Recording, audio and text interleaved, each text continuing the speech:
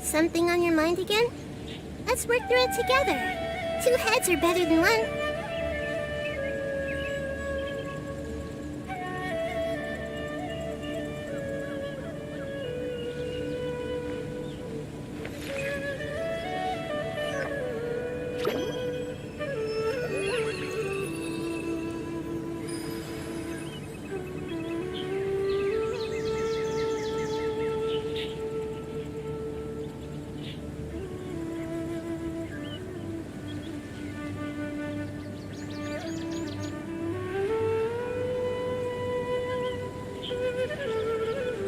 If you're not sure what to do next, how about I take you on a walk?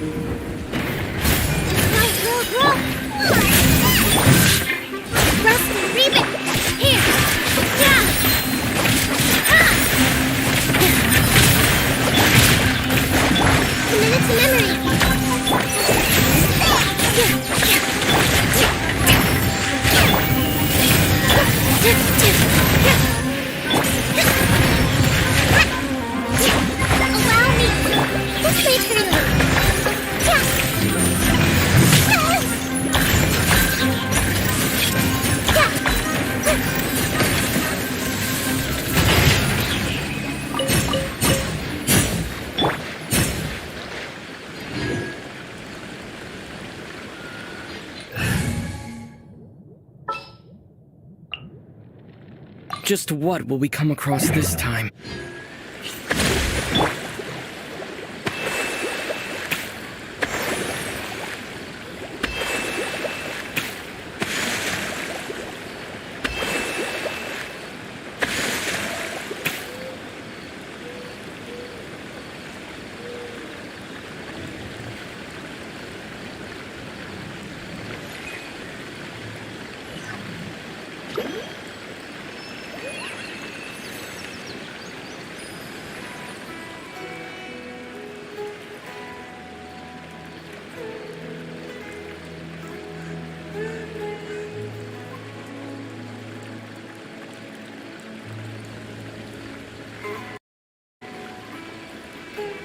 It's true. You have to see the world for yourself to appreciate how beautiful it is.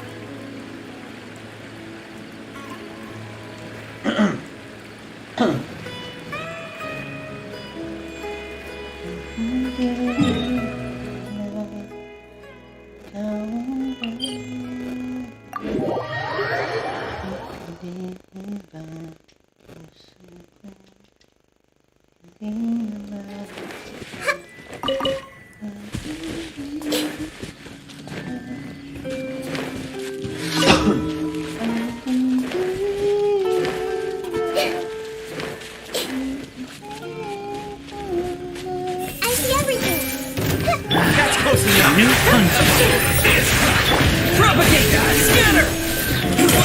Should've given these! You can't run! I miscalculated.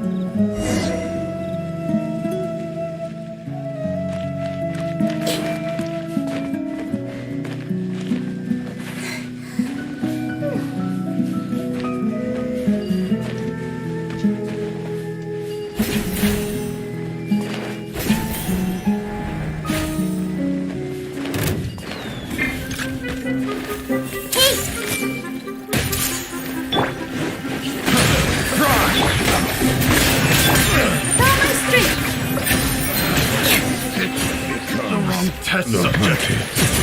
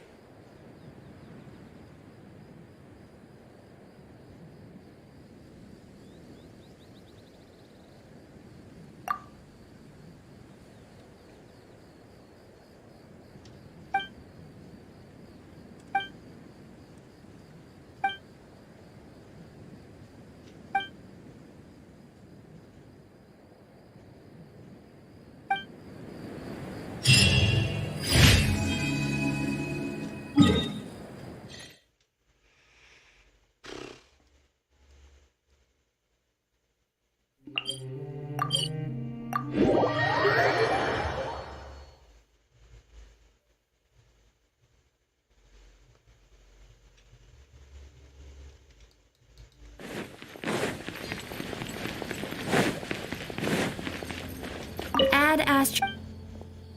Thank you for complete.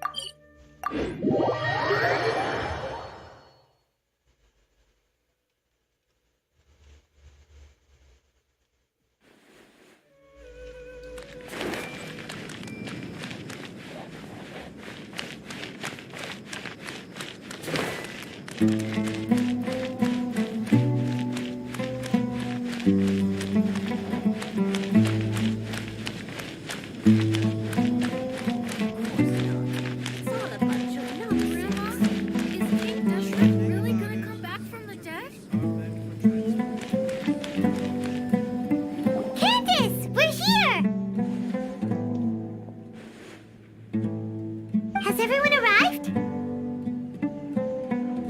Everyone is already waiting inside. Well, what are we waiting for? Let's join them! Please, wait a moment.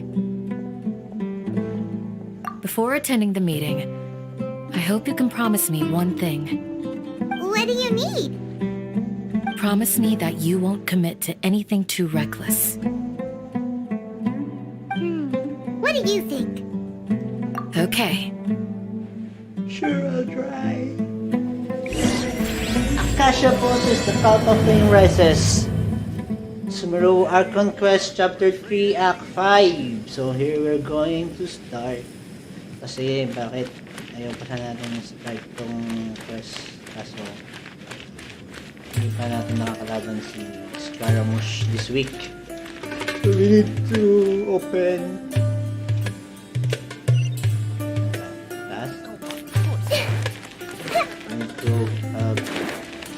open Scaramouche. Tapos, ay.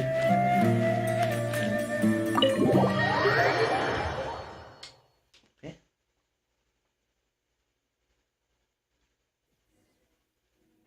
Everyone's here so early! But why isn't anybody talking? We already discussed things a bit. Hey, where have you been? I've missed you too. Are you ready? Timpla lang akong kape.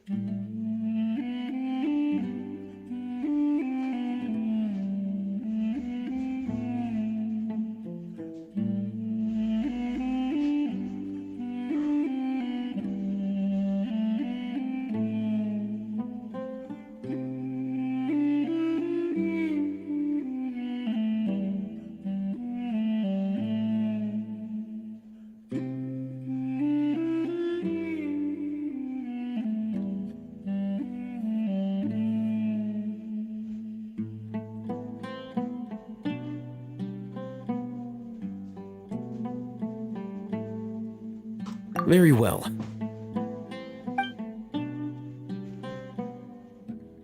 Are you sure this is gonna work? I gotta admit, it's bold. Color me impressed. It's worth a try. The point of discussion is to arrive at a solution. Let's cut the small talk and move to the next point. You're making Paimon nervous.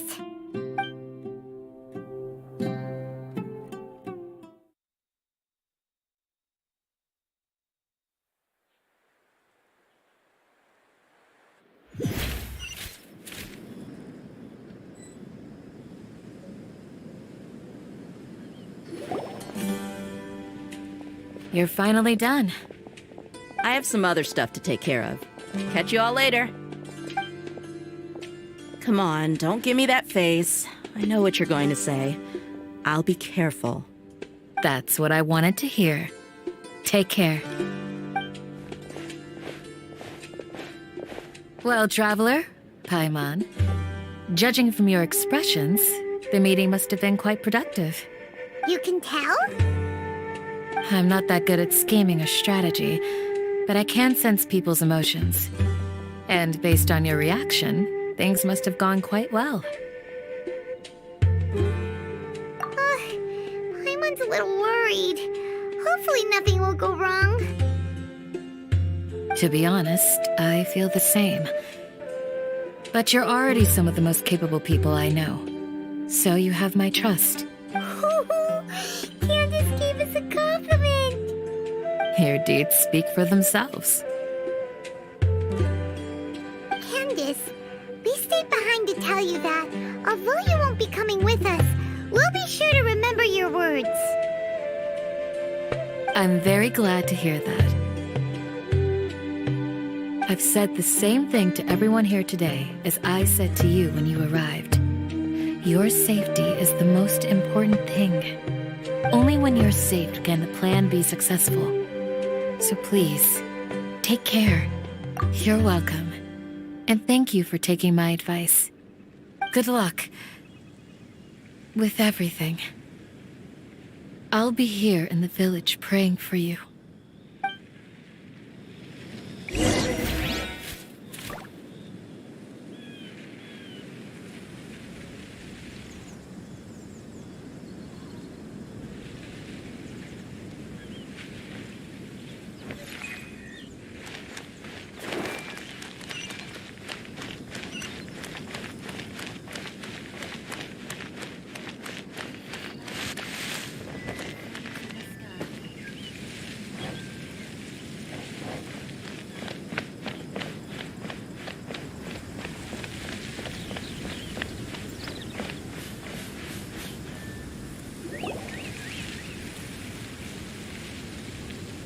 Sounds good. I'll go make some preparations. Okay. I'll hate them! Have you finished saying your goodbyes? Yeah! Also, Candace told everyone to be careful. Yes, she did. But I think my point also bears repeating. Our plan is not child's play. We won't be able to achieve anything if we're simply careful. We must go beyond that and fully commit ourselves to it. I hope this is clear to you. Huh? Shouldn't you be saying something more cheerful to boost our morale right now? Didn't we already do that during the meeting? You can never have enough words of encouragement. In that case, Candace can cuddle you to your heart's content while I continue to remind you of the seriousness of our situation. We all have our jobs to do, after all. It's like how some people can be put in charge of logistics while others will fight on the front lines.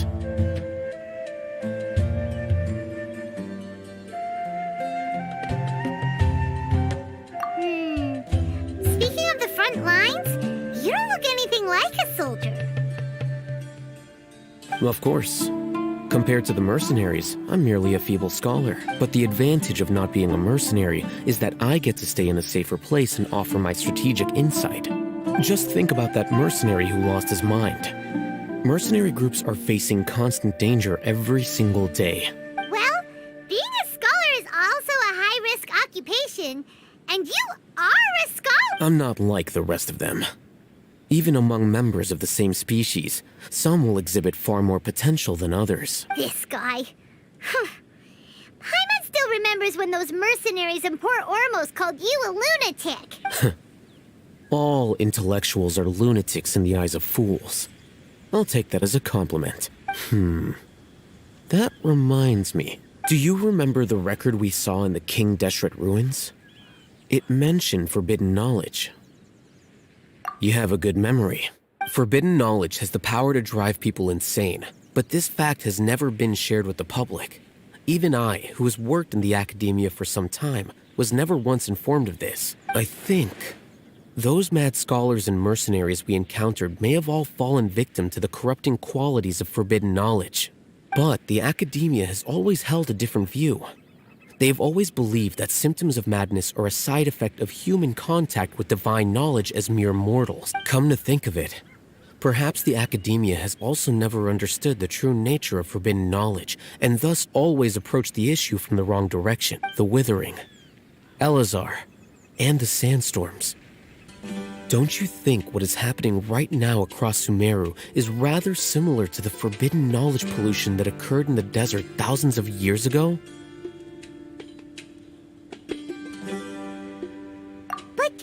Paimon thought that Irminsul's disease is what caused the withering and the sandstorms. At least, that's what Tainari told us. Wait a second. Could it be that... Ah, you've connected the dots. The cause of Irminsul's illness may precisely be the pollution from forbidden knowledge. But if that's the case, what should we do? This is huge! Wait. Why do you think Lesser Lord Kusanali would have a solution to this situation? You mean, it's related to the scene you saw when you passed out in the Avidia forest? That whole, the world forget me thing? In that case, it's imperative that we rescue Lesser Lord Kusanali. Only by working with her to save Irminsul can we completely resolve the problems Sumeru currently faces. To make sure we're still on track, I would like to check on the state of some of our preparatory work. Where are we going? To an Eremite base.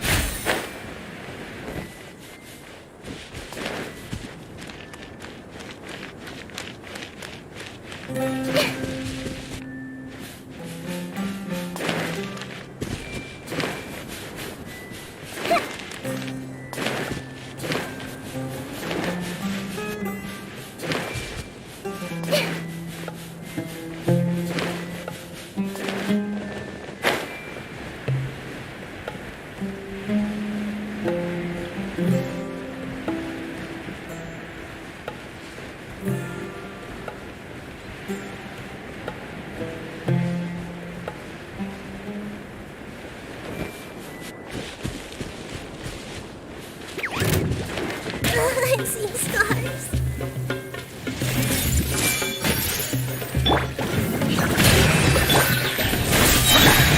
Go on my strength.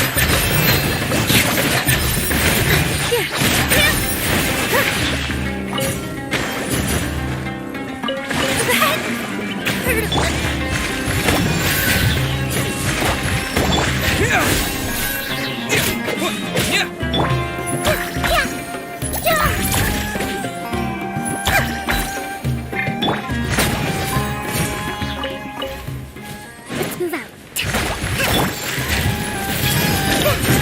Propagate!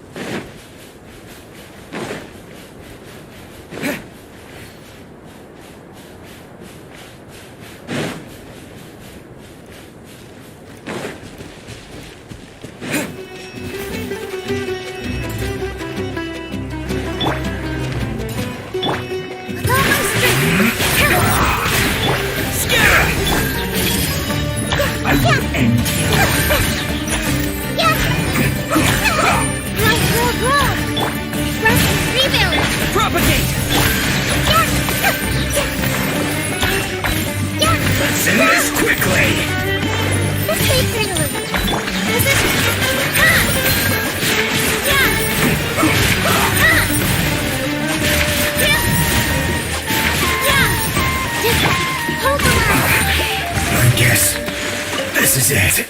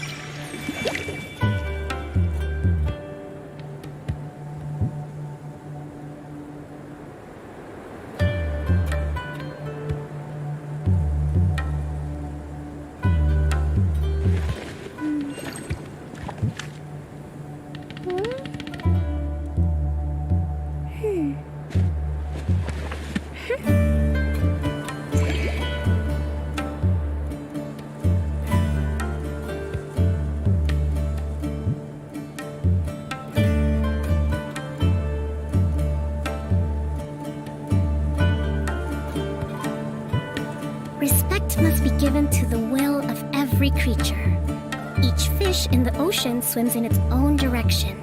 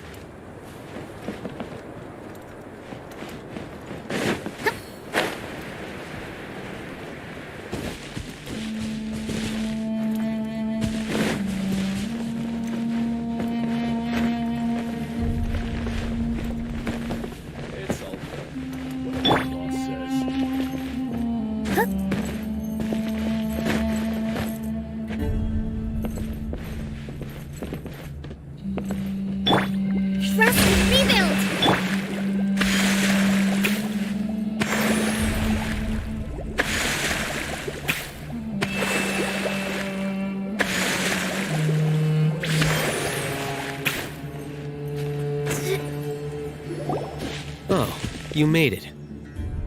Huh? What are they doing here? I gave them some technical work to do. Ah, it's the scribe. And is that the traveler I see? How's the work going? Ah, yes! We have fixed the devices according to your instructions. One of them is already ready for use, while the others are still under repair. Aren't those devices for canned knowledge extraction? What are you doing with those? Look here. Huh? More canned knowledge? Are you going to put more weird stuff into his head again? What's that look on your face? Are you scared? Paimon's a little scared, but very, very furious!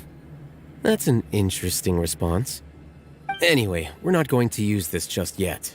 As I mentioned during the meeting, this knowledge capsule contains a decree I drew up in the past. The academia should also have their own copy. And according to the plan we just came up with, Traveler, I want you to record something into this capsule. Do you believe we can save Lesser Lord Kusanali?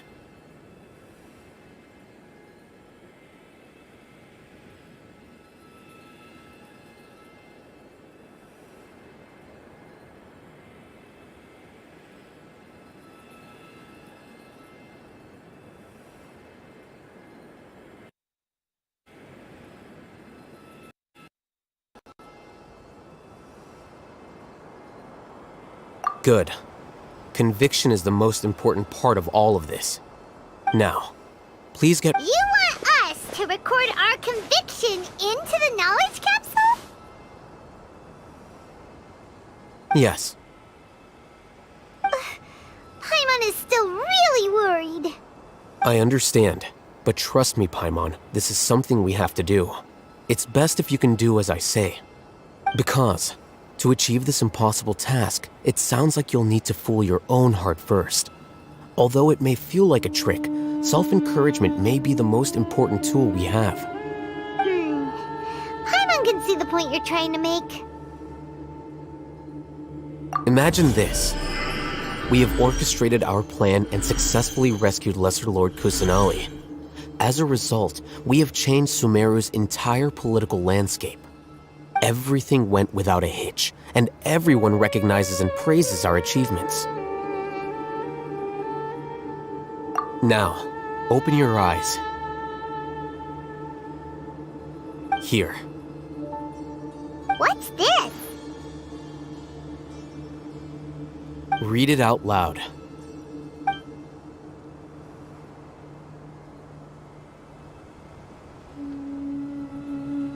It's done. Is your head okay? Does anything hurt?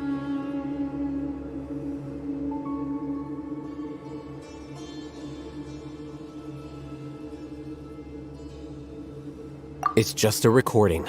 There should be no negative effects. But what was the point of doing this? Paimon doesn't get it. And that's perfectly fine. In any case, these capsules aren't meant to be used by you. Huh? What do you mean? Have you forgotten? Our plan needs to account for those who have long relied on the Akasha. You may find it hard to believe, but for those people, everything the Akasha transmits to them is nothing short of absolute truth. Imagine if you've been using a device like the Akasha since the day you were born, and this device has always supported you during times of need. After all that time, what do you think you'd become? A fool? A machine? A slave to orders. And that's why rules are so important. In addition, those who understand the rules can delineate boundaries and identify gray areas. But why would you need to identify the gray areas? You could say that those kinds of ambiguous zones can be very interesting. One might even say they're advantageous in the right hands. Things you're interested in are really out there. Are all Sumeru scholars like this? Anyway, that's enough chit-chat. I'm going to take those two to work on some small projects. You can head to Caravan Rebot and start preparing for the next step. Small projects? We're going to tinker with the Akasha terminal and make a few modifications.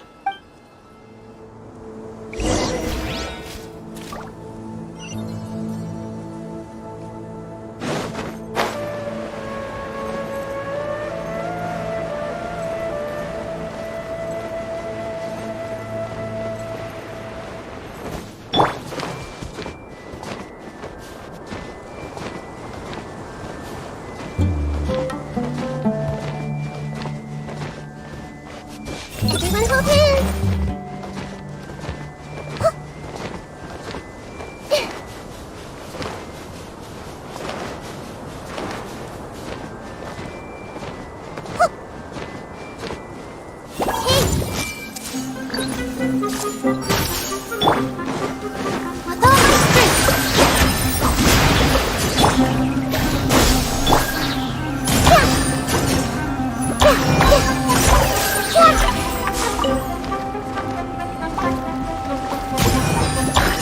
To memory. Allow me.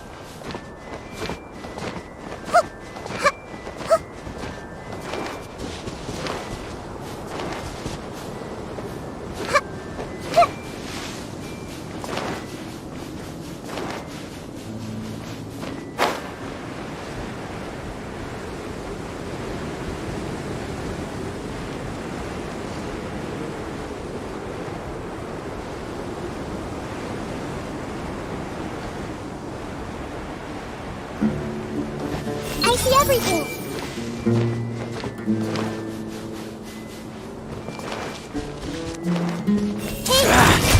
Feeling lucky today?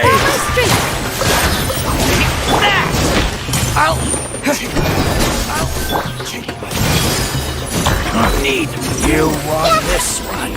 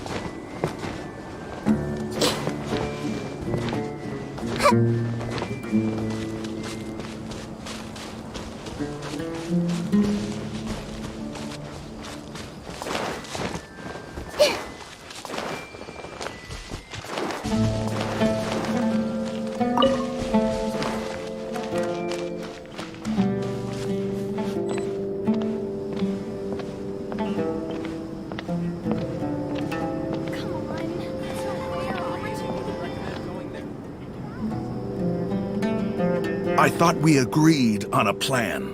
How can you go back on your word? The plan is too radical and carries a high risk for casualties. I've given it a lot of thought. And in the end, I still can't agree to it. But it's still the best plan we have. As a former Matra, you of all people should be able to see the bigger picture and recognize the innate advantages of our plan. I did. And that's how I saw the danger behind these so-called advantages. Alhaitham's plan is even more radical than I imagined. Huh? Why are you guys arguing? My friend, you're just in time. Why don't you help me persuade Sino? He's turned against our plan. We agreed to work out a plan at the meeting. As mercenaries, you're familiar with the local environment, so you'll take care of the specifics. But then, you went to Alhaitham for suggestions. Had I known Alhaitham would give you those kinds of suggestions, I would not have agreed to the plan. Look, you already know that we're all on the same side here, don't you? Mercenaries place a lot of importance on their bonds of friendship, but also will not hesitate to make sacrifices if they deem the situation to be sufficiently dire. I'm sorry, but as things stand, I can't accept your principles. Seems you really do understand the ways of the desert. Traveler, Paimon, this is also something you should know. Ramon's plan is to have me work with the Caravan Reebok guards in my capacity as a Matra. We will arrest the mercenaries and escort them into Sumeru City.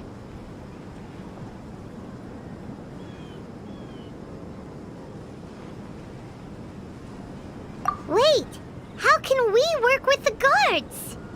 We can't get through that wall easily, remember? Caravan Reebok would never let so many unregistered members of the Eremites enter Sumeru City. My plan will clear us of any possible suspicion, and also let us enter the city as a big group. There is no better way. That also sounds like something Alhaitham told you. Am I right? Doesn't Alhaitham know how dangerous this plan is? Of course he does. He told me. There is no perfect plan, but this can get the job done. He also said that with the help of Sino and the Traveler, our chance of success would increase significantly. I never blindly trust anyone, and I've always had a good eye for people. I think he made a number of valid points. It's my own choice to trust you. If I make the arrests alone, I can control myself and prevent you from getting hurt. But I can't guarantee that kind of discipline from the guards. To make the whole thing more convincing, you'll need to resist to some degree. Casualties are inevitable once push comes to shove. I'm okay with the deaths of enemies. But now that we're allies, I'm against the meaningless loss of our own. I can't believe a Matra would actually care about us. I've lived a hard life, and I can say that people like you are hard to come by. I've always treated my allies with honesty and respect. They have the right to know important things like this. Now you're making this hard for me. Hey, is there something we can do to help?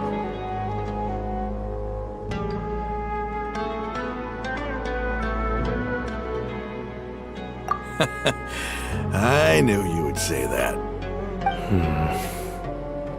We can help fight some of the mercenaries, which should reduce the number of times you'll have to struggle directly with the guards. That should help at least a little bit. Sino, on behalf of my people, I thank you for your kindness. But this is a mission we cannot turn our backs on. We strongly value the lives of our friends, but the goal we are about to achieve is even more important. We have no fear of casualties, because we crave the spoils of victory. So please, lend us your support. We will show you the determination of us desert dwellers. Well, now that you've put it that way, I can no longer refuse. But remember, you need to follow the plan and not do anything reckless. Candace made it very clear that we can only achieve our goals if we can ensure our safety. Since you and I both recognize the significance of this operation, there should be no more animosity between the followers of the Dendro Archon and those of King Deshret. Everyone's life is equally important. Okay, you have a deal. Let's do this for our shared dream. The guards should be stationed in the courtyard nearby. You can find them there.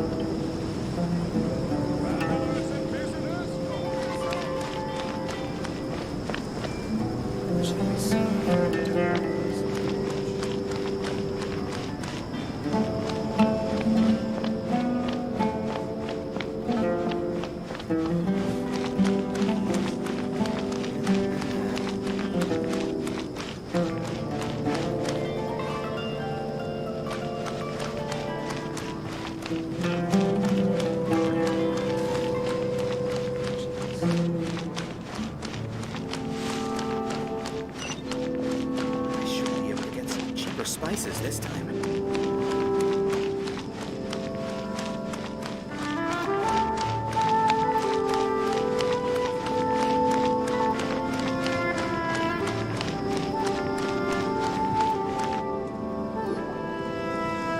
Guards! General Mahamatra! To what do we owe the honor? Keep your voice down. This is a secret operation. I'm going to arrest a large criminal gang near this location. According to the Academia's Guide and Regulations on Secret Operations, I have the right to ask for the cooperation of Caravan Rebot. Ah, of course. Mahamatra Sino's order is the Academia's order. Just let us know what you need. But who exactly are you planning to arrest, and how many people are you expecting? Depending on the scale of this operation, we may need to report it to our superiors. They're a squad of Eremites whose number is comparable to Ain el Akhmar in Port Ormos. They're involved in the theft and resale of supplies from the Academia. As many as Ain al Akhmar? This should definitely be classified as a joint operation. Then I suggest that you report this to your superiors as soon as possible, and treat it as a top priority desert operation. I will need personnel. Got it. Please wait a moment. I'll contact them immediately.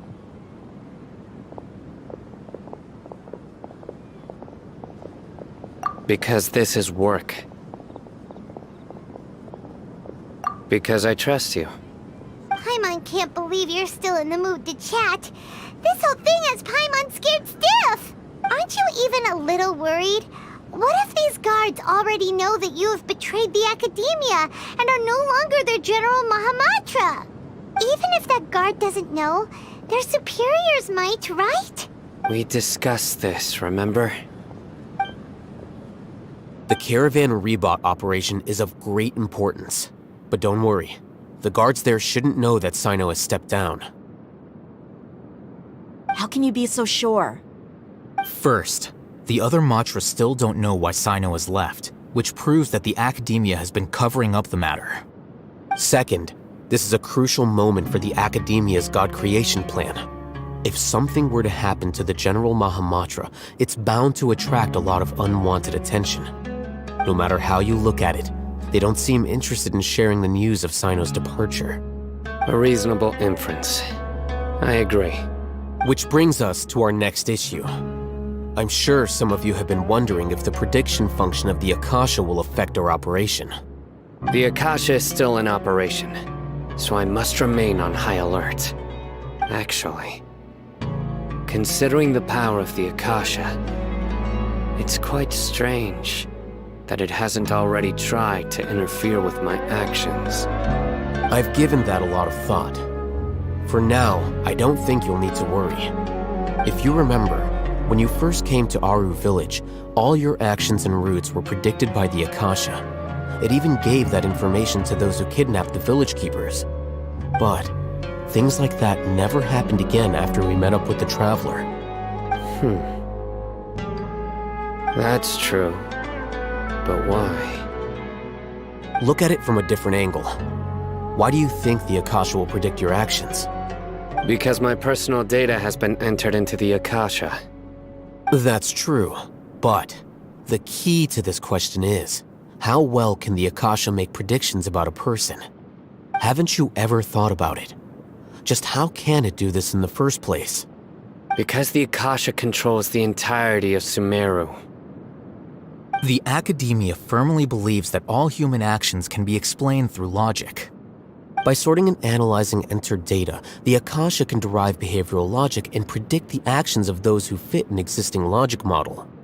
However, at the risk of sounding like an advocate for fallacies, can everyone truly be considered logical at all times? Emotions are part of our behavioral logic, but can you guarantee that every experience of the same joy or pain would be equally intense? How can our feelings and opinions be predictable down to the letter in every single instance? Sino, in the past, you've always worked alone. In the absence of another person who could sway you or your thoughts, the Akasha could produce predictions that were similar to your real-life behavioral principles. Decisive and principled, you were used to solving problems alone. That's why the Akasha could figure you out. But now, you've joined a team. And I believe the Akasha hasn't yet figured out the full composition of it. Our thoughts and logic have intermingled and weaved themselves together to become a complicated, chaotic mess. Any one of us could potentially disagree with another. The Akasha lacks data on these interactions, and it's impossible for it to predict your actions in the future based on your decisions in the past. After all, there's probably a limit to just how much we can be modeled or controlled by data. So, in my opinion, you're probably safe for now. Makes sense to me. I agree. The Akasha is not alive, and I don't think we can be completely controlled by something without a mind of its own. Is that so? I guess there are things that even the Akasha cannot calculate, and people will not be forever trapped by the past. I'm so glad that this is settled. Next time, pay attention during our meetings. Will do.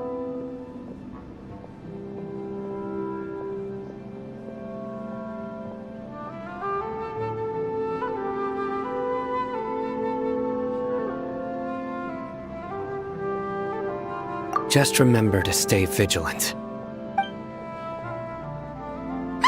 Footsteps! General Mahamatra, we were not expecting your presence here. I'm the security officer of the Grand Deshret Desert District. My name is Luxembarbo. This is my assistant, the Traveler. He will be working with me. The construct next to him is for his work. Beep! Construct, beep! What a great honor to meet you. Your golden hair is as bright as the sun. And, is this the latest technology from the Academia? Have you made a decision regarding the matter I mentioned to your subordinate? It seems to be a dire situation, so of course you will have our full cooperation. To be perfectly honest, I've always longed to go on a mission with someone as well known as yourself. There's no need for flattery. Yes, sir. Take your most elite platoon and follow me to the eastern side of the district. We will carry out the operation there. Understood. Map. Hurry, bring the map!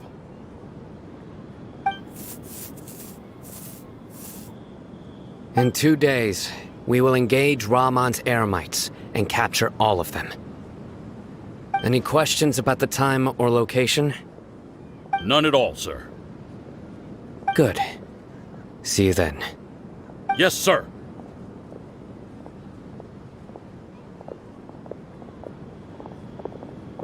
Maybe hanging around the General Mahamatra isn't so bad after all. Everyone's so respectful towards us.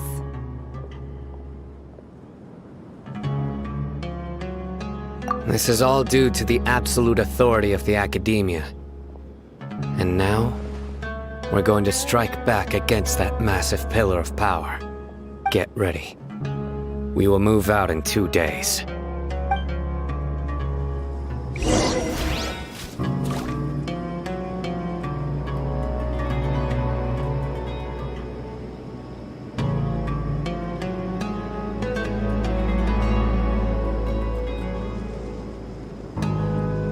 Something on your mind again?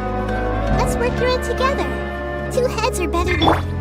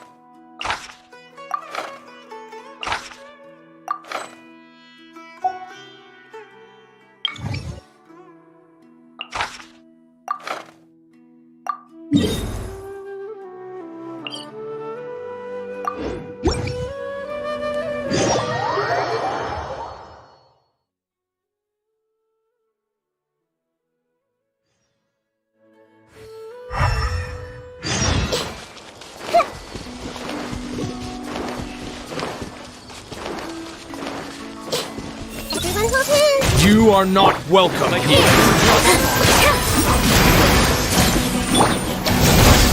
I'll be back. I'll be back.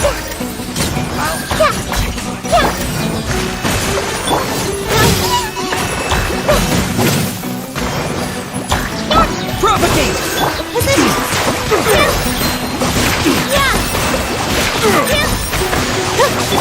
Just wait for you.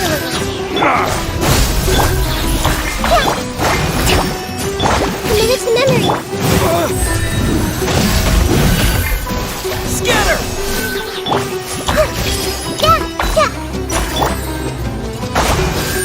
How regretful.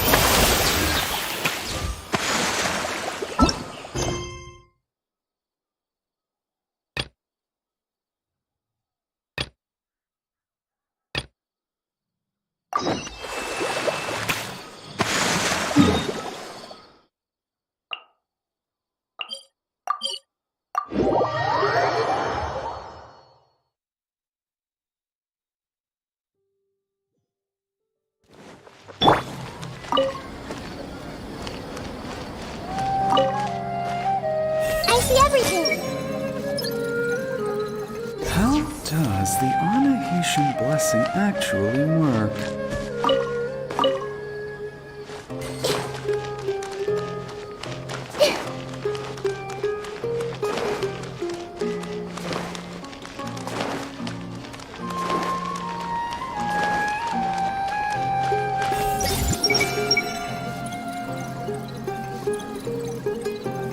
We must always be grateful for the kindness shown to us by others.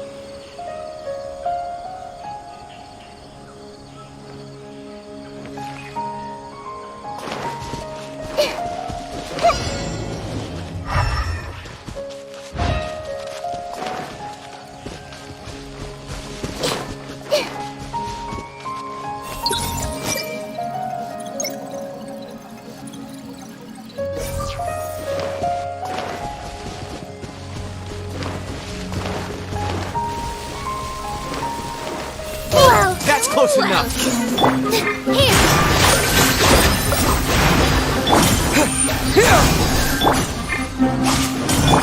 Germinate! Allow me! Roll! The Temple of Wisdom! I'm getting sick of memory! Scatter!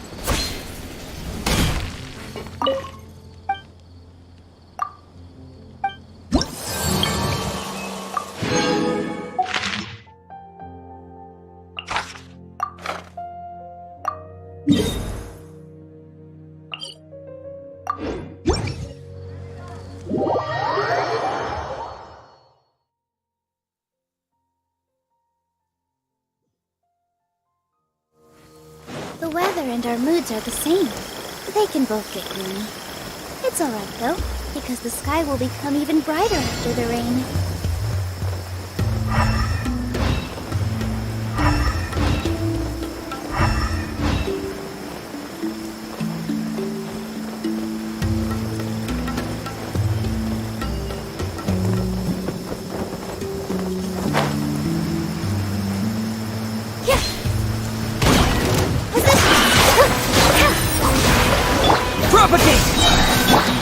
I see everything!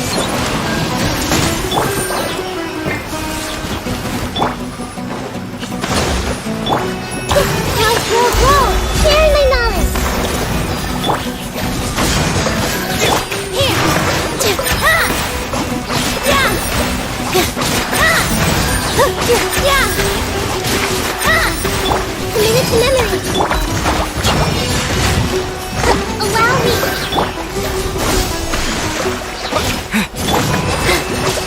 With all my strength!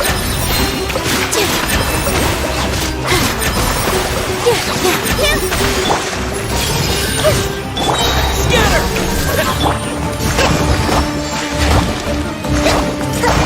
Hold the line! Allow me! Roll! Yeah! Just stay true to it! Here! Yeah!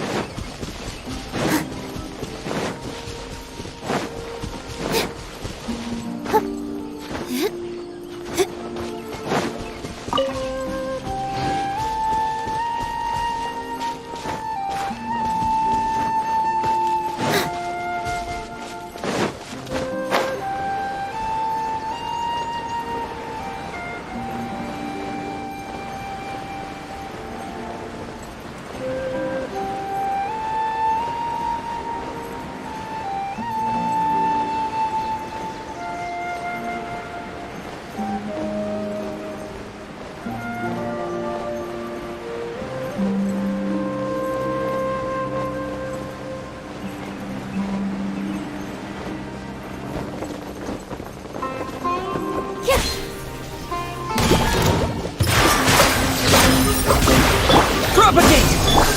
Everyone hold hands! Hold the line!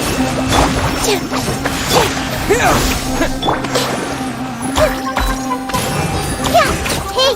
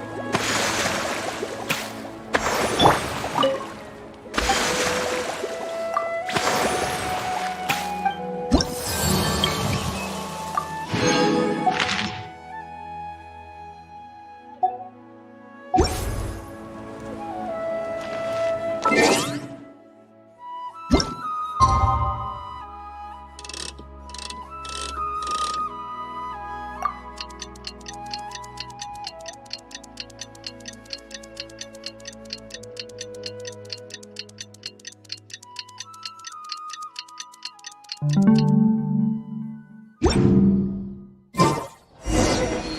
for the operation! Let's go meet Sino in the desert! Is there a new request?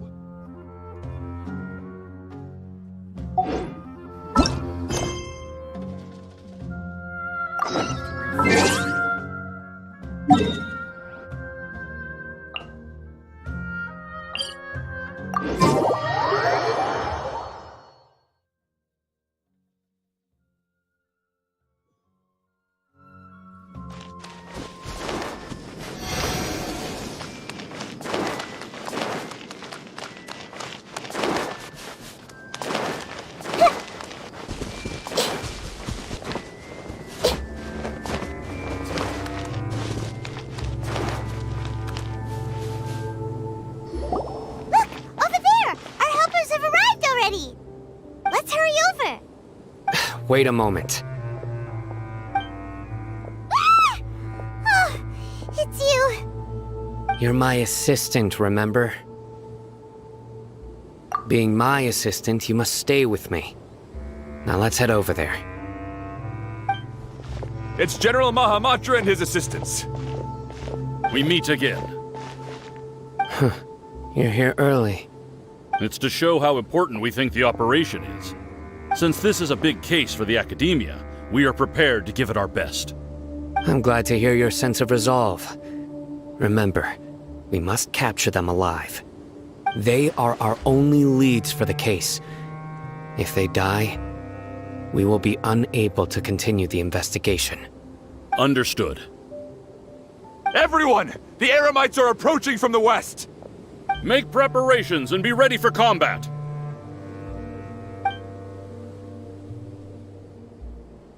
Halt! Oh? What a warm welcome! What do you want? Judging from those shiny weapons in your hands, it seems like you're not interested in a deal. Rahman, the Academia has caught wind of your smuggling and illicit sales. If you value your life, I advise you to surrender. Who are you supposed to be? A Matra from the Academia? I can't believe you came all this way just to catch us. I'm not here to talk. Oh. Nobody's given me this much time of day since I became a mercenary. Brothers! For that slight, let's wash our blades with their blood. Let's show them we Eremites are not to be messed with.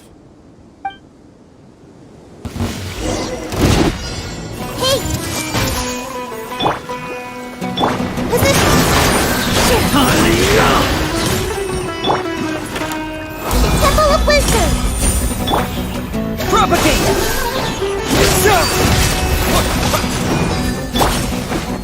Roll! Yeah! Allow me! I see everything!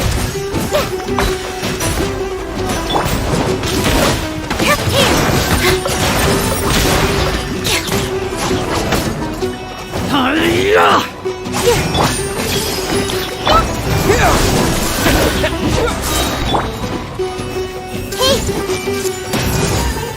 Make yourself a room!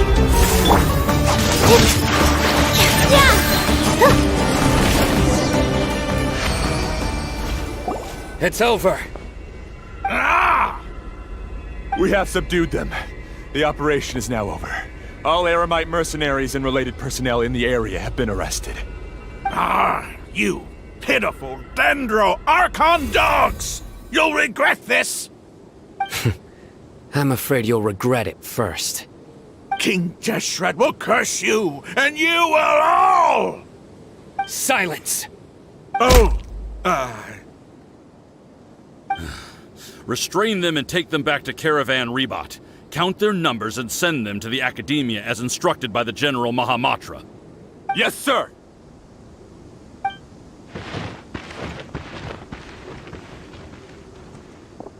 Mahamatra Sino, I will now take my leave. If you need further assistance, please come to Caravan Rebot and ask for me. Understood. You are dismissed. There they go. Let's talk elsewhere.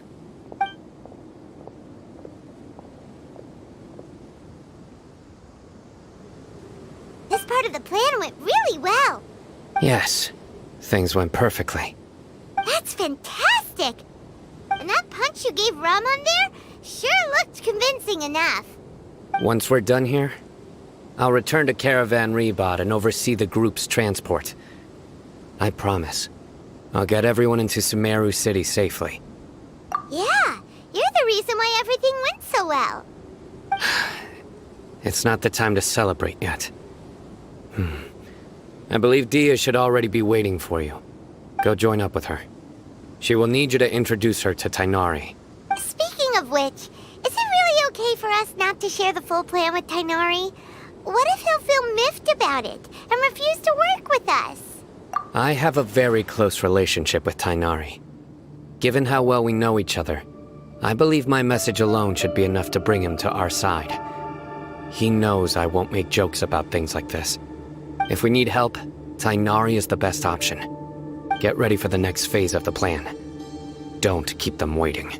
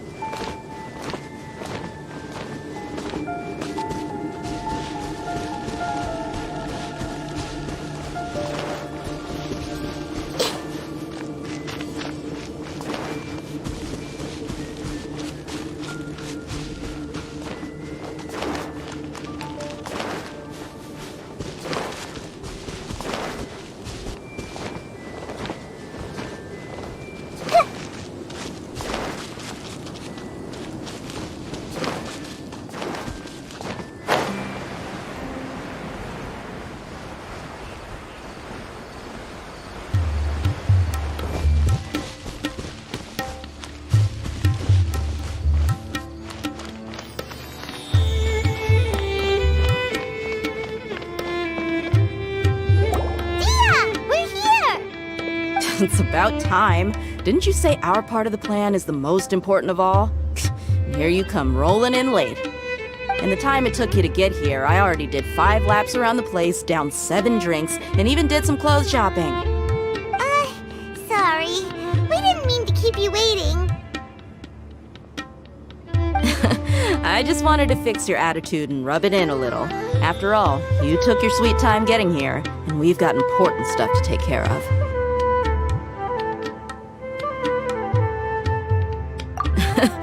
I just like seeing that serious look on your face. All right, I'll stop. All joking aside, I'm glad you're here. Let's get moving and take care of this as soon as possible. But where should we start? Our responsibility is to get a status update on the Fatui Harbinger known as the Doctor. We need to make sure he won't get in our way when we rescue Lesser Lord Kusanali.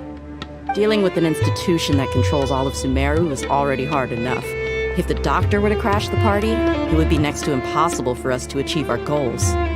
Yeah, we sure don't want him showing up. Ooh, really gives time on the creeps. Right? Hearing his name just reminds me of those stuffy old geezers in the academia. I'd rather not have to deal with someone like that. According to the plan, we should first go to Pardis Di and ask for Forest Watcher Tighnari. If all Hatham and Sino's sources are solid, then we can be sure that Tighnari still has the Academia's trust. So, we'll find Tighnari and convince him to get us the latest intel on the Doctor. Then, depending on what we learn, we'll make any necessary adjustments to our plan. The sages have placed spies everywhere on the other side of the wall. I'll follow you as a bodyguard. You should be honored. I don't offer my services to just anyone, you know. But Paimon thought mercenaries would do anything for Mora. That's certainly true. But when multiple employers are vying for your services, you should always go with the best offer. Let's see. If I were to charge you a bill, I guess I can apply a discount. How much more do you want? I was not sure we can afford it. How much do I want? Hey, how about paying me with a smile? What do you say? I haven't seen you smiling much recently. If you ask me, someone like you must look lovely when they smile. Come on, give me a smile so that I can be less worried. Looking good! I hope this pretty smile will become our lucky charm. There are many kinds of smiles, but only a truly joyous one can bring blessings to others. Let's consider this smile a down payment for our future victory. Let's go. It's time to pay a visit to Party's DI.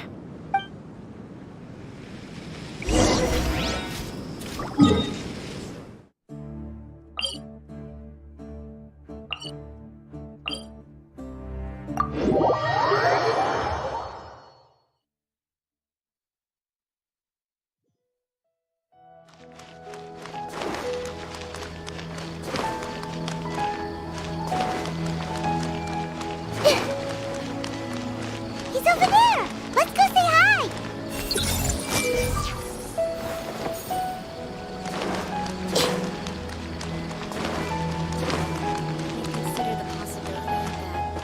Everyone hold hands! He's tunnel visioning again.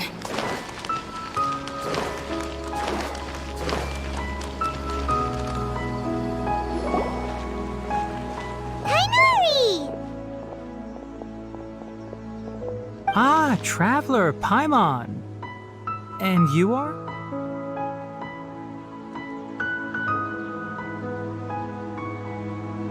Hey there. This is our friend Tia. She's an Aramite mercenary. A mercenary? You must have some big news for me. It's something really important. Please help us out. All right, then follow me.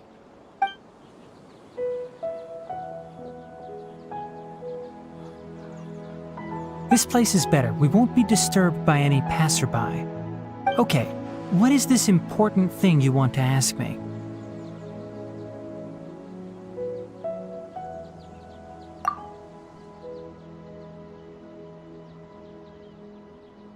The doctor, huh? He's that strange-looking Fatui Harbinger with the mask. Paimon thinks he has blue hair. Yes, I know him. Actually, he left Party's DI just a little while ago. He left already? Yeah, he came looking for me. Can I ask what it was about? Sorry to ask you like this after having just met, but your answer is very important to us. For now, all we can share with you is that your friend Sino is working with us. Sino, you say? I see. So that's why he hasn't been at the academia. Okay. I will answer your questions and will assist you any way I can. You don't have to tell me everything that's happened. Sino's name really does work wonders. You're not even a little worried that we might have made it all up? Despite having just met you, I can sense that you're the serious type. Between you, the Traveler, and Sino, none of you strike me as the type that would conspire to deceive me. You don't need to tell me anything you don't want to. I'll also get straight to the point. The Harbinger you mentioned came to me because he wanted to take the scholar Hypatia away with him. Hypatia? Why would he want her? And what do you mean by take away? Is he planning to leave Sumeru? Yes. He told me his return to Snezhnaya is imminent.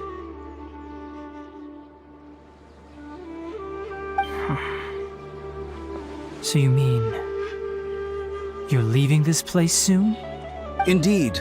Otherwise, we could have perhaps talked a little more. I was just about to set out when I remembered something important. To that end, I made a final trip to Pardis DI. Let me ask, have you been taking care of a scholar by the name of Hypatia? Your sources are accurate. No doubt because you recruited many informants. But you're right. Hypatia has indeed been receiving treatment from me. Forgive me for asking, but how's the treatment coming along? Given the way you're asking, I assume you have something to say. Since you asked, I'll be frank. I would like to take Hypatia to Snezhnaya. It's incredibly difficult to transfer a patient. As a scholar yourself, shouldn't you at least be aware of this? Oh? I can't believe your utter lack of faith in me, to the point of even questioning my general level of knowledge. How unbefitting. Well, you're the only one who's ever made such a request. I have my ways of keeping her safe during the journey. In addition, I can also promise that under my care, Hypatia will receive the most advanced and effective treatment. I will personally supervise her treatment and see to her recovery. Would that be agreeable to you? Hypatia was born in Sumeru and remains a scholar of the Academia. Her situation has not become dire enough to necessitate her transfer to another nation. Transporting her to Snezhnaya is risky, and the potential benefits are unknown. As the person currently responsible for her treatment, I cannot possibly sign off on this transfer. Your suggestion is rude and reckless. I'll pass. I don't know much about the doctor, but after talking with him, I realized that, just like many other scholars, he possesses an aura of arrogance that I've come to detest. It's not so much that he's looking down on others, but more that he's so confident in himself and his abilities, to a point of near insanity. I would never refer a patient to someone like him. I prepared myself for a protracted battle of wits, and was really surprised to see him just give up on the topic. Still, his reaction really concerned me.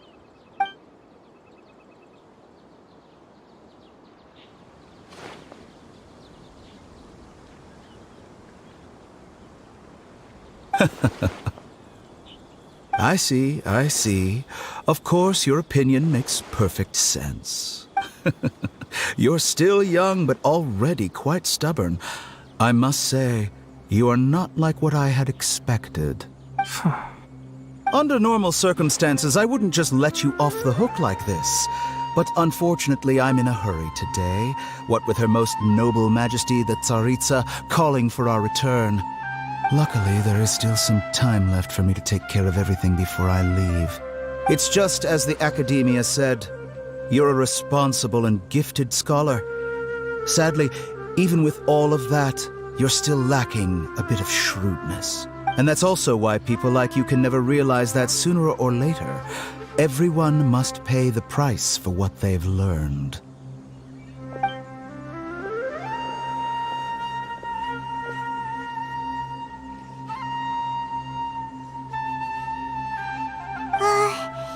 Paimon can't help but feel like he's hinting at something unpleasant. He asked a question, yet didn't care for my answer. Perhaps I'm nothing but a talking rock in his eyes. He never came off as malicious, but an utter lack of compassion permeated throughout our conversation. From his tone, I can sense that he's always looked down on others. I can barely believe it myself. But if that's true, the situation will be in our favor. I don't think I missed any details. Frankly speaking, I don't want you to do anything too risky. Now that you know a little more, it should be easier for you to stay safe. Sorry we can't tell you everything. We appreciate that you helped us anyway. I won't forget your kindness. It's okay. I have an obligation to do so. To be perfectly honest, all of this may have started because of me.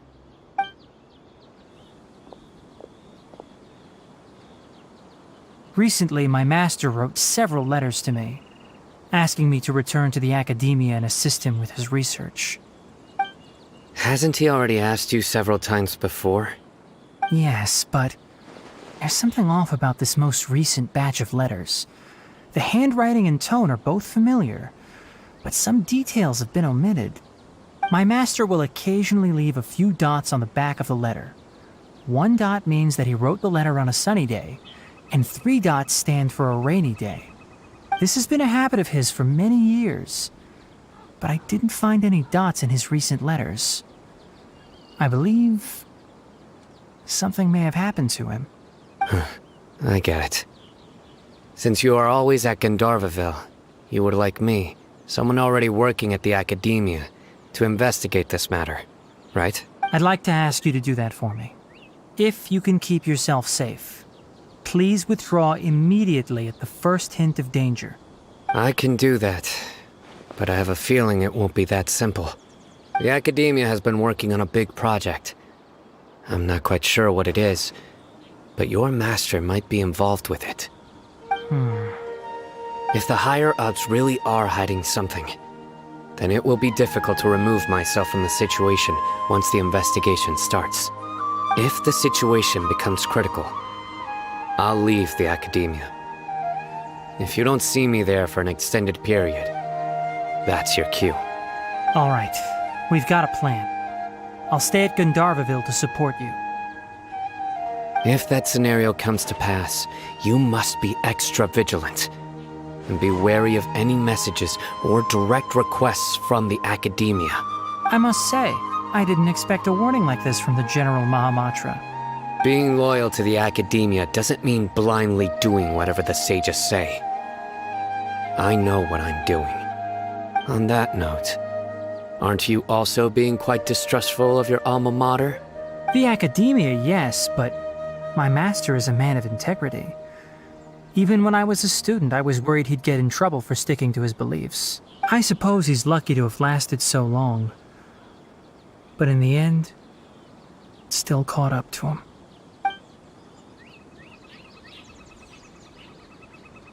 I see. So you noticed something was up with the Academia from the very beginning. This may well be how Sino became involved in all this. In that case, I must keep my promise and help you however I can. Also, if you run into Sino again, please help me pass on a message to him. Trust your own senses and experiences. I think this may be something he needs to hear right now. Okay, we'll find a chance to tell him. Thanks. Right. Now let's go hunt down this Harbinger. Oh, by the way, which way did the doctor go when he left Pardis DI? That way. Gotcha. Thanks so much. We'll be on our way.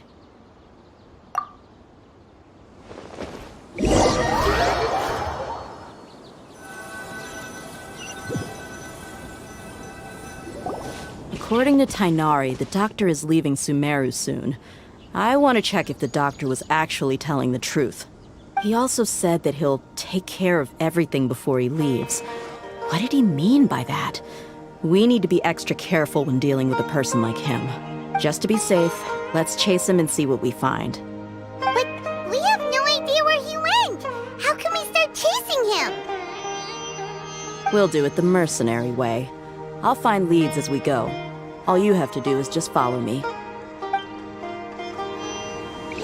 That Harbinger may have tried to cover his trail, but he still left some traces. Or perhaps he never even thought about concealing his whereabouts. Maybe that's just how arrogant he really is.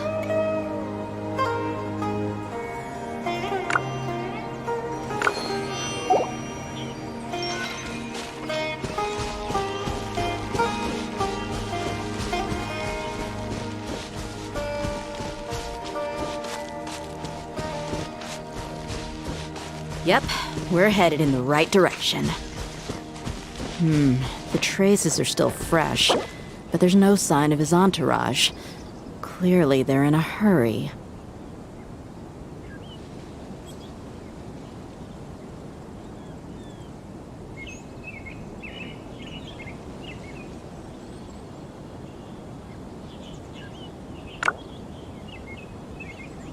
What they say is true. You have to see the world for yourself to appreciate how beautiful it is.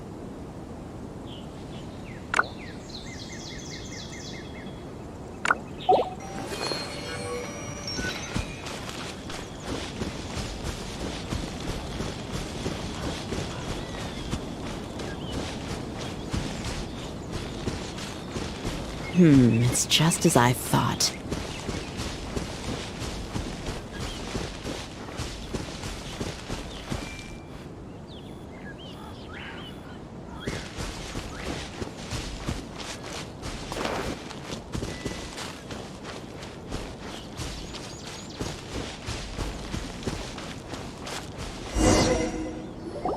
We can stop here. I think I know where the doctor went. To the south of here is Port Ormos, which seems to be where they're headed. Port Ormos? They're going to leave by boat? That's right. Let's go to the port and have a look for ourselves.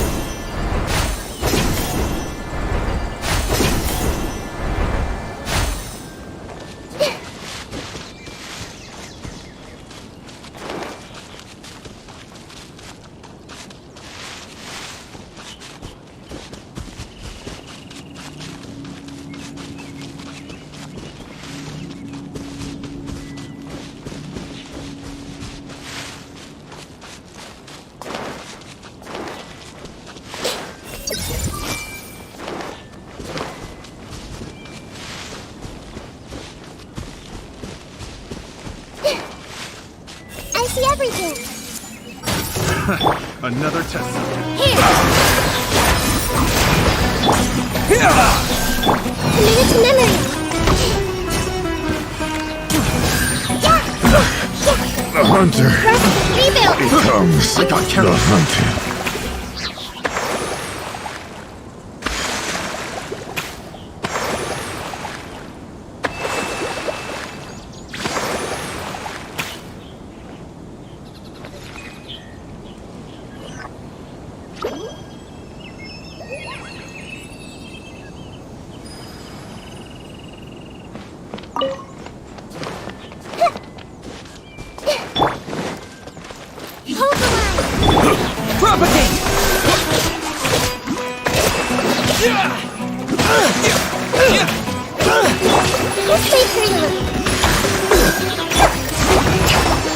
It's all for size.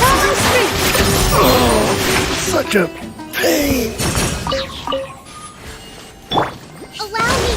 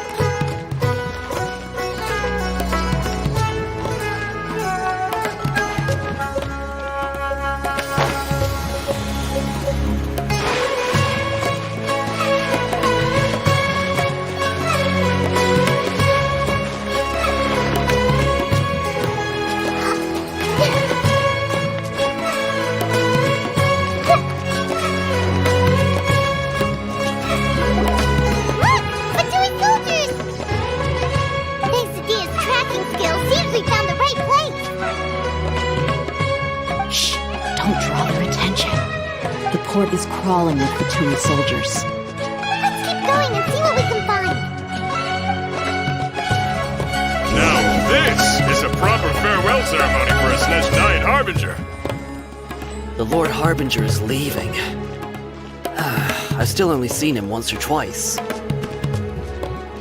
I used to hold a position in our homeland, and back then, the doctor spoke in a very different way from the way he speaks now. Maybe the way people talk in Sumeru has rubbed off on him? It's always like that when you spend too long away from home. When he gets back to Snezhnaya, perhaps it will also take him some time to get used to the life there again. Huh? But, sir, that can't be right. No, I remember it like it was yesterday. Both his expressions and tones are now very different. Also, for some reason, he seems like he's all smiles now. You must be mistaken. Nobody's supposed to look happy when they're on a business trip.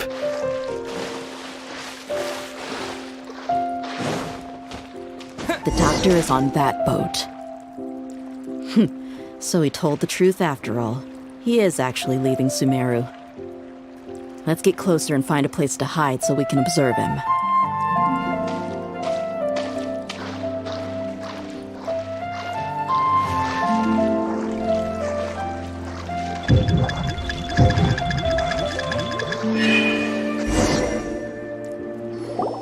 Look! Fatui soldiers! Thanks to Dia's tracking skills, seems we found... Shh! Don't. The port is crawling. Let's keep going and see... Now, this is a proper farewell ceremony for a Snezhnayan Harbinger. The Lord Harbinger is leaving. I've still only seen him once or twice. I used to hold a position in our homeland, and back then, the doctor spoke in a very different way from the way he speaks now.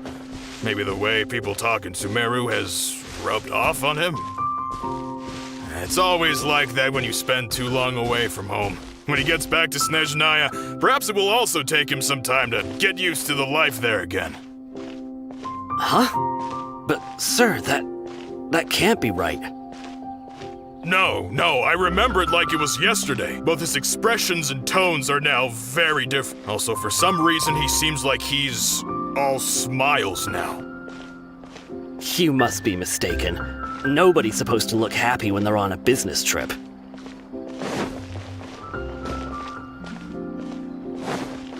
The doctor is on that boat. So he told the truth after all. He is actually leaving Sumeru. Let's get closer and find a place to hide so we can observe him.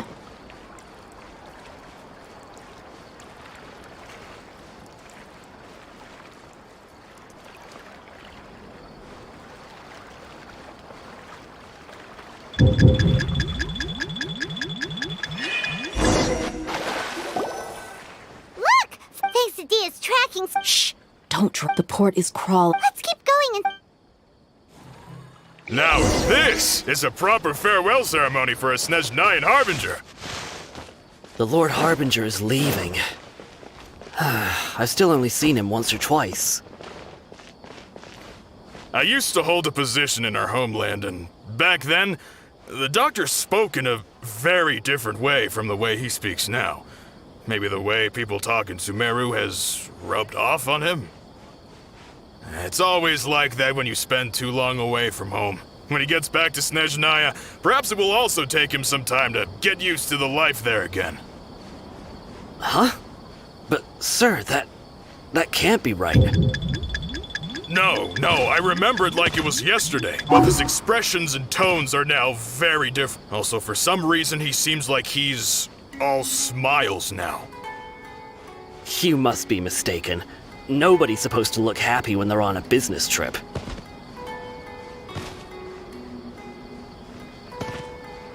The doctor is on that boat. So he told the truth after all. He is actually leaving Sumeru. Let's get closer and find a place to hide so we can observe him.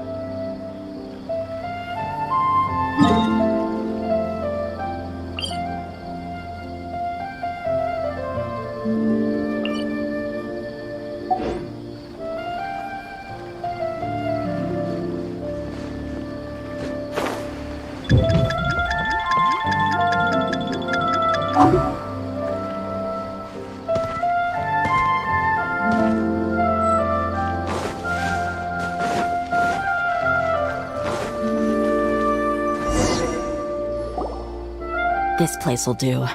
We can hide here while we keep an eye on the boat.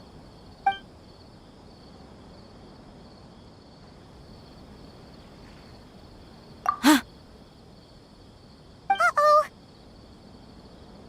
He saw us! Huh? Is he waving at us? It's time to say goodbye. Wait, is he the only person on the boat? You mean there's nobody with him? And where are all the soldiers we saw in the port just now? They were all here just a few minutes ago, but now they've vanished. So this was a trap. Wait, don't tell me that. Luckily, there is still some time left for me to take care of everything before I leave. Oh no. They might be after Hypatia. Let's get back to Party's DI. Huh? What do you mean? I'm afraid that she's seen something that she wasn't supposed to see. If I were the Fatui, I would also try to take her away. And if I couldn't... Oh no! Are you saying they're going to kill her? Let's go!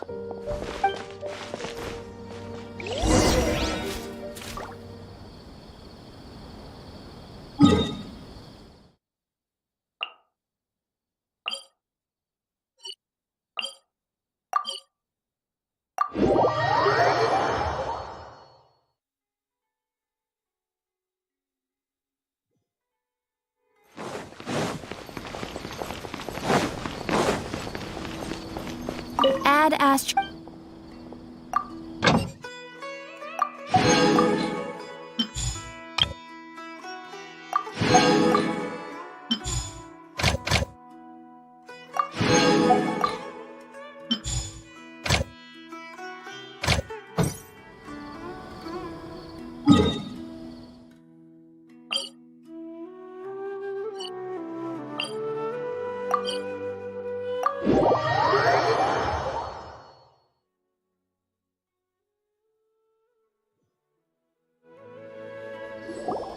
Paradis Di is not a place you Fatui can just show up and do as you please.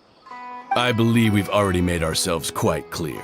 Our superior gave us permission to search for and collect medicinal herbs in Paradis Di for research purposes. But you've been in Sumeru for some time already.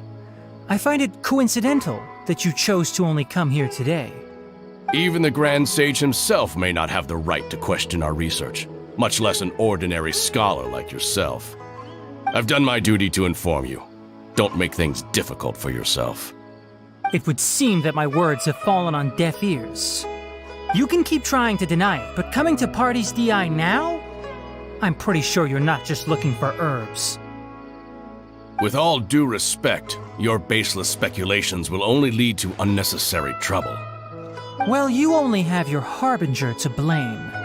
He knows nothing about keeping a low profile. I may be staying at Paradis Di as a scholar, but that doesn't mean I'm no longer a forest watcher. It is still my duty to protect the peace and safety of the scholars who have contributed so much to Sumeru. Then it seems our conversation has hit an impasse. No one will lay a hand on you, Hypatia. Not on my watch. Are you alright? I'm fine. These Fatui have really crossed the line. Time to teach them a lesson.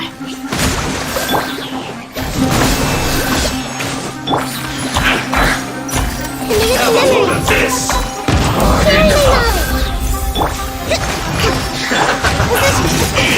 Ida! You need to hurry up! Scatter!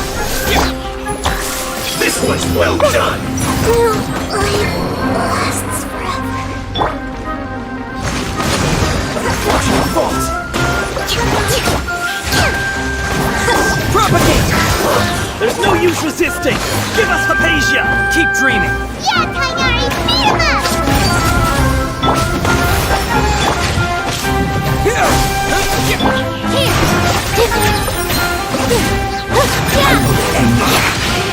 Yes! This is it! Shouldn't get careless! Propagate! Hold the line!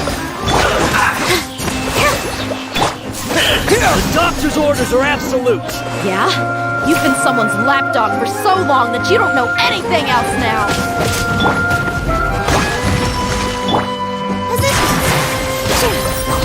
No escape zones! Rebuild! There! Let's end this quickly! Propagate! So soon! A brash maneuver! Springboard! Run from the days!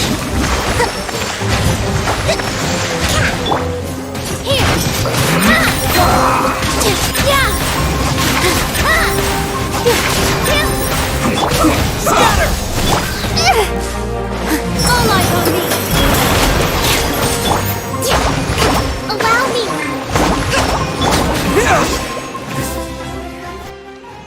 We're not getting anywhere.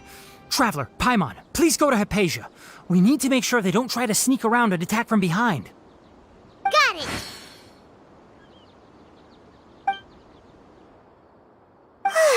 Hypatia's still here. Doesn't look like anyone's broken in.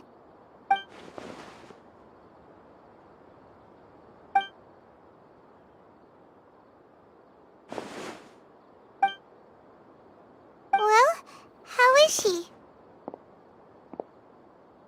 Oh, that's good.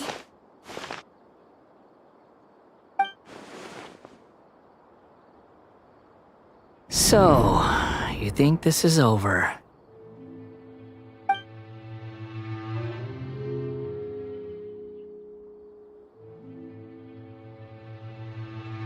What?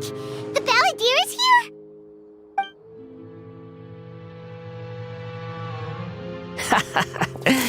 I've missed that look of abject horror. You've given me that look every time we meet. But, where is he?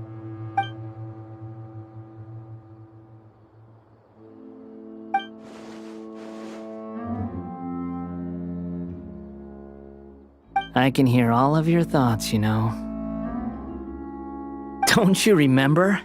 I already saw you the first time you came to Parties DI and made contact with Hypatia. I didn't need to do anything. It is her honor to be able to connect her consciousness with me. Who are you talking to? It can't be the Balladeer, right? That's impossible.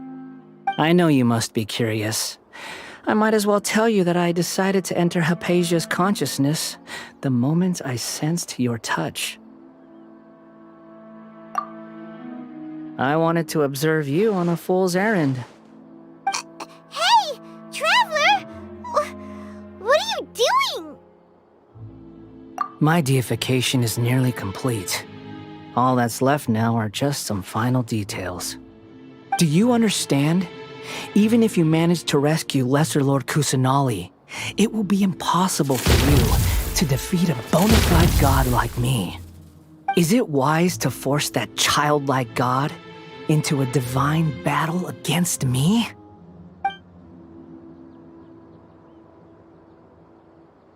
Scholars consider the God of Wisdom to be the sum total of their faith.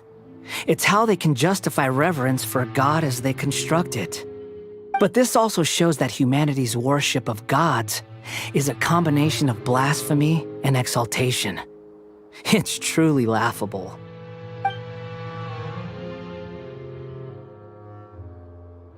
Yes. What is it?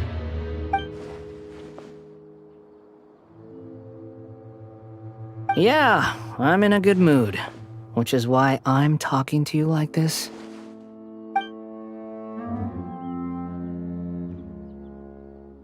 What do you mean?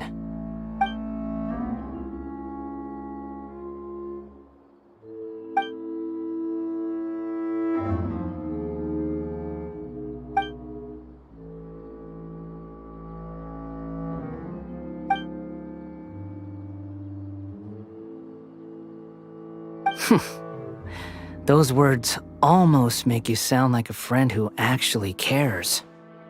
But you're wrong. I'm different from all of you. I was born to become a god.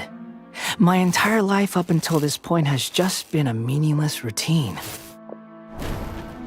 Just think about a sheet of paper. By itself, it holds no meaning. The content recorded on it is what gives it value. All I had recorded down before were some painful memories and boring human feelings. Such senseless drivel should have been erased a long time ago.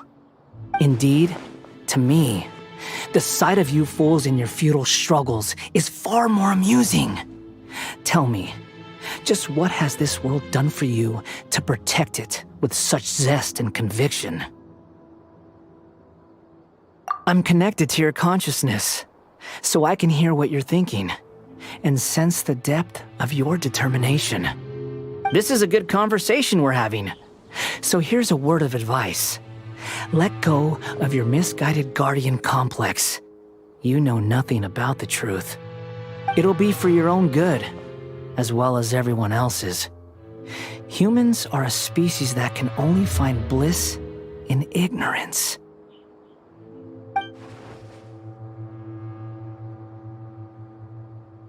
Ah, you've seen my affection for her. If you were in my position, I think you'd feel the same way. She peered into my consciousness and saw my past. Someone like that is qualified to become my first follower. All gods need followers. So Hypatia has been chosen. Her appearance heralds my imminent arrival at the throne of divinity, while her worship shall become my glory.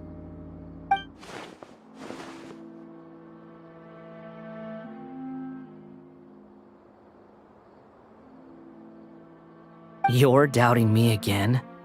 No matter. Soon, you'll know what kind of authority you're challenging.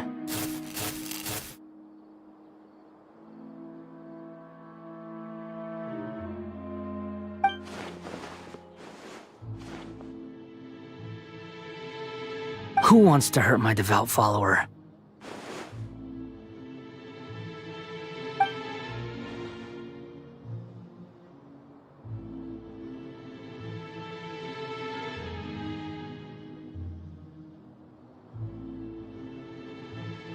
The doctor wants to hurt my first follower?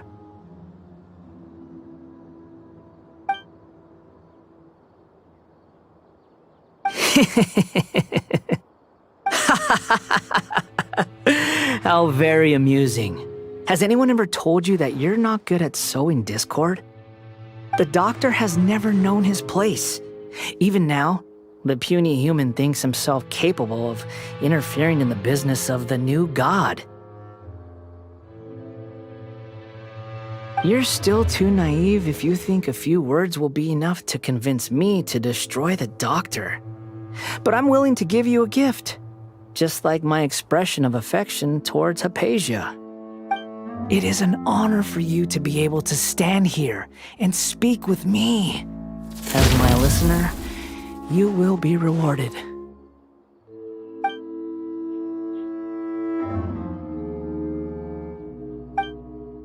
Both good things and bad things can be called gifts.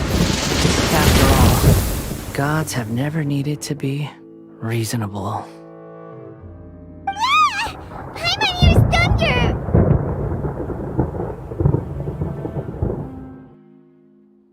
That person Paimon couldn't see was the Balladeer?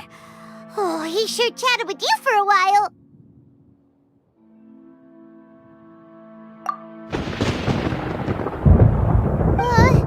Where is the storm headed? That means anyone outside is in danger! Let's go! Tainari and Dia still must be fighting!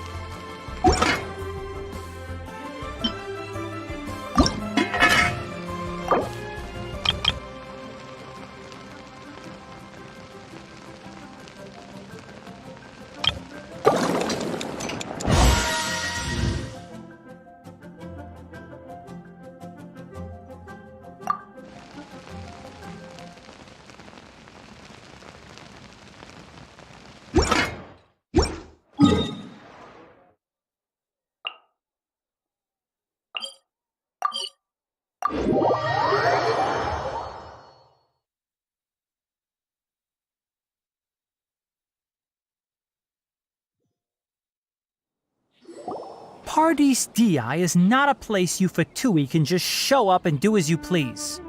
I believe we've already... But you've been in... Even the Grand... I've done my duty. It would seem that you can keep trying... With all due respect... Well, you only... I may be staying. It is still my... Then it seems... No one will lay a hand...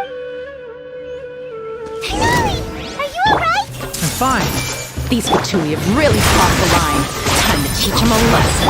There's no use resisting! Give us Hypatia! Keep dreaming! Yeah, Tainari! Beat him up! Bro. this quickly! Eat up! I see everything! Well done!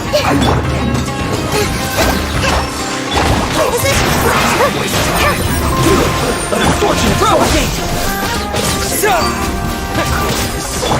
This way through the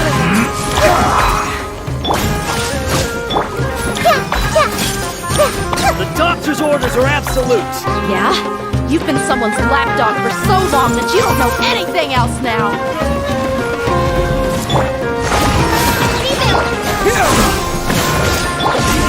Couple of prisoners! This is it. We're not getting anywhere. Traveler, Paimon, please go to Hypatia. Got it!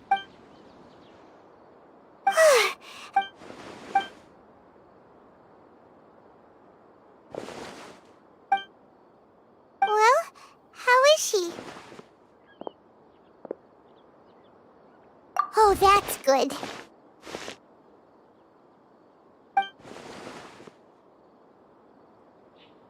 So, you think this is over?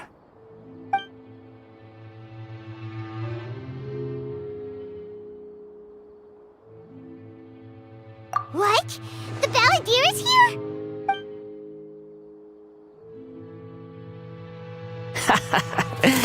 I've missed that look of abject horror.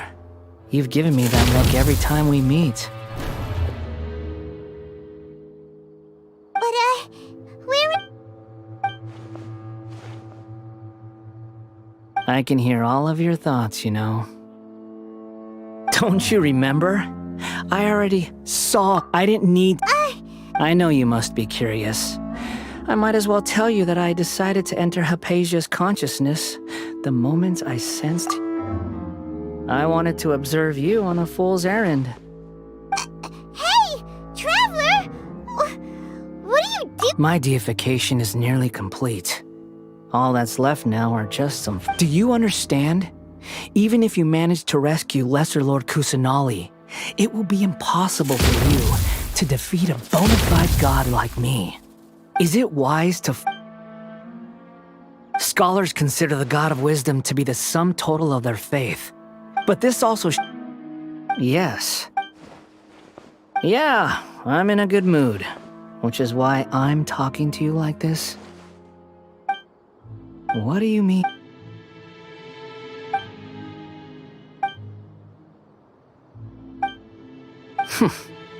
But you're wrong. I'm different from all of you. I was born to become a god. My entire life up until this point has just been a meaningless routine.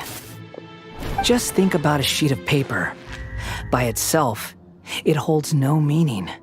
All I had recorded, indeed, to me, the sight of you fools in your futile struggles is far more amusing. Tell me, just what has... I'm connected to your This is a good conversation we're having. So here's a word of advice.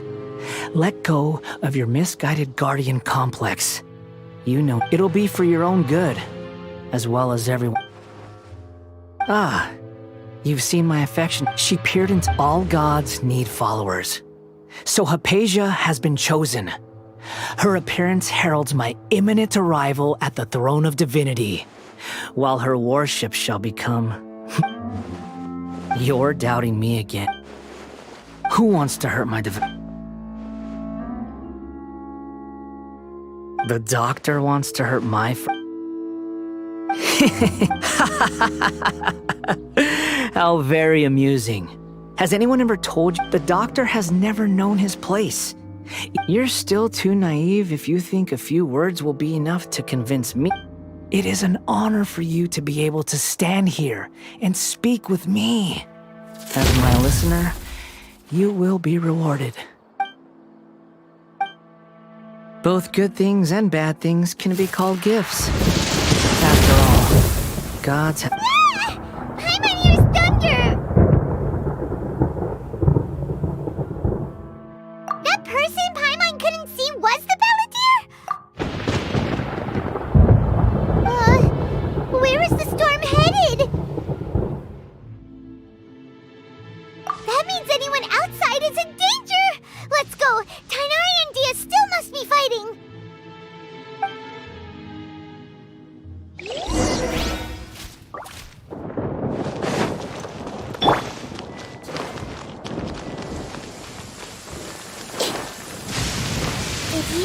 The sound of thunder is the prelude to new life?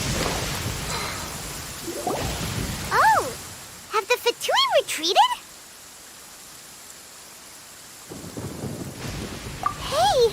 What happened to you?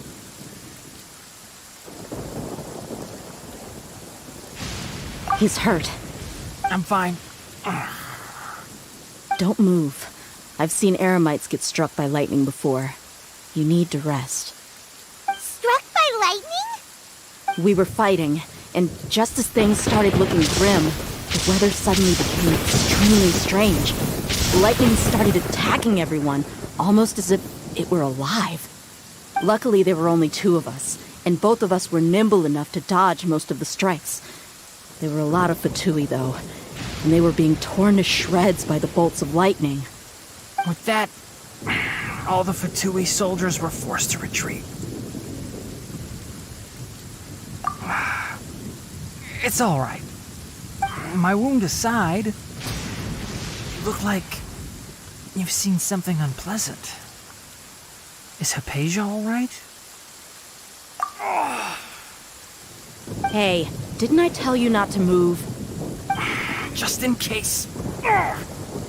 Let's go to Hypatia's place and talk about things there.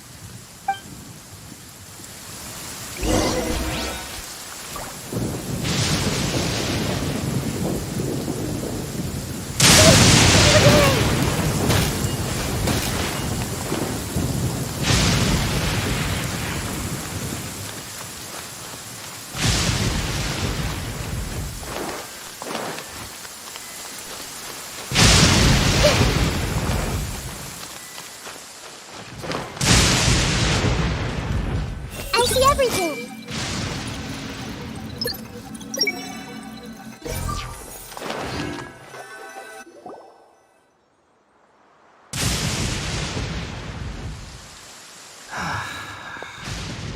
Thank goodness she's fine. Hey, how about taking care of yourself first? I understand my condition. The wound is not fatal. I'll be all right. Ugh.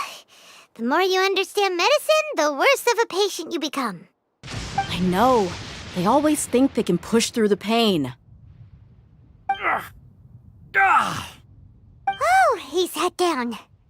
Let me rest for a bit. Sorry, traveler. Now you may start.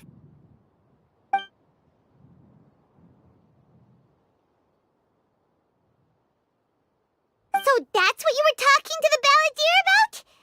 Oh, Paimon can't believe what he's thinking. The Academia's God creation plan. How ridiculous. That sounds, ambitious, I guess? Anyway, this is all way beyond me. As long as I can enjoy every day with a drink in my hand, tasty food in my stomach, and a good night's rest, that's enough. I'll only work when I have to. I must be the least ambitious person who's ever set foot in Party's DI. Don't say that. I haven't even thanked you for your help back there. Don't mention it. Well, if nothing else, all this proves that the doctor really did have some urgent matter to attend to and left Sumeru in a hurry.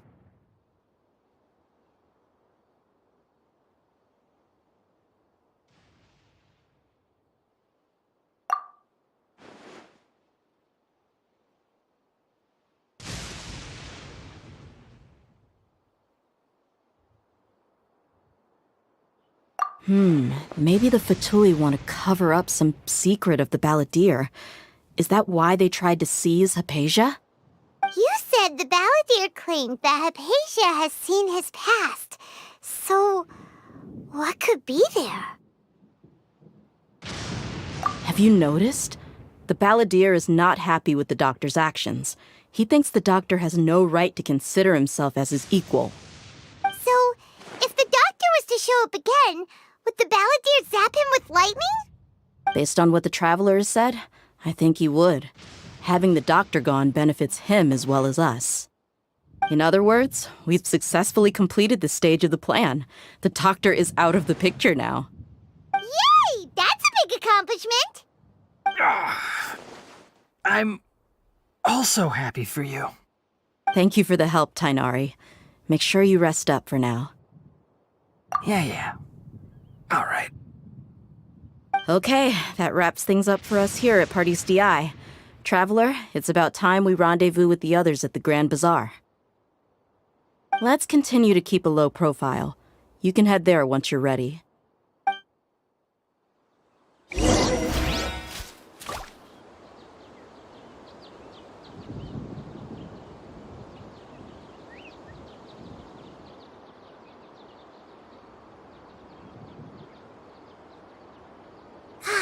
The weather is lovely and warm. Things are about to start getting lively again.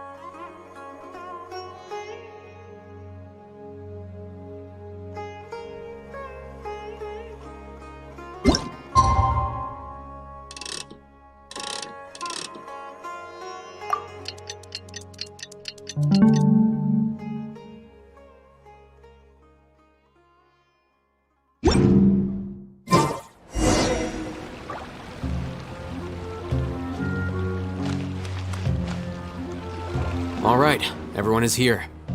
How did everything go? Any luck with your missions? Let's report back one by one. I'll start first. We've made the necessary modifications to the Akasha terminal.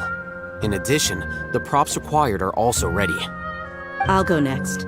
The Traveler and I went to Party's DI. The situation was a bit complicated, but we found Tainari. Unfortunately, he was wounded during a fight. Who was behind it? Well, that's the tough part. What should I say, Traveler? The Fatui or the Balladeer?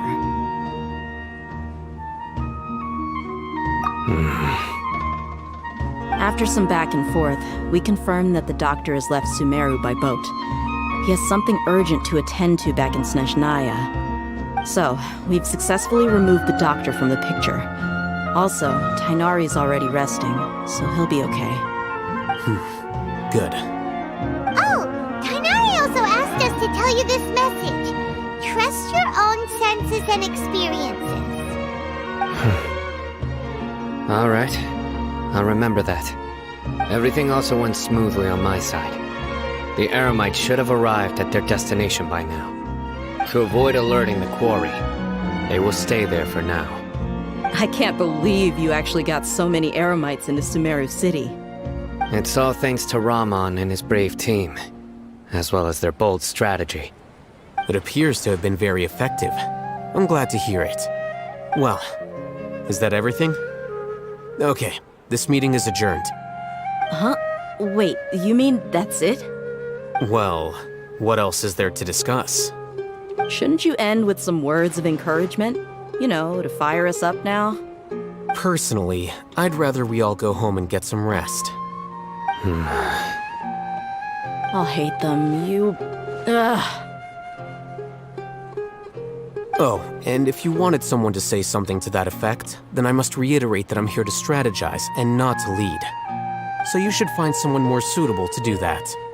But I thought all of you academia big shots were great speakers. Then I should remind you that I'm the scribe. I know that. So what? A scribe is responsible for recording meetings, not speaking. Fine, whatever. Well, Sino doesn't seem to be much of a talker either. I guess that leaves it to my employer.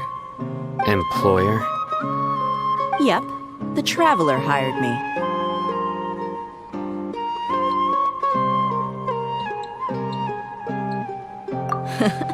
That's right. So come on, boss. What do you have to say for the team? Yeah, say something to boost morale. Huh? What are you all doing here? Oh, it's Nilu! Hey, everyone. I'm not disturbing you, am I? Not at all. I was actually just about to go find you. Judging from the group and all your serious faces, you were discussing something important, weren't you? But you also look like you're up to no good. Seems pretty interesting. Welcome, Nilu. Would you like to join us? Huh? Join you? You mean you also want to discuss something important with me? Yes. Something very important. Nilu, are there any breaks in your performance schedule in the upcoming days? Huh? Wait, you're seriously inviting me?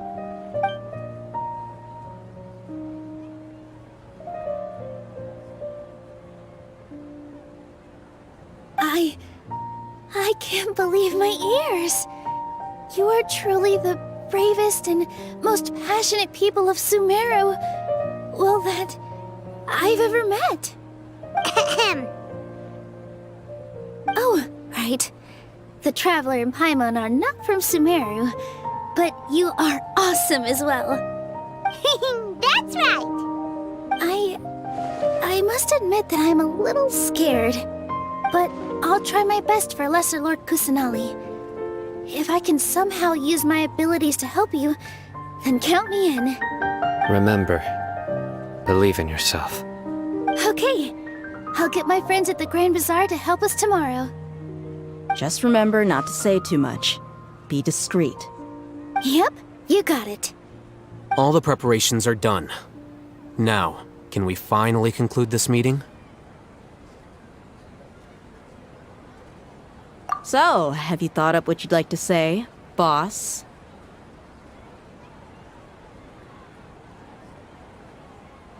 Yep.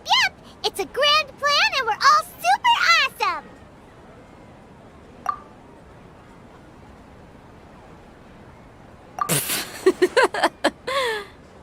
Well said.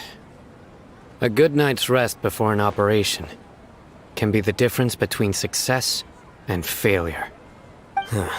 Thankfully, I've had my place to myself recently. It's been nice and quiet. Huh? Oh, nothing. Alright, let's all go home and get a good night's sleep so we can be up early tomorrow. Okay, so I guess that means it's time to say goodnight now. Yep, good night everyone!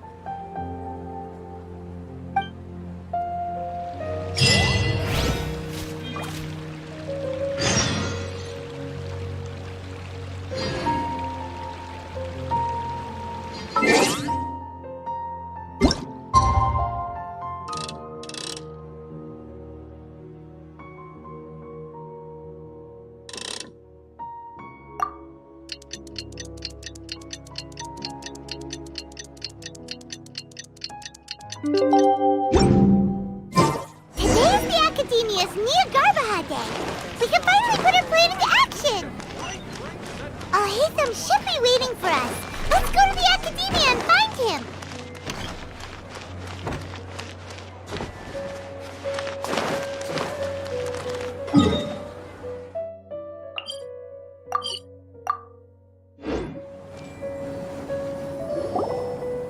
Hello, you two. Sleep well? Not really. Paimon got too nervous thinking about today and didn't fall asleep until the sun was almost up. What about you all, Hatham? Naturally, I slept just fine. After all, a good rest should be considered part of the plan, since energy is an important resource. You just want to show off how calm you are. It's crucial to dissipate any tension before we execute our plan. The only thing you're doing is being annoying. Anyway, do you need me to go over the game plan again?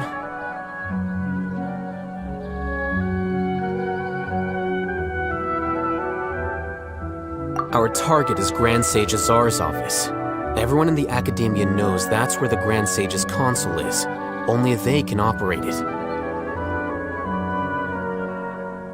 Many restricted commands and operations are executed via that console. I'm sure that console has a way to free Lesser Lord Kusanali. You know, Hyman's been thinking, what kind of technology could let the sages imprison even a god? That isn't something they could have accomplished with their scholarly talents alone. In the sanctuary of Suristhana, there's a device of Greater Lord Rukkhadevata's that she once used to isolate herself while meditating. 500 years ago, the Grand Sage at the time modified the device so that it could no longer be controlled from the inside. They were effectively trapping one god with the power of another. So, how are we gonna get to the Grand Sage's office? Don't forget, today is Nyagarbha Day, arguably the most important day to the Academia. The sages and core Academia personnel are busy loading the latest batch of research developments and legal decrees into knowledge capsules so that they can be entered into the Akasha. All the Darshan's researchers have their noses to the grindstone, and the Academia's grounds are flowing with all sorts of people. It's the perfect time for an infiltration. When the Grand Sage leaves his office to supervise the entering process, that's our cue to access the console and free the Danger Archon.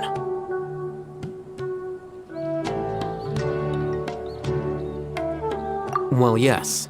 That's just the visible side of our plan, after all. If precedence holds, the Academia should have already started preparing for Nyagarbha Day. Everyone should be in position. All that's left is for us to lead the charge. Let's go. So are we just gonna walk in through the front door, or...? Yes. Were you expecting a stealthier approach? Paimon can't think of a good comeback. Alright, it's all on Alhaitham if things go south.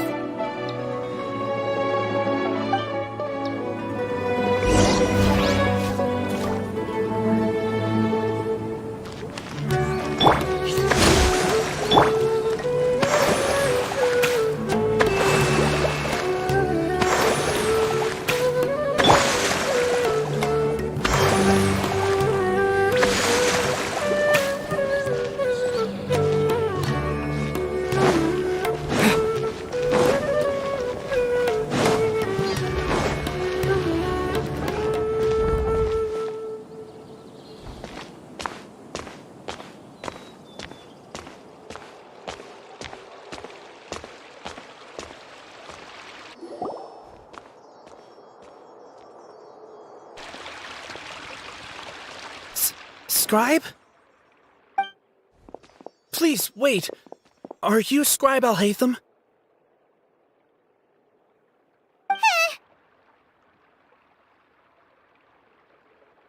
That's me. Is something the matter? I'm in a hurry. No. I was just surprised to see you here. I had heard that the sages were looking for you not long ago, but I didn't know what for. And, also, please don't bring outside guests into the Academia. Outside guests? How did you arrive at such a conclusion? Your groundless inference shames the Haravatat Darshan. What did you say? I'm the top student in Haravatat, and I earned 3rd place at the last Inter-Darshan debate. Don't look down on me! That wasn't my intention. As your Haravatat senior, I just assumed that you possessed a greater aptitude for critical thinking. Look, based on what you already know, the purpose of my return and the reason they're here should be obvious. Is that so? Wait a moment. Let me think. Don't tell me the answer. The sages search for you. A blonde-haired traveler. Outside guests. So, from the start, the sages weren't looking for you, but this traveler? And you were gone from the Academia for so long because... Hey, shh. Yes, you've proven yourself as the top student in Haravatat. I surmise you've arrived at the correct conclusion. As I expected. Please forgive me. I wasn't thinking clearly just now. Thank you for getting me back on track. It's nothing. We'll be on our way then. All right. Thank you for your contributions to the Academia, Scribe.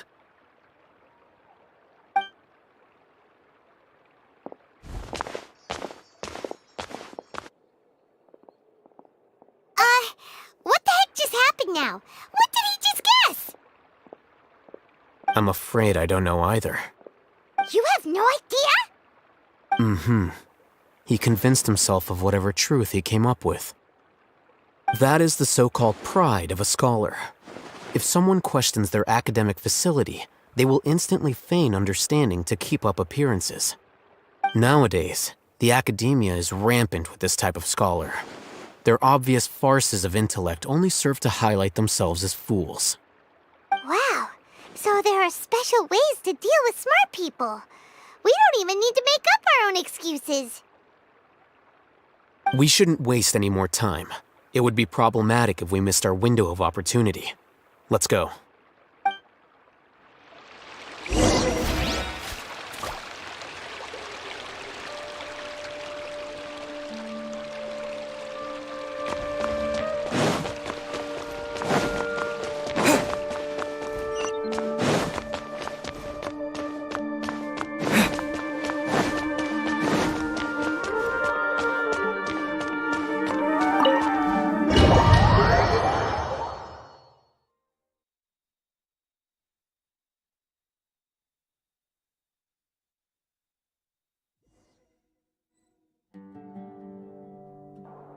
Is this the Academia's library?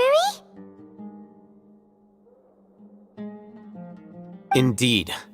Known as the House of Dana, it is quite possibly the most extensive special collections library in Tevat. There are a lot of students going through here. Is it really okay just to waltz right in?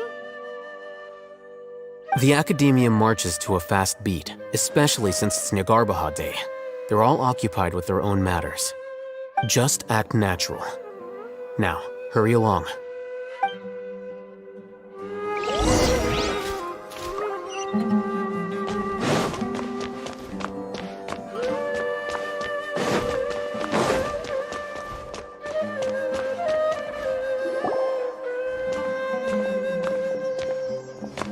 What's this platform for? It's a lift that Academia personnel use to access higher floors.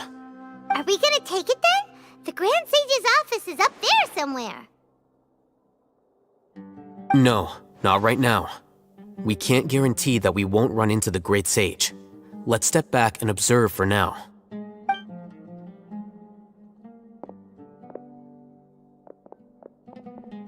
You think the Grand Sage will exit from there? And after he does, we'd sneak past him?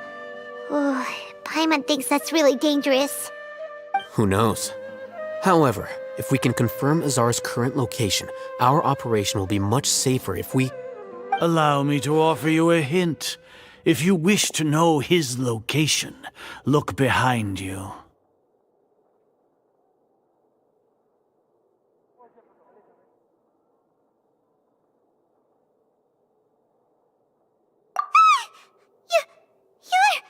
What's Grand Sage Azar doing here?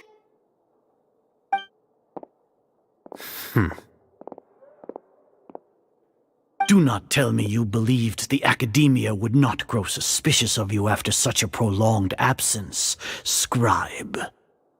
An eyewitness had informed me of your whereabouts, so I came to personally welcome you. Great Sage, I didn't expect you to care so much about me. I'm truly flattered. I'm sure, but compared to you, I am far more interested in these two unexpected guests. You are the Traveler and Paimon, correct? It's a pity that only now have I been afforded the opportunity to formally meet two of Sumeru's most esteemed guests. I do apologize for my lack of decorum.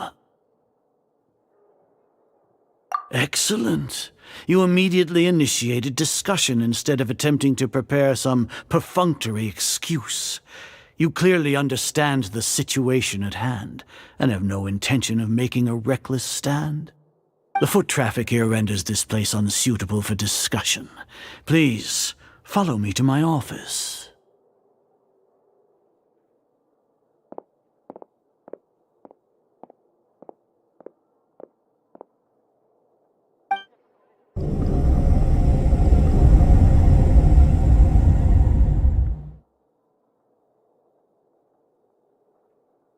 This place is crawling with guards. There's no way out for us. All right then, traveler. What did you wish to discuss with me? Today is Niagarbaha Day, so I still have many responsibilities to attend to.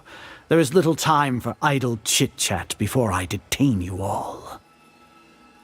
You seem to know quite a bit about our endeavors. If that is so, then you should be praising our great work, rather than using your trivial misgivings in a futile attempt to sway me. Trivial? Then tell me, what do the Fatui want from me?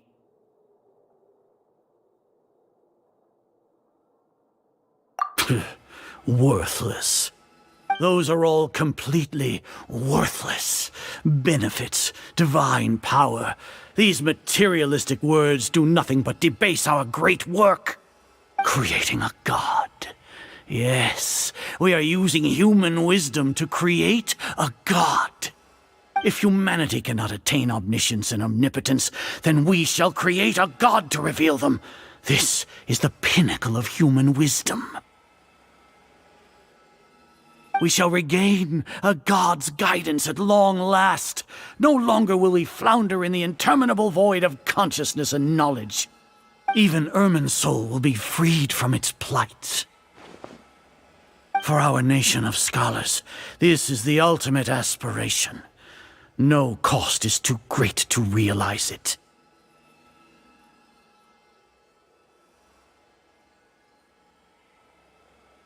You will never understand the rapture of having a god be born within your very hands. With your degree of knowledge, you cannot even comprehend such an emotion. Gods exist on a plane that far eclipses humanity's. Lesser Lord Kusanali, what can she even do? Care for the people? Fend off sandstorms? Fabricate silly fairy tales? These are but child's play for the academia. Does that make us equal to the gods? We are a people favored by Greater Lord Rukadevata. Though I may have personally not seen it, our forefathers bore witness to true wisdom. The ascension of the Lesser Lord has brought nothing but bewilderment to the scholars. They all ask, is that truly what true wisdom is supposed to look like? With that in mind, it is better to keep her isolated in the sanctuary of Suristhana, so our academy will not become embroiled in turmoil. Justification. Do you really think that only the super smart or powerful should be able to call themselves gods? As per your judgment, Grand Sage, they are indeed dangerous individuals. Not only are they acting against the academia, but their ideologies have the potential to lead scholars astray. Looks like there really was merit in my assignment. Hatham? Are you talking about us? Anyway, I've brought them to the academia as ordered, but it took some time and trouble. Oh, that reminds me. Here's the investigation report you had requested. It's a summary of my time spent with the Traveler, an array of information about him ready for your perusal. Oh, Hatham! So you're still on the academia side! We finally started to trust you!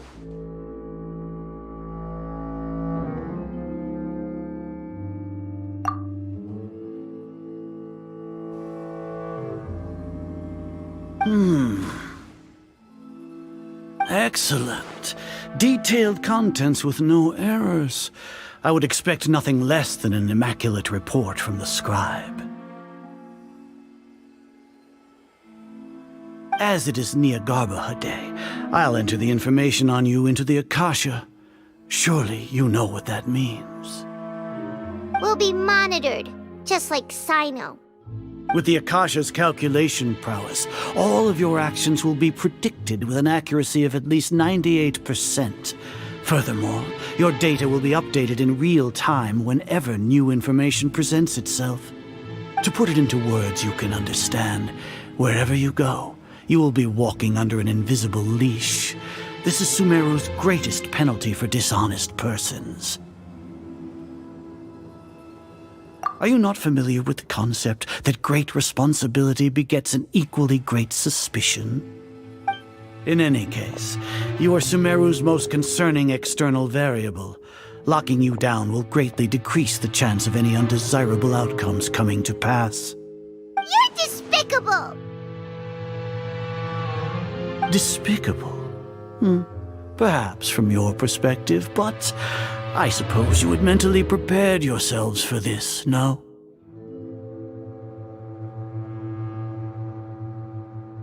Your ploy was to sacrifice the traveler here, was it not? Lord Azar, I know what you're trying to say, but I've been following your plan this entire time. Why are you doubting me at this juncture? Must I delineate your entire plan?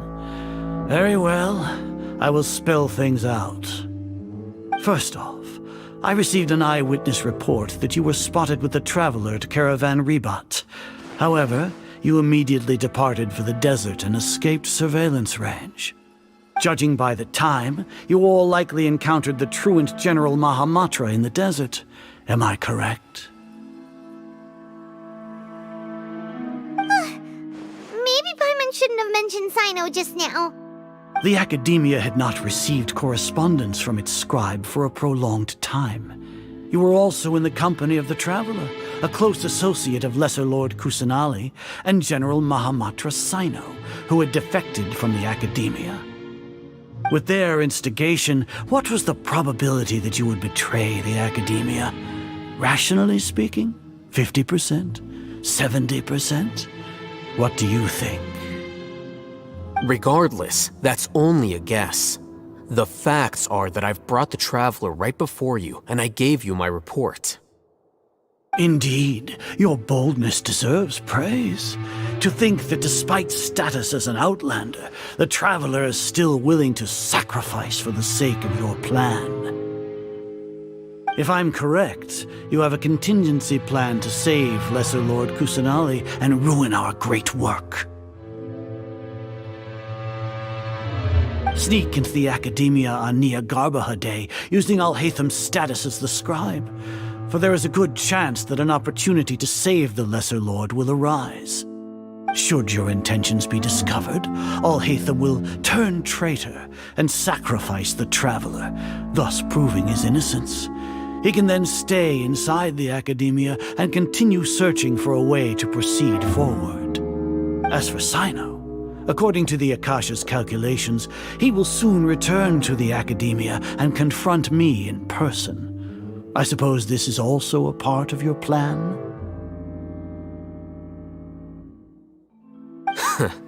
You'll see me as a traitor regardless of what I say, no? Even if you impugn me, it would have little effect on you all. You misunderstand. Losing our scribe would irreparably damage the Academia's regular operations and the development of Sumeru's future academic systems. However, under the current circumstances, even that is trivial compared to what we stand to gain from our great work. You said that I betrayed the Academia, but you, Azar, you've betrayed all of Sumeru, betrayed its Archon. So flight has turned to fight at long last. Guards!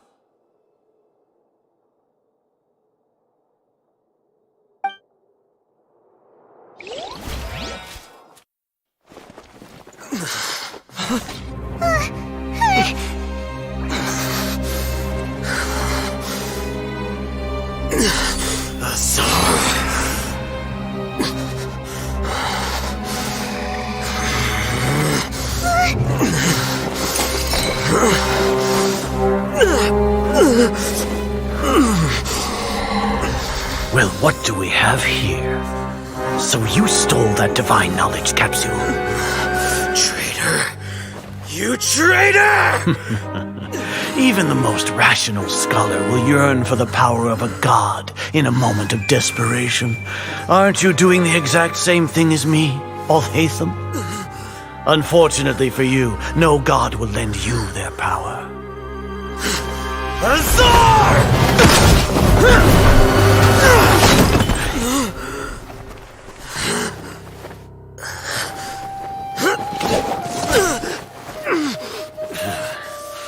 He has gone completely insane.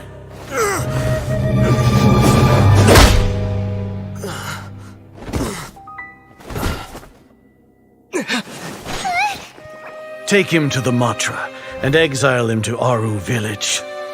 Then find someone to take these two to the confinement room. I'll deal with them later. Grand Sage, we've finished all required preparations for Nyargarbaha Day. We may begin to enter the capsules now. Excellent. You may begin.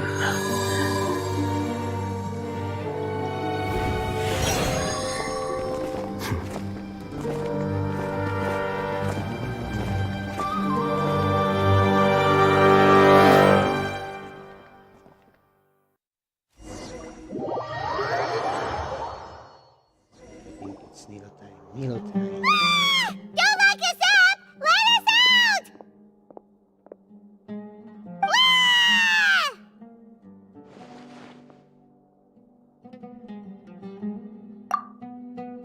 Oh, yeah.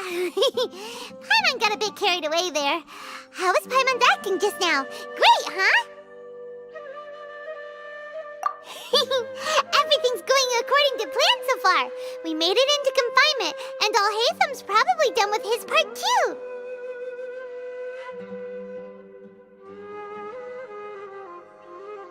We even managed to trick Grand Sage Azar.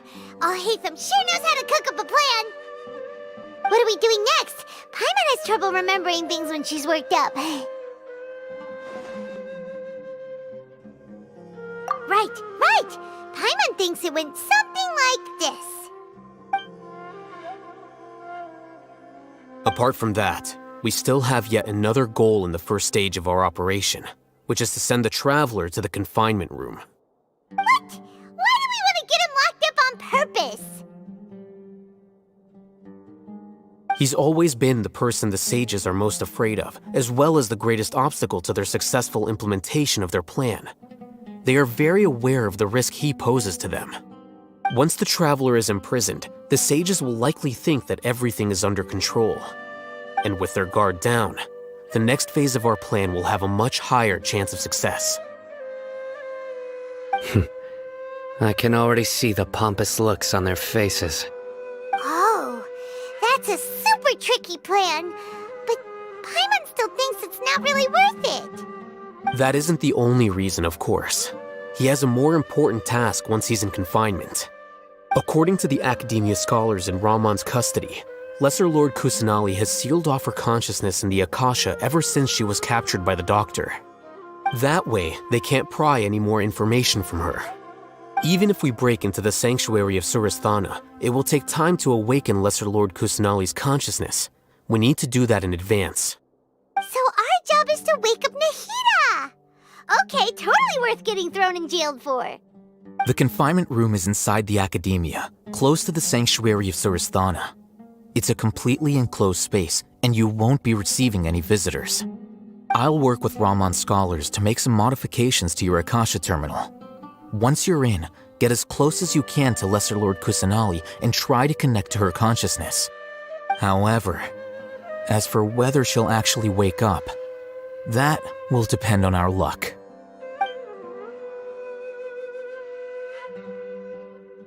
No wonder you've been wearing your Akasha terminal today. It's the one that Al-Haytham modified. Paimon thought they'd take our Akasha terminals when they locked us up in here. Were they being careless?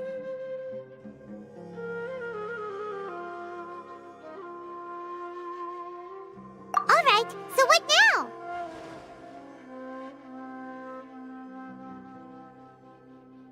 Sounds easy enough. We can finally talk with Nahida after all this time. Let's do it.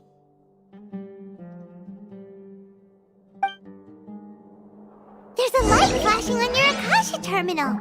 It's almost like... the faster it blinks, the better the signal!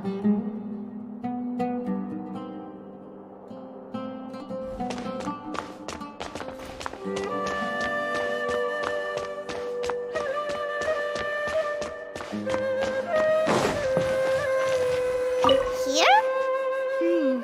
No signal again. Is it getting jammed?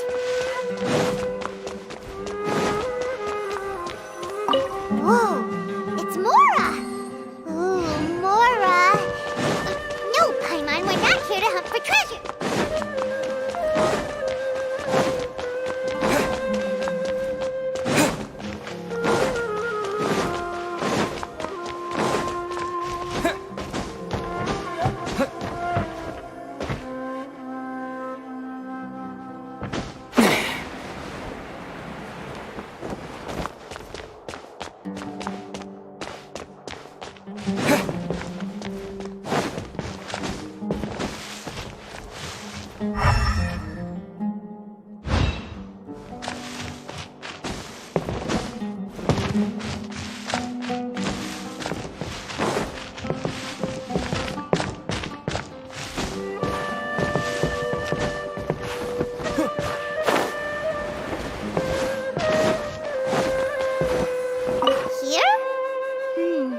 No signal again!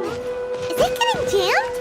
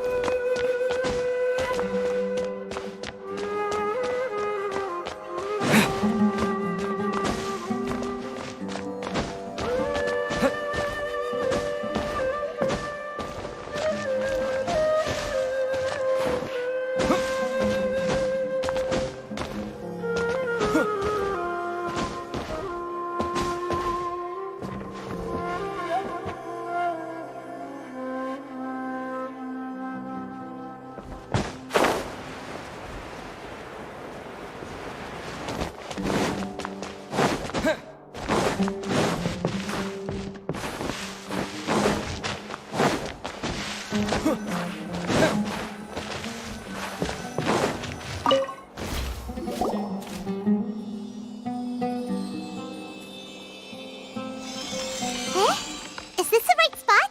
Are you getting anything?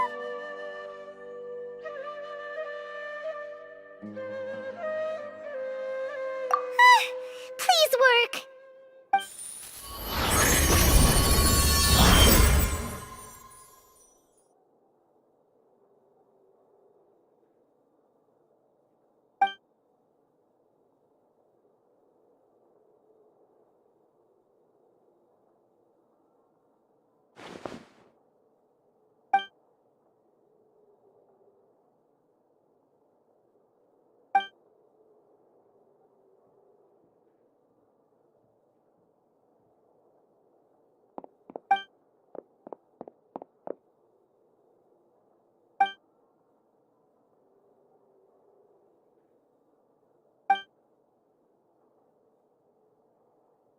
Nahida! Hey, Nahida!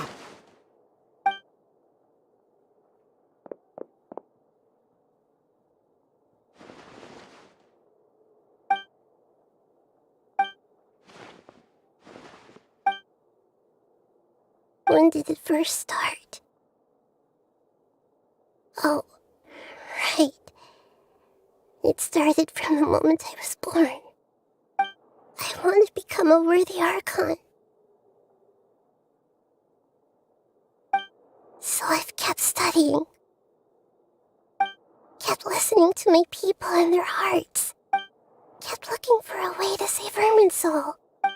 So I can catch up. Catch up to Greater Lord Rukkhadevata. But I'm stuck in the sanctuary of Suristhana. The sages are creating a god to replace me. And I'm forced to lock my consciousness in this boundless darkness.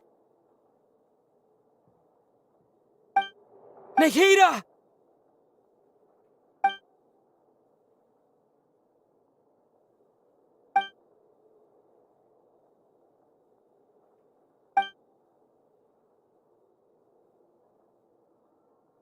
Nahida!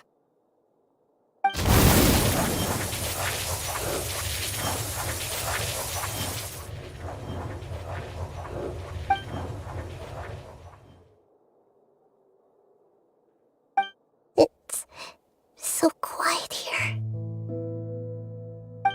Now that I think of it, I don't think I've ever actually listened to my own inner voice. Do Archons have them? Should Archons have them? Have I been doing the right thing? Am I really not needed? How do I really feel about all of this?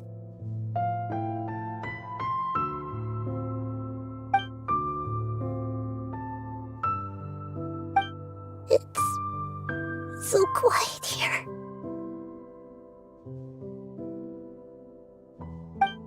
Since you're the god of wisdom,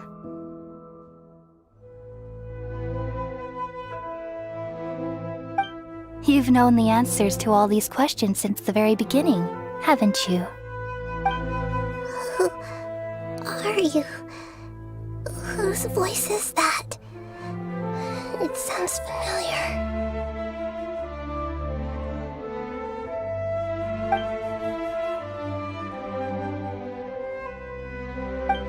You're right, though.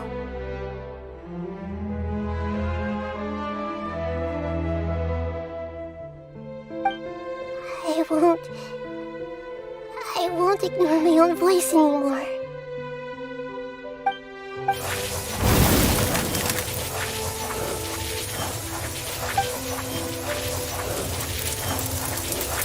Nahida!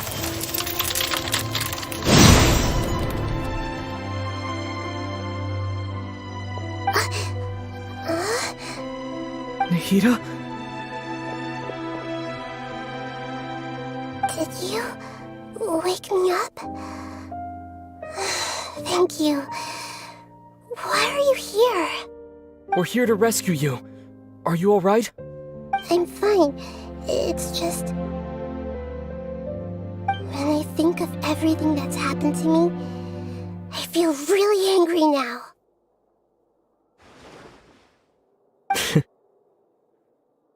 You should have been angry ages ago.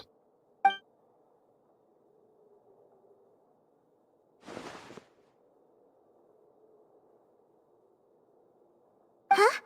Oh, you're back! How's everything?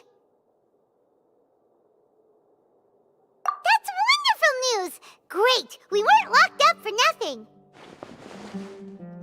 When you went to wake up Nahida, Paimon was listening for any sounds outside. You were out for a long time. There are fewer and fewer scholars going about now. You think everyone's done with their Nyagarbaha day stuff?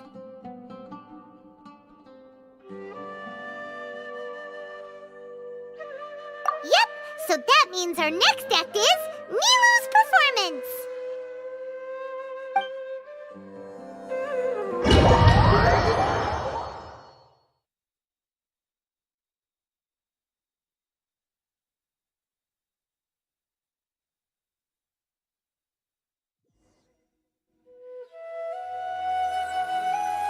Nilu, are you sure about this? You're taking such a great risk for them. I'm sure, and I'm going. You know that I don't like to pass up any opportunity to dance, and this one is especially important. All right. You seem to have a lot of trust in them, so I won't say more on the subject. But if anything happens, the few of us here may not be able to help you.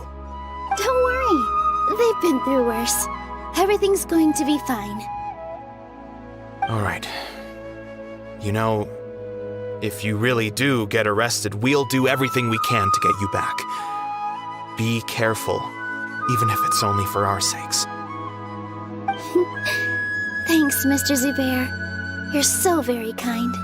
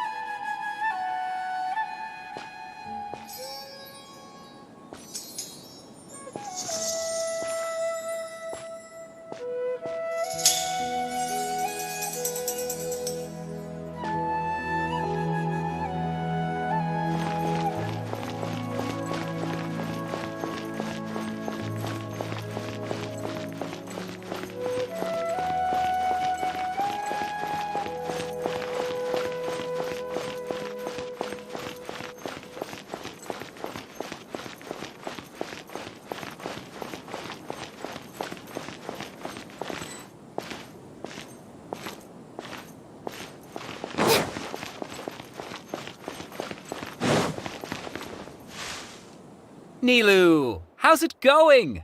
Nervous? Definitely more than usual. But it's because I'm worried I won't dance well enough.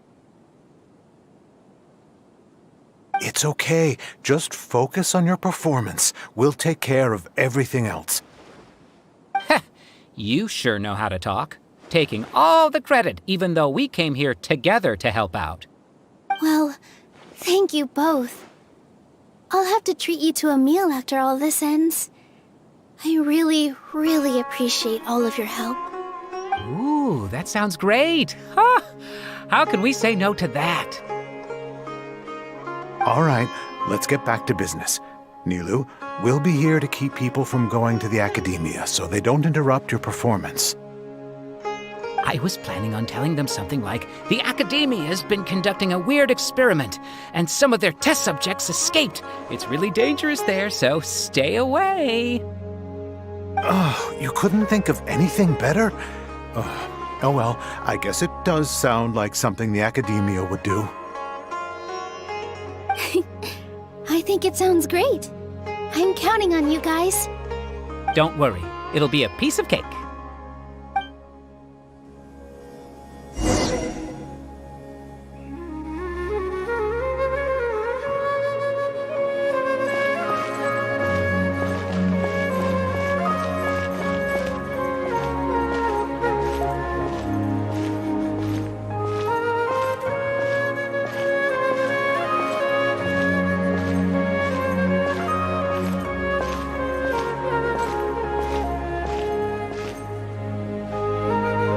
Hey, Nilu!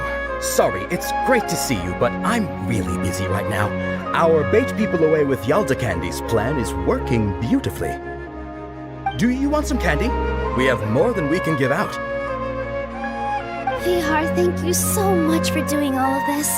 And even dressed up as the Knight of Flowers, no less. I'll pass on the candy, though. I cut back on sweets in the period leading up to a performance, and I'm about to start one. You have a point. The stage is cleared and everything's ready, so you can start your performance at any time. Yeah, thanks to you. I'm really grateful. All right, time to hit the stage. You're welcome. The honor's all mine, since I'll have such a great view of the show.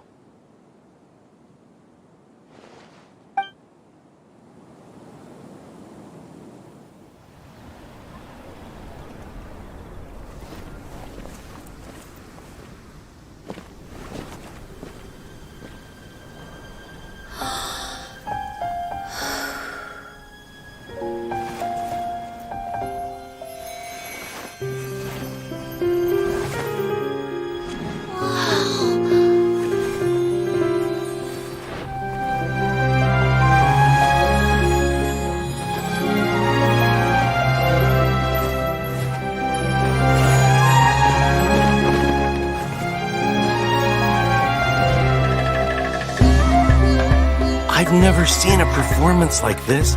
This is incredible. Yeah, but I heard that public performances like these have been banned. I can't believe she's doing this here.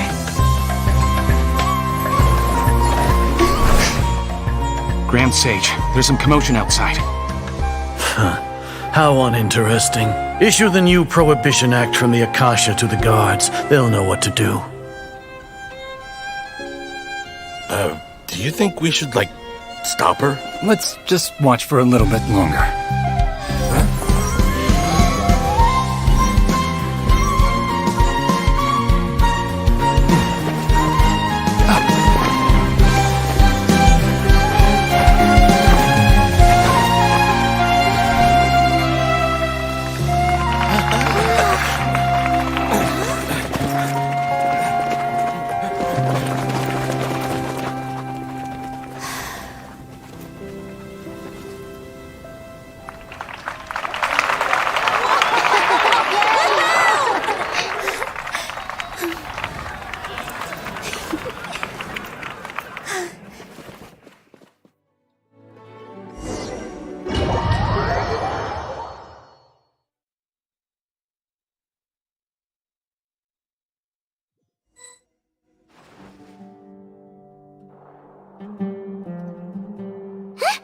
Did you hear that?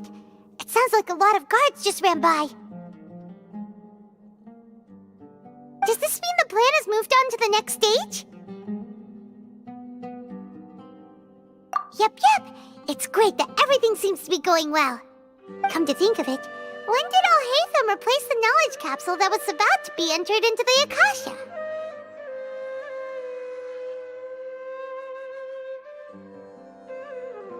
Oh, so that's when he did it! Paimon was too nervous to notice. Speaking of, didn't Alhaitham also yoink the divine knowledge capsule from that mercenary leader in Port Ormos when everyone else was distracted? Oh, it's a time-tested trick of his.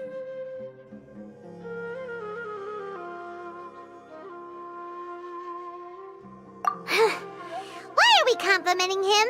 Yeah, he's smart and all, but he still makes Paimon's blood boil. Let's review our plan for this stage again. It's not like we have anything else to do right now anyway, and it'll help us feel more confident. Paimon remembers that Nilou's task was supposed to go a bit like this. Now that Lesser Lord Kusanali's consciousness has been forcefully sealed, the core figures of the Academia and their guards have started to wear their Akasha terminals again. With the Doctor's technological support, they think they have nothing to fear. How despicable of them to rely on such a person. But this is also our chance. I was originally asked to draft the knowledge capsule for the Artistic Performances Prohibition Act when I was still at the Academia. It should be on the Grand Sage's desk right now, and will be entered into the Akasha during the next Nyargarbaha Day. Are they really going to stop all artistic performances? That's horrible! I'll make an identical knowledge capsule, but this time, I'll smuggle some misleading information into it. We only need to find an opportunity to switch the capsules. Once it's been entered into the Akasha on Nyargarbaha Day, if someone were to be seen performing in public, the sages would definitely use that opportunity to announce the ban, and so the misleading information will be disseminated amongst the guards. Sure sounds complicated, but it seems like if everything goes well, we'll be able to get rid of all the guards in the Academia without any effort. That's pretty clever, getting right into their heads. I just have one question. Even if we manage to get the misleading info out to the guards, how can we be sure that they'll believe it? People who are used to relying on the Akasha become less inquisitive, and their ability to distinguish truth from misinformation is significantly reduced. They will view everything the Akasha releases to them as the unequivocal truth. The Akasha will turn humans into machines. I've seen it happen many times. Yikes. Good thing I didn't wear it for long when I was working in Sumeru City. At first, I thought it was a good thing too. By the way, this plan still requires a performer, right? Do you have someone in mind? Nilu of Zubair Theater. I know her really well. We can trust her. I'm kinda hesitant to ask her to participate in a dangerous plan like this, but we can ask her in person. All right. After the guards and the Academia are gone, then it'll be time for me and my stowaway brothers to shine.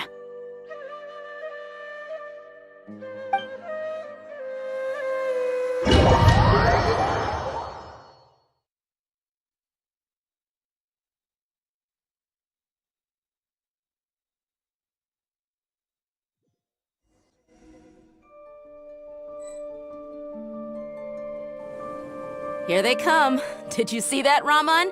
They came out from the Academia in droves.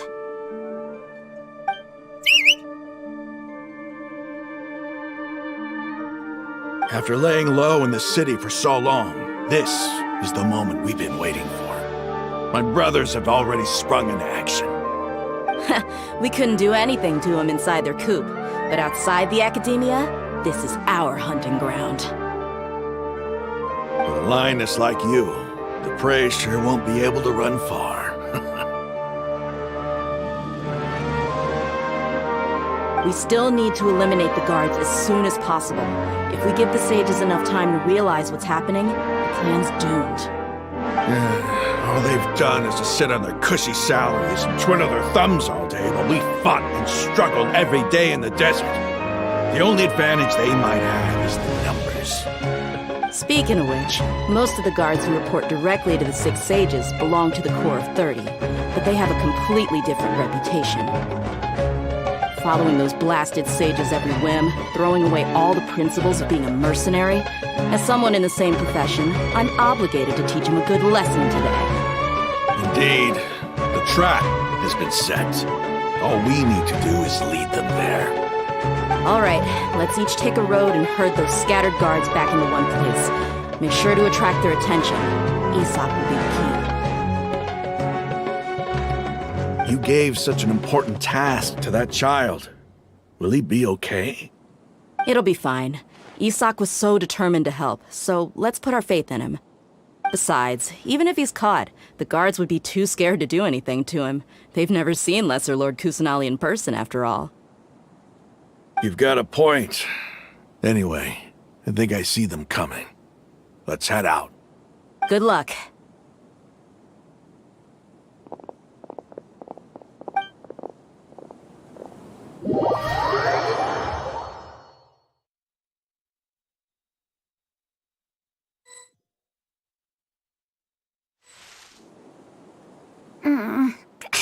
This outfit. Hey, do you remember what you need to do, Isak? When the guards get here, you'll pretend to be Lesser Lord Kusanali and run away from them. Oh, yeah, I remember. Of course I do. I'm just a little nervous. Relax. Don't think about getting caught. Even if that happens, we won't leave you behind. You only need to think about getting the guards' attention and leading them to the Grand Bazaar. Leave the rest to us. Okay, got it. I'm here to pay back Lesser Lord Kusanali for helping Grandpa. I won't get cold feet. Hey, they're here. I can see the Academia guards.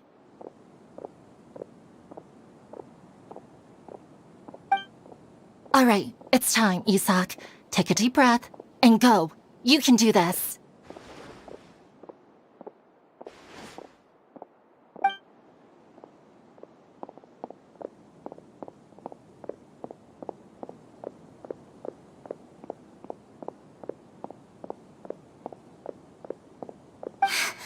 Why is there a guard over there? Did he already run ahead of me? This is different from our plan. But there's no time. I need to make a choice.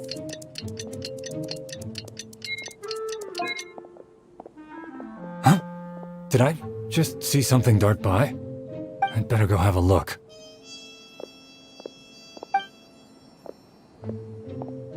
Were my eyes playing tricks on me?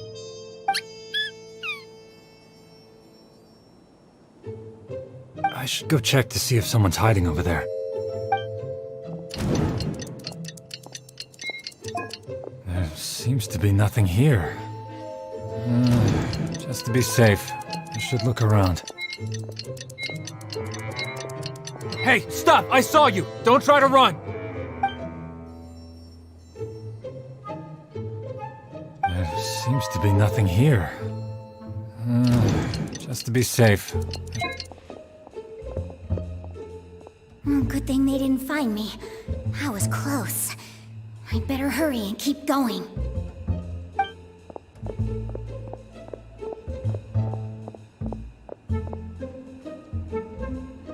Hey! Lesser Lord Kusanali's over there! Stop! What? Lesser Lord Kusanali? How did I not see anything just now? Oh no, they found me. Where should I go? The target suspected to be Lesser Lord Kusanali has escaped into the Grand Bazaar. Assemble and arrest her!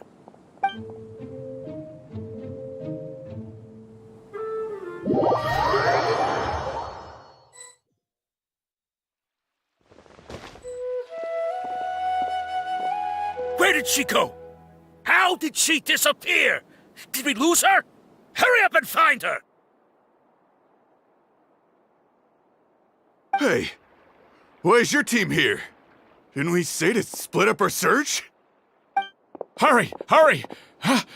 This place is... Why are you all here? Yeah, isn't it one heck of a coincidence? Everybody's here. What on earth is going on?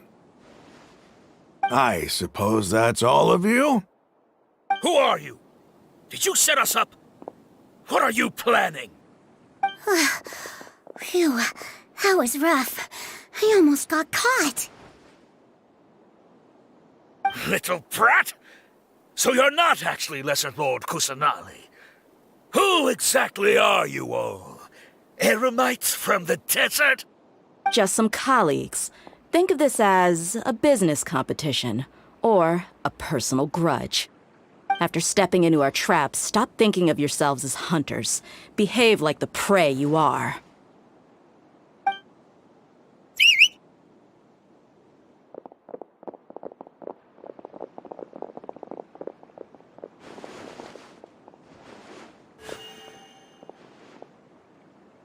An ambush? How's that possible? This is Sumeru City, but mercenaries from the desert somehow ambushed us! You've spent all your time hiding away in the academia. This place has long since become our hunting ground. Brace yourselves!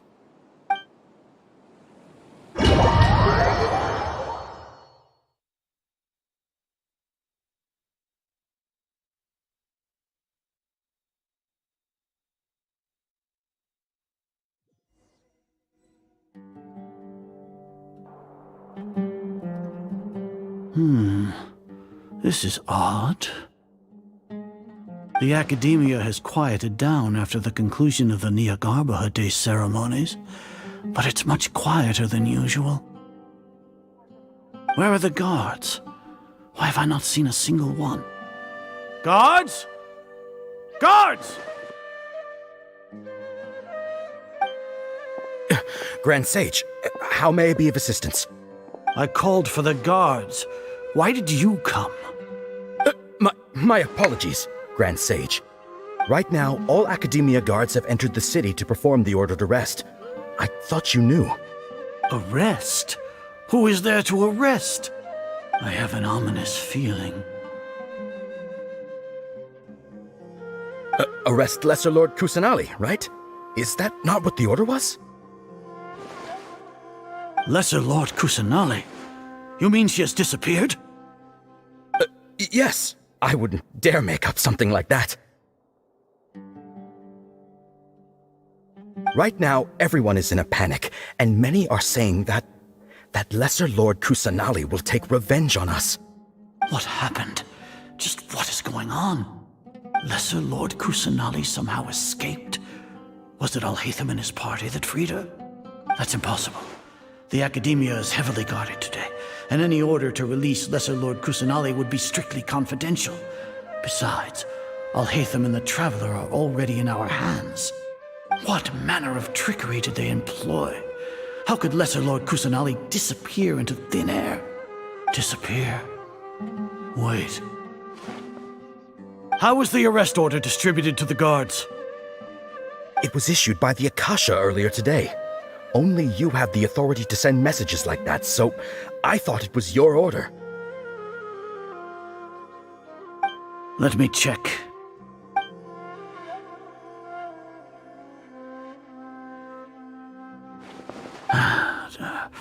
Here. Lesser Lord Kusanali has escaped from the sanctuary of Surasthana. Go to the city and arrest the escapee immediately. The Akasha indeed contains this information, and it clearly appeared in my mind. How did they bypass my permissions to issue this kind of message? Was it the report about the traveler that Alhaitham submitted? No. I specifically checked that knowledge capsule before entering it into the Akasha. Could that have been a red herring? Well, even if I figure it out now, it won't make any difference. The important thing now is to confirm Lesser Lord Kusanali's status. Have you been to the sanctuary of Surasthana to confirm that Lesser Lord Kusanali has indeed escaped? Confirm? No, I haven't. It may be a bit offensive to say this, but Grand Sage, what you're saying doesn't make any sense. How can the information in the Akasha be inaccurate? What the Akasha decrees is fact. That is common knowledge to all of us. If we have to confirm the information and knowledge from the Akasha ourselves, then how is that any different from us learning that information ourselves? Wouldn't Greater Lord Rukkhadevata's legacy lose its meaning that way? In the beginning, it was I who asked you to believe in the Akasha, to believe in the legacy left by Greater Lord Rukkhadevata. Are you trying to use my words against me? No, Grand Sage. I'm merely confused because I believe in you. I never meant to refute you. Stay here and see if there are any suspicious people around. I'll go to the sanctuary of Surasthana on my own. Yes, Grand Sage.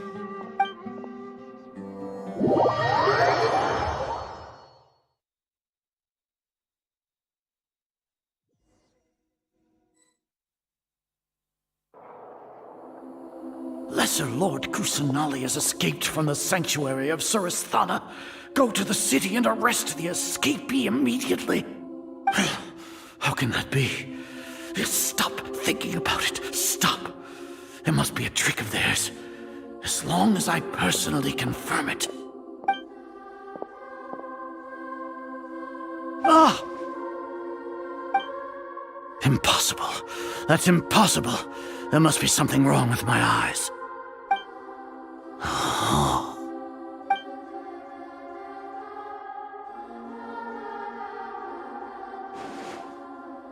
What a comical sight, Azar.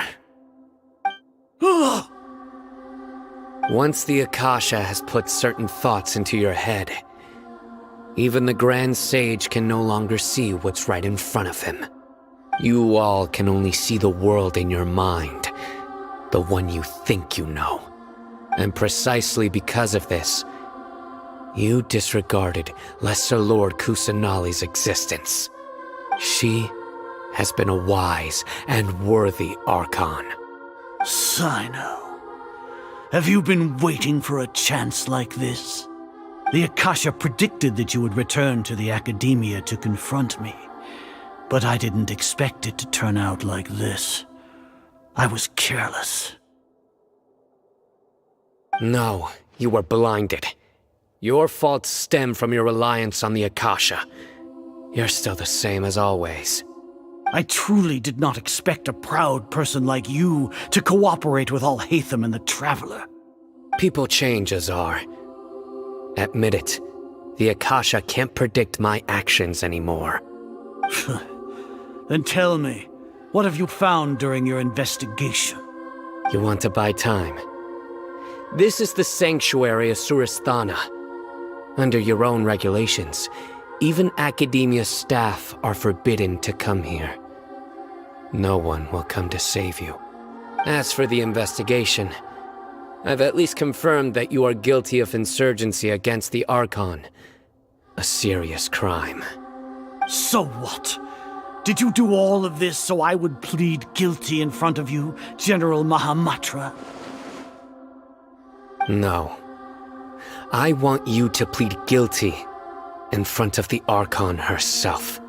You once said that I had no standing to judge you. So now, how about judgment in the name of a god?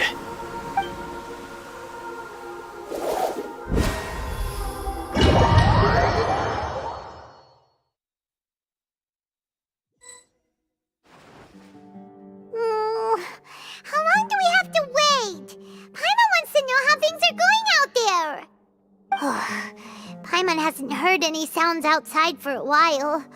Hopefully something bad didn't happen. Yeah, but aren't you scared that we might be locked up in here for the rest of our lives? Thinking about it, at least Paimon has you. We could still chat like this. When Paimon thinks of Nahida being imprisoned alone in the sanctuary of Surasthana, Paimon can't help but feel sorry for her.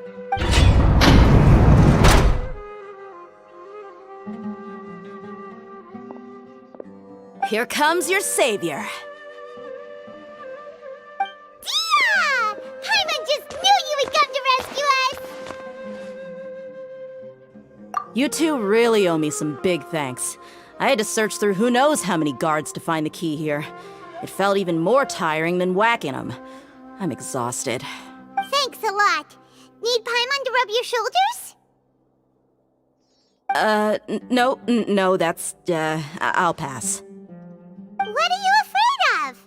Oh, are you ticklish? Now isn't the time to talk about being ticklish. Things in the city and on Sino's side are both going well. The guards that stormed out of the academia are all taken care of. The Corps of 30 is in charge of the city's defenses, but we already talked to Asfand. They've been fed up with the sages bossing them around. As long as it doesn't break their employment contracts, they'll turn a blind eye. That's probably because you've been super great friends with them for a long time. So, how's Sino doing? The Grand Sage is in his custody. Even I know how terrible it is to fall into Sino's hands, so he probably does too. Sino forced him to release Lesser Lord Kusanali. He has no choice but to obey. So, hurry to the sanctuary of Surasthana. Assuming nothing weird happened, we should have already rescued our Archon. Honestly, I didn't expect our ragtag bunch to do this well. We just came together last minute to save the Archon, you know? Alright, you two better go. I still have to clean up some messes in the city. See you around.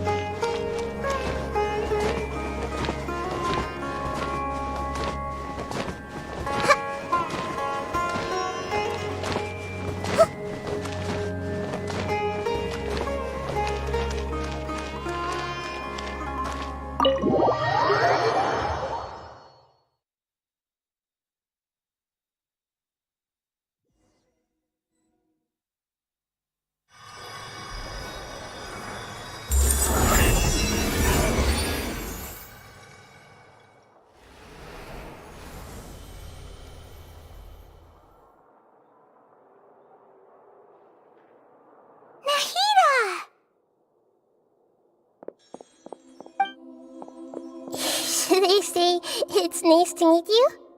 This is the first time we've met in real life. Before, we've only met in dreams, consciousness, or when I was in someone else's body. Thank you so much for coming to rescue me, but I also need to apologize. During this time, I did some self-reflection. My sense of inferiority and yielding to the academia led to all of this, and created so much trouble for you all. Exactly! We're here because you're a good Archon and one of our friends! Thanks, you too. Amazing. So this is how it feels to walk out of that cage with my own body. It's like I just had an endlessly long dream. I can't even tell if I just woke up or was only now born into this world. My concept of self has become so clear. But now doesn't seem to be the time to indulge in this feeling.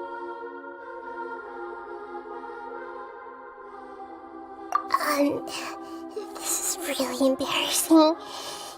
You all just rescued an Archon, and now she needs your help to save her country, and even the entire world. It's okay. With you here, Paimon's sure that everything will work out. There's one more thing. What is it? For all the things the academia did to me, and for all the folly it committed in the name of wisdom, as their Archon, I will make them pay. Ah! Wow! That's the spirit! You're finally standing up for yourself and not letting people walk all over you! I understand now. To be a better Archon, I first need to better myself. If you haven't even figured out how to be a caterpillar, how can you be a butterfly? Yes, true. That reminds me. I wonder how far along the academia is with their god creation plan. We need to hurry and prevent the birth of that false god. I need to make some preparations. Since I'm now free, I can establish a direct link to the Akasha and control it. First things first, I need to remove the restrictions that the doctor put on me in the Akasha. After that, I'll make some adjustments and revoke the sage's permissions. The Akasha will then be like how it originally was, only operable by the Archon. After all, the academia betrayed Greater Lord Rukkhadevata's trust. This might take some time. In the meantime, you should also work on your own preparations. If we don't stop the god creation plan in time, we'll be in for a tough fight.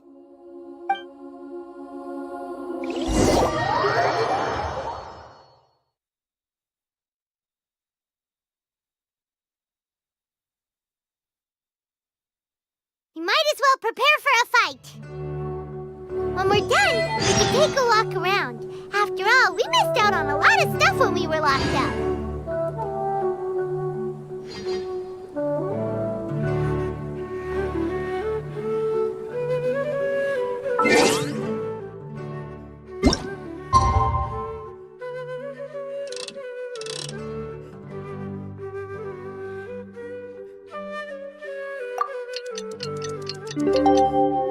If you're not sure what to do next, how about I take you on a walk?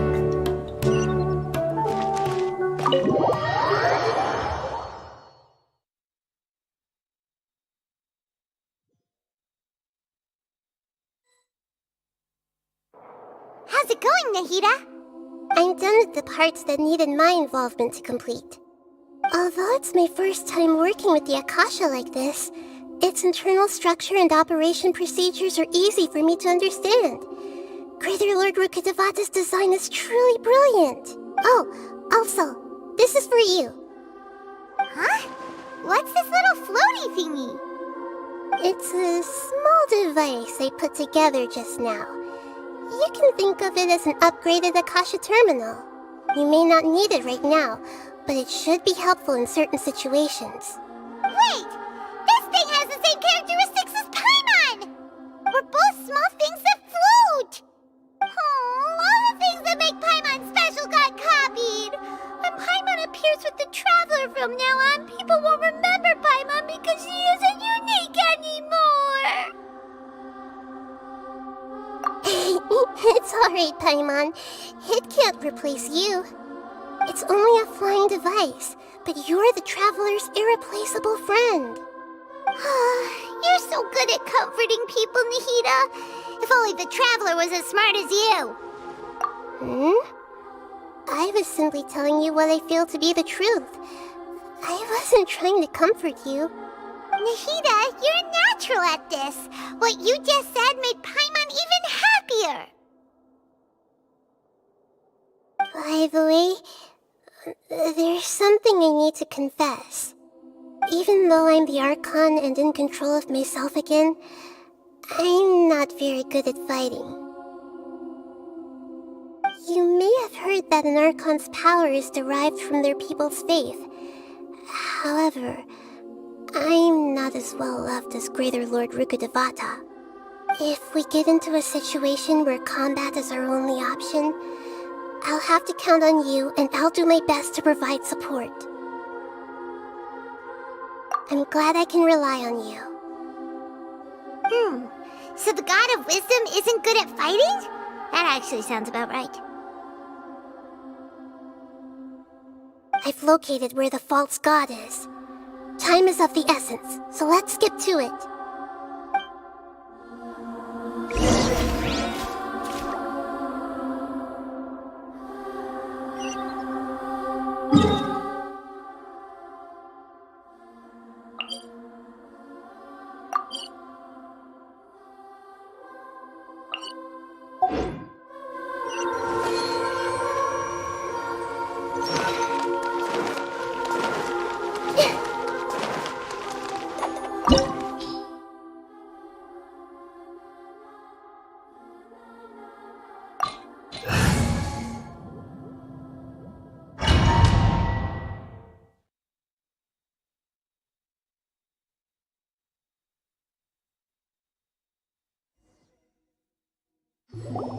What is this place?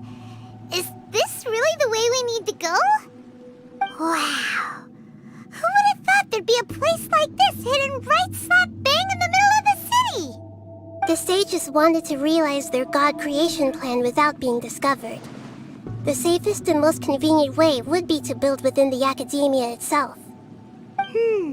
That's true. They were already hiding one god, so why not two?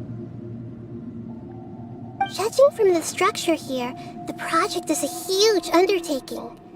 The sages really saw the god creation plan as their ultimate goal. But this place doesn't look like it could have been constructed by the academia alone. The Fatui under the Doctor sure didn't hold back. They provided a lot of technological support.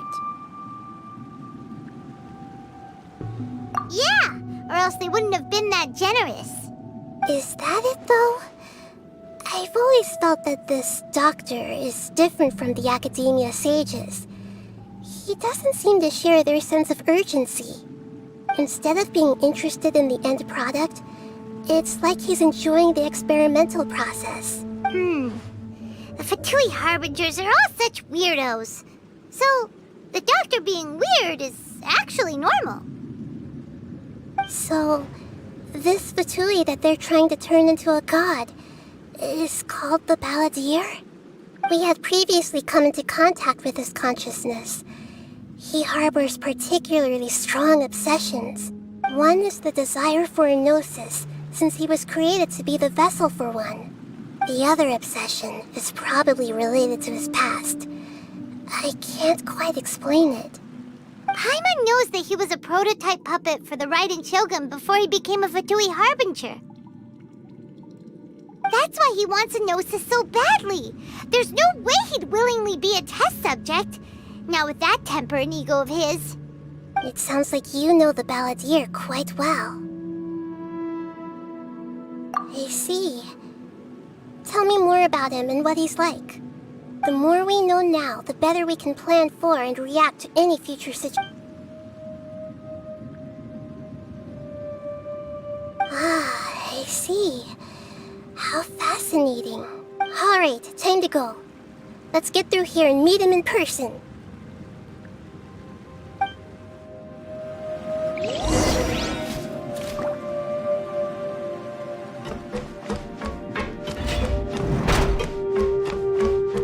Everyone hold hands. Time to words. Put your back into it. Time to fulfill my duty. My duty. I guess this is it. Allow me.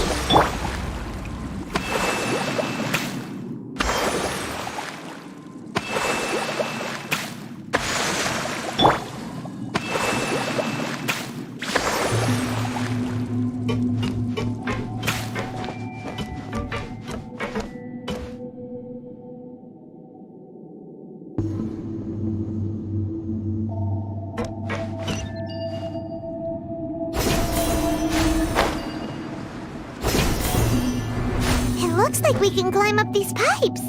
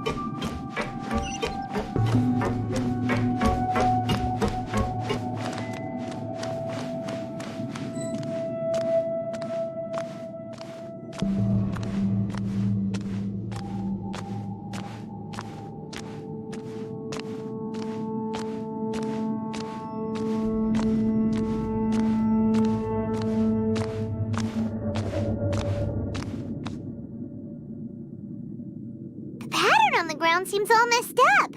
Let's go around and see if there's a way to fix it.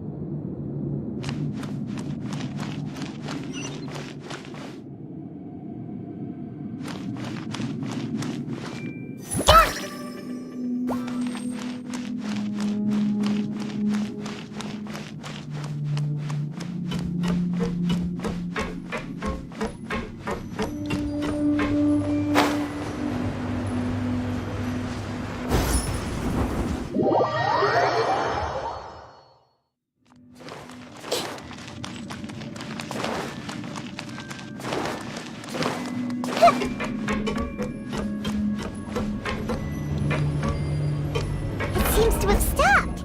Let's continue.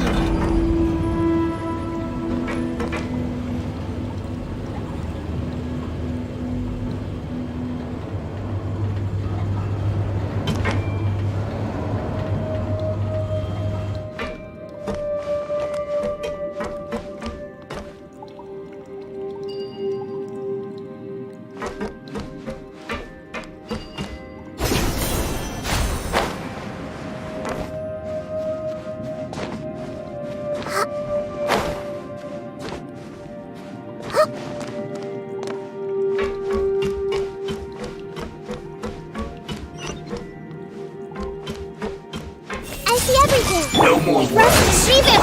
Here. This way through the rock. Stay right there. Let's end this quickly. Commit it to memory. I guess this is it.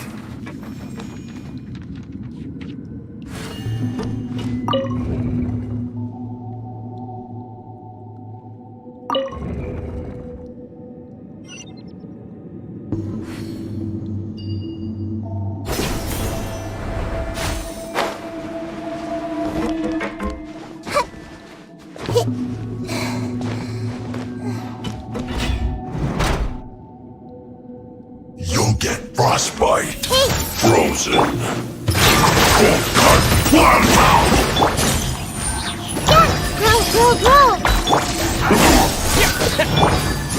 It's time for a flash break shield to the bone. Allow me.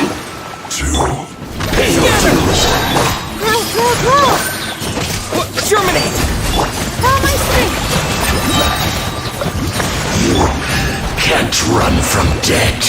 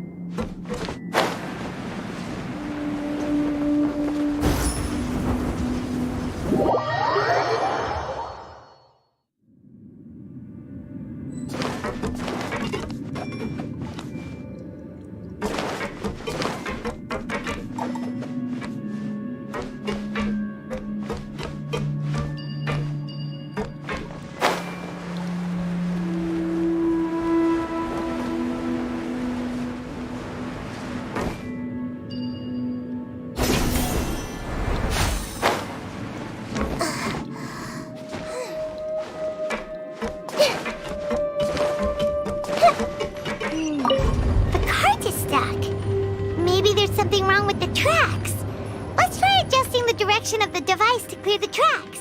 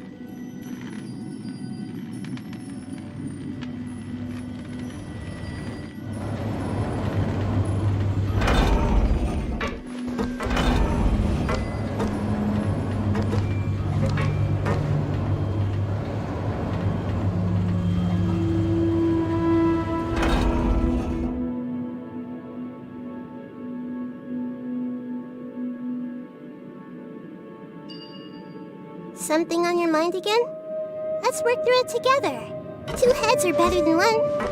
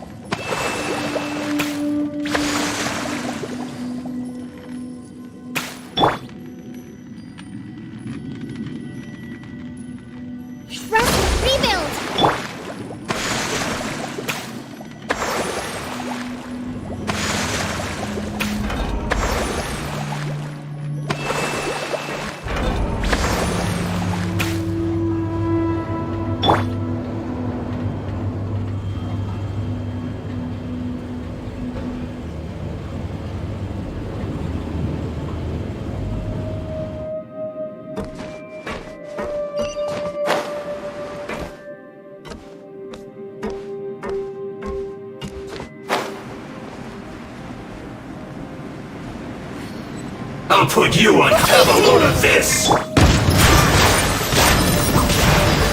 Propagate!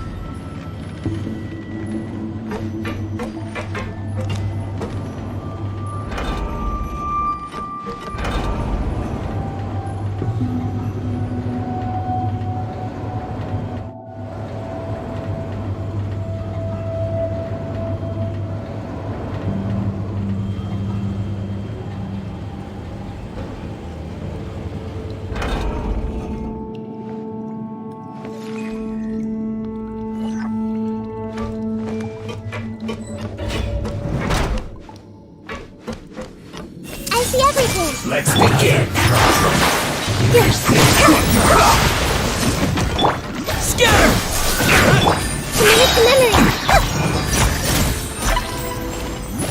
Harden up! Roll! Yeah! Allow me! A flash maneuver!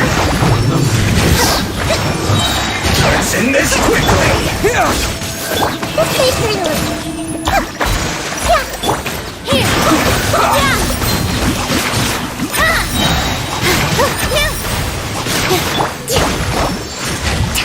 A minute to memory! Scatter! Rest and rebuild! Yes. Roll! This is coming at me! Let's move!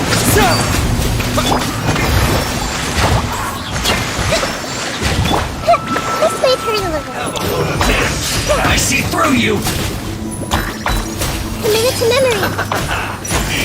Eat up! Propagate! I miscalculated. Roll! Feels clogged! Hold the line! Scatter! Cook this through. One after another. Hey! Make yourselves a room!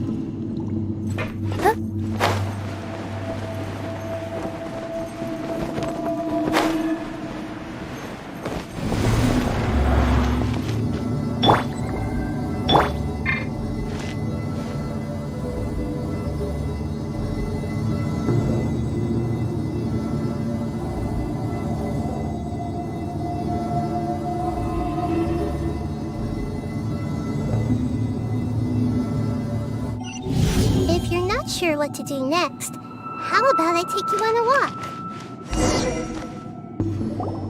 Looking at its operational status, we must prepare for the worst.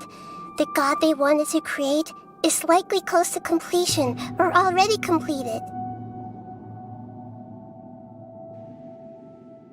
Oh no! What should we do? Paimon can't imagine how hard it would be to fight against a Fatui Harbinger with a Gnosis! Are you nervous, Paimon? If you really want to know, of course Paimon's nervous! Aren't you too, Nahida? Yes, I am. This is probably the first time I faced with a calamity of this degree since my birth. I feel not just nervous, but curious as well. Curious? Curious about what? Curious about her fate. To me, everything we perceive in this world, everything we learn, and everything that happens to us is considered knowledge. And if it's a form of knowledge, then it can be understood. However, only fate is about that which has yet to occur, so it has always drawn my curiosity. So to me, fate is the ultimate knowledge. That's also why I love observing humans and all the things that happen to them. It all brings me great satisfaction. And now, at long last, I'm not just an observer anymore. I will personally experience my own fate with you by my side. Isn't this such a wonderfully exciting thing? Ah, so that's what you mean. Paimon thinks she understands what you're feeling. Agreed. Okay, let's continue on. I can sense his aura from here.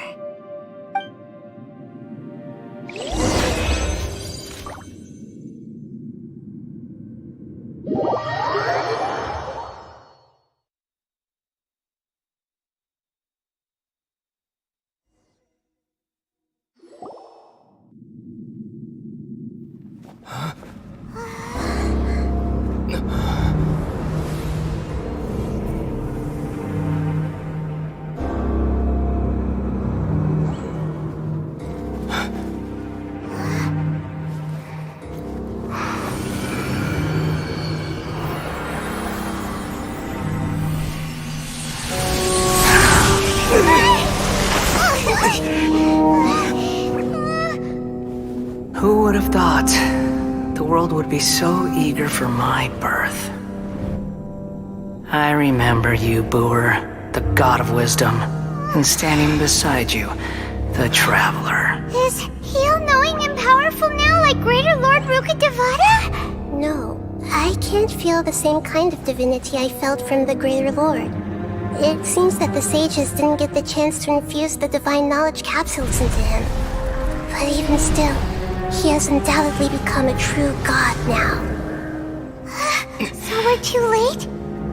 The Balladeer has already become a god? The Balladeer. A long bygone title.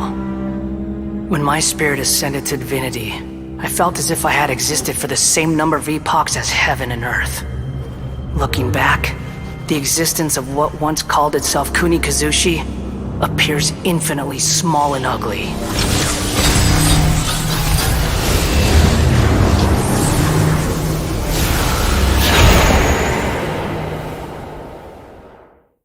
This imposing aura, it really feels like a god's.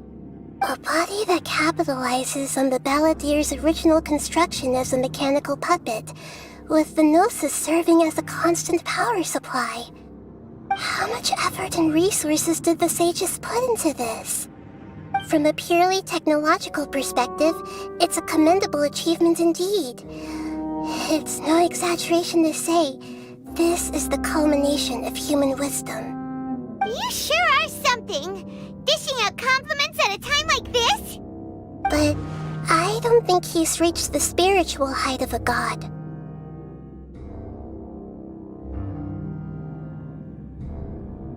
Strife is engraved upon every god and every gnosis brought forth into this world. Can you feel it? The exhilaration of such power, and the thrill of anticipation for our contention. Hito wouldn't feel the same things as you! Do you not realize that you are interrupting a conversation between gods? Lowly creature, know your place!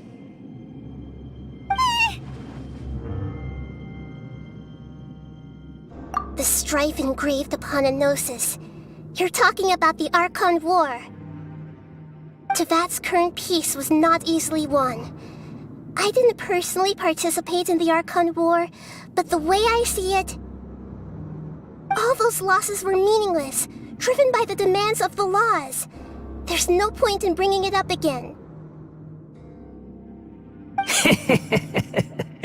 Is that so? Yet I am deeply disappointed that I was never allowed the fortuity to personally participate in the Archon War. This is a first. Encountering a god in this world who does not crave power. No wonder your own people have abandoned you, God of Wisdom. Your judgment is as your existence, unsubstantial. This is where everything ends, Booer, the God of Wisdom. You should know that wisdom cannot solve every problem. Like now, where your only option is to face me in combat. Come! Let us reenact a scene of the Archon War. Come and inaugurate my birth as a god. Churn!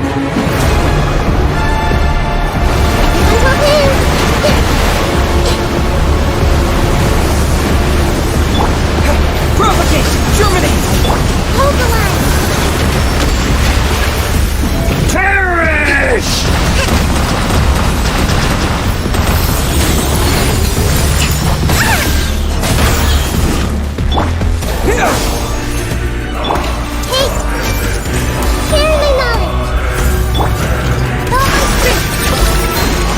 At my command, you shall fall!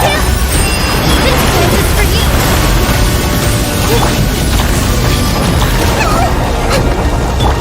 Allow me!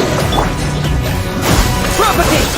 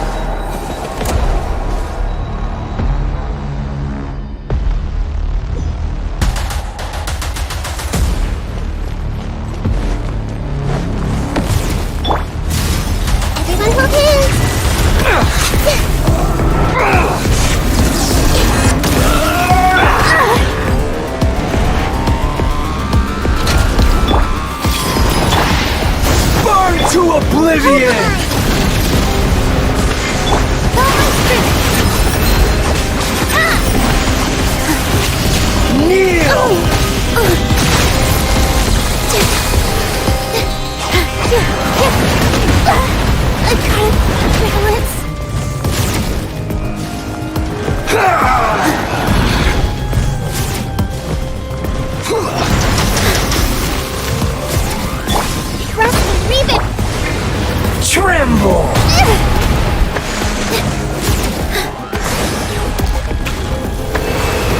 Reality is pain!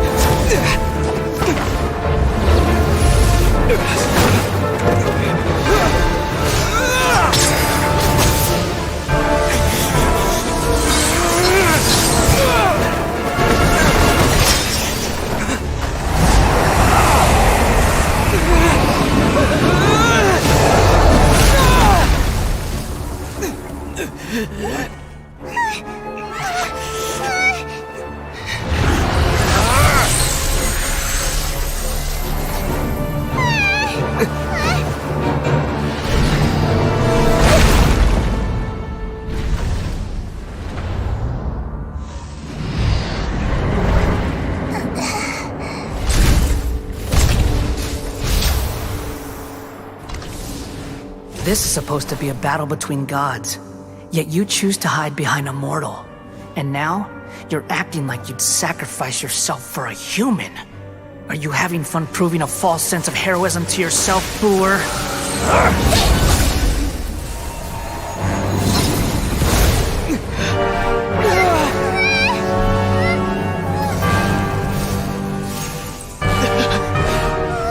The data collection is almost complete.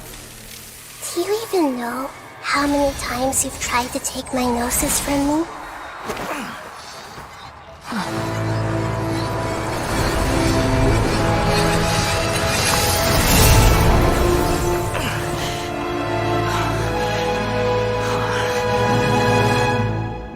We just concluded the 168th loop. Did you know that in the effort to create you, the people of Sumeru were forced to live through the exact same number of Sub-Zerus festivals and Samsara cycles? The power of dreams. When did you use it on me?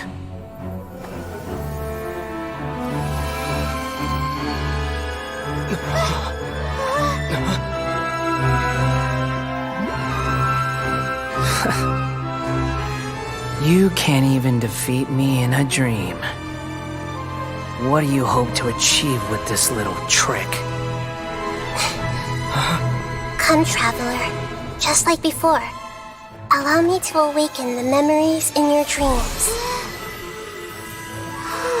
All that battle experience! It's more than that. Compile everyone's wisdom in the name of the Archon. That is the original function of the Akasha. I've sent everything that happened just now to the people of Sumeru in the form of knowledge. I've asked them to help you find a way to defeat the false god.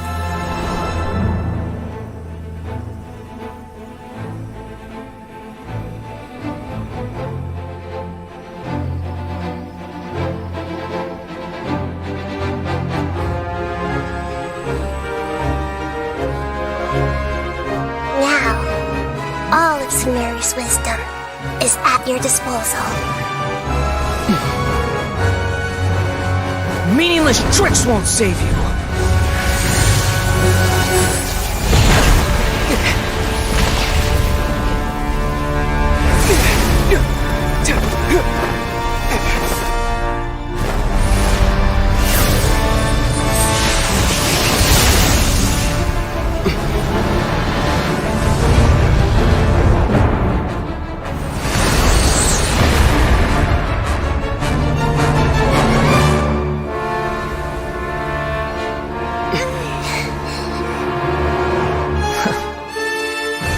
Are you done with your tricks? Can I finally take this as a real battle between gods? I'll leave this to you, the first sage of Boor.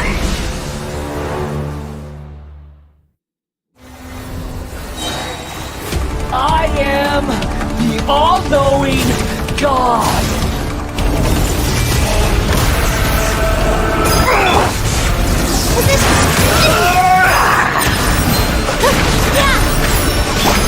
Hold the line! Burn to oblivion! Make yourself a home!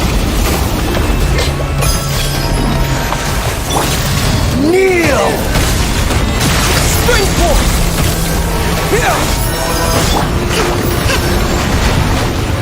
Rest, rebuild! All my strength!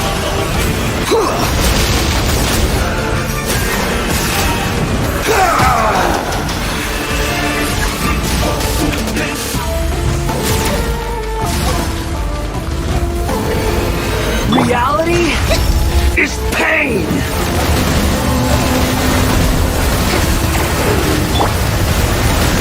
Propagate!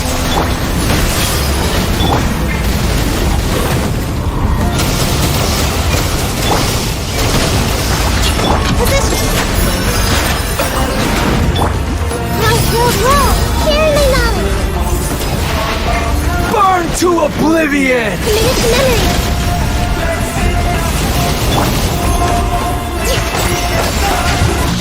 Filth!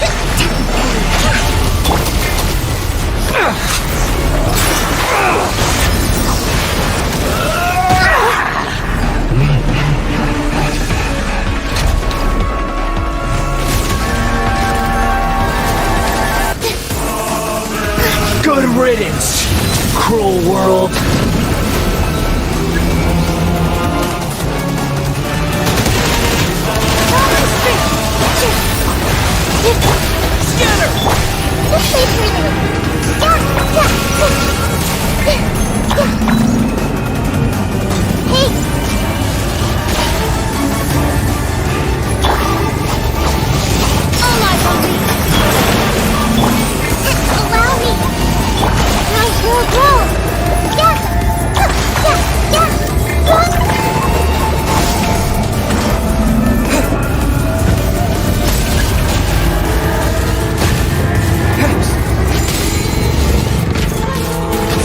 Your new god awakens! Now, your eyes have been opened.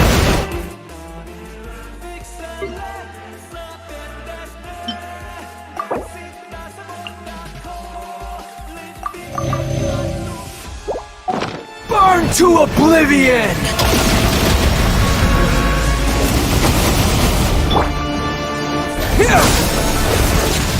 Kneel! Rest, rebuild! Position! Tremble!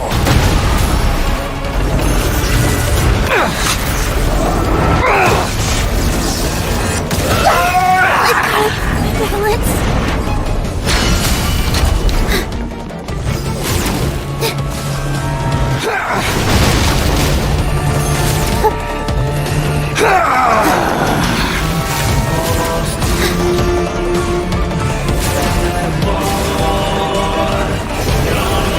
Reality is pain!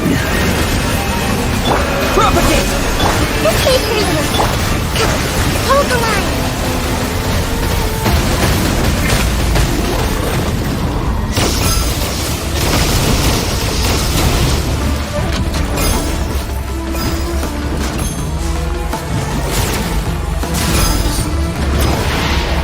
Burn to oblivion!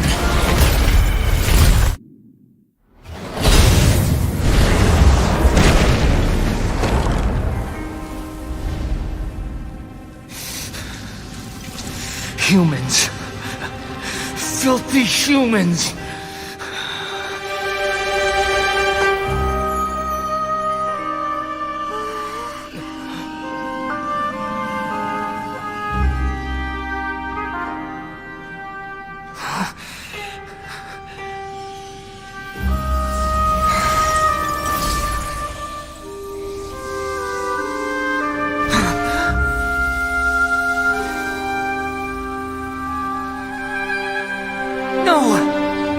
Wait!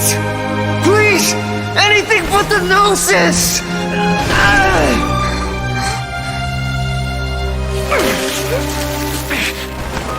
That's mine! Don't even try! I'll never go back!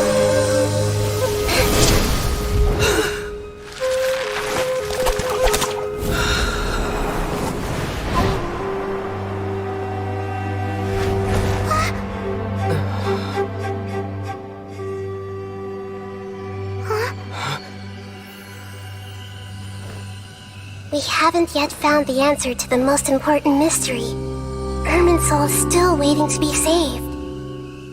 With the power of another Gnosis, we may now finally understand the last memory of Greater Lord Rukkhadevata.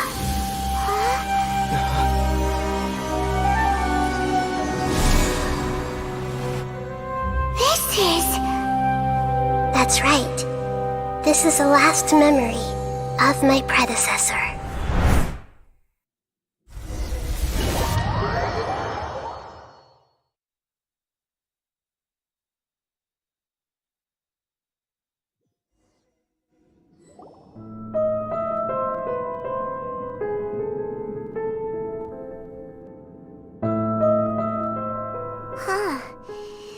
sure seems very different from what Paimon imagined. Shouldn't Irminsul be in this realm of consciousness? Yes, that is our destination. But I didn't expect the remaining consciousness of Greater Lord Rukkhadevata to be as polluted as this. Forbidden knowledge? It seems you know about a concept that even I don't completely understand. Could you tell me what you know?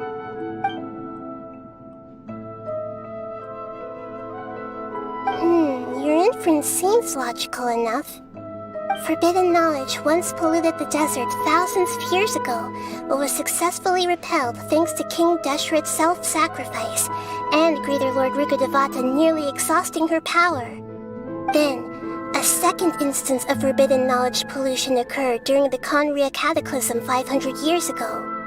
But I'm afraid it is much more serious this time, with Irminsul itself already in danger. So, if we're in the remaining consciousness of Greater Lord Rukkhadevata, and it's also been affected by forbidden knowledge pollution, then does that mean, in order to save us, Greater Lord Rukkhadevata? Yes. It's very possible that she sacrificed her life in the fight against forbidden knowledge. She didn't completely eradicate forbidden knowledge, but if it weren't for her actions, the pollution would have been far more rampant over these past 500 years. The way that everyone, including me, has forgotten everything about forbidden knowledge may very well be due to her restoration of Irminsul. Aww. Do you feel sad, Nahida? I'm just sharing her pain. The pollution of her consciousness here is severe. There is madness, chaos, and pain all around us. Did she fight to resist the forbidden knowledge pollution in such terrible conditions, all the way up to her last breath? She even used her last remnant of lucid consciousness to leave a clue for us to follow. Yes, her words were distorted by forbidden knowledge, so that's all we could hear. But now, we have a chance to find the answer to this mystery. We can cross the polluted consciousness until we found the right path to meet with her lucid consciousness. And then, we'll let Greater Lord Rukkhadevata tell us the truth in person. Each of us need to be mindful of the state of our own consciousness while we are here. Even with the Gnosis' protection, we must always keep a clear mind. Otherwise, we could go mad at any moment. That's so scary. Don't worry, it should be easy enough for you to keep that mind of yours clear, Paimon. Let's go.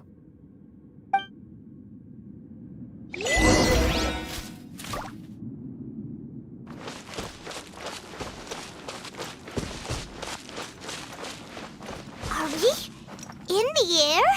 And why is there a huge boat? That's the boat of consciousness, which symbolizes reason here. Its course is the direction our consciousness is traveling towards. If we lose control over our consciousness, we will fall into madness. So let's make sure the boat stays on course.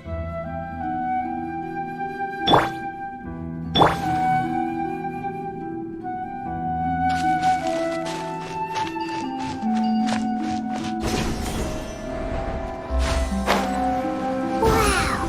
What are these? The monsters seem to have been affected by them.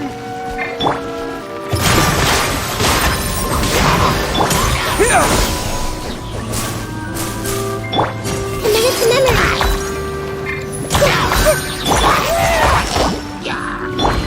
Hey!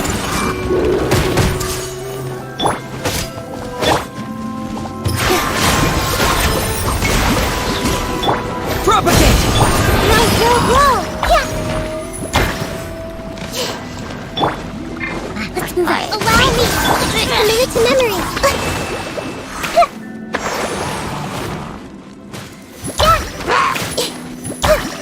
Scatter!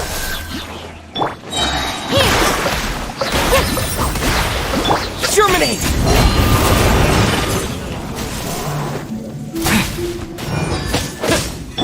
Hold the line! Stop fighting!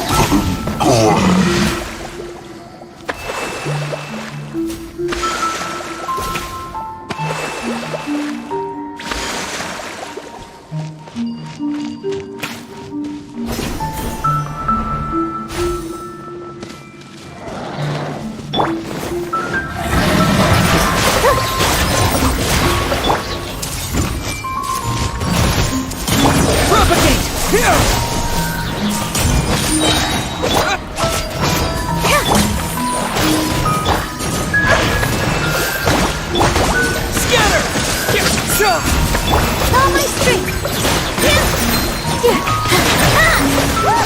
The falling signal is against the sky!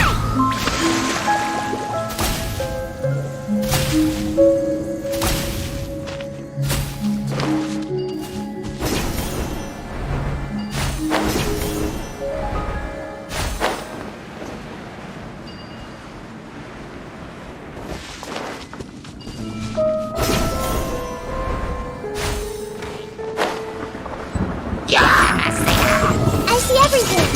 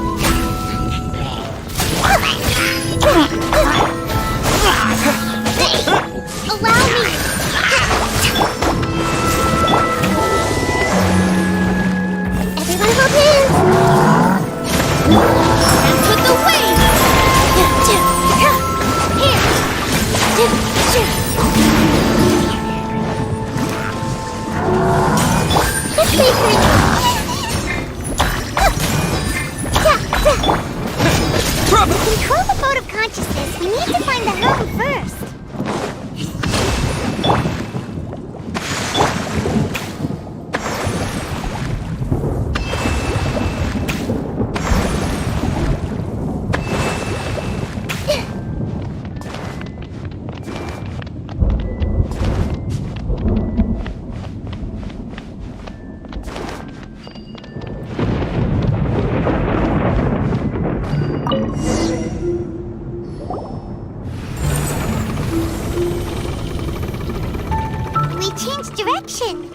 Are we still going the right way, Nahida? Judging from the current route, the boat of consciousness will soon take us out of here.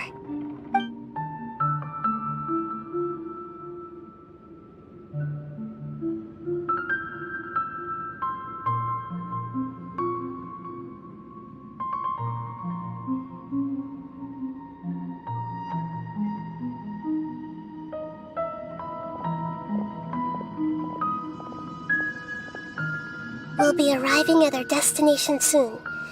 How are you feeling? Are your minds still intact? Huh? But everything's been completely normal for Paimon. Hopefully there won't be any more interruptions. This time, we should be able to meet Greater Lord Rukkhadevata. Are you saying you've never met Greater Lord Rukkhadevata before? No. It seems that my birth and her death took place at the same time. Otherwise, I think she would have given me a little more guidance, and I could have done a better job. Hey, you've done a great job, Nahida. Let's get out of this creepy place and go meet her.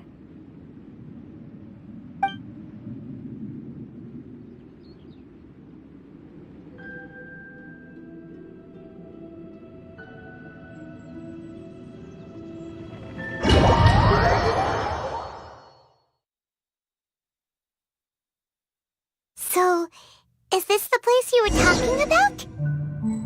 The base of Irminsul?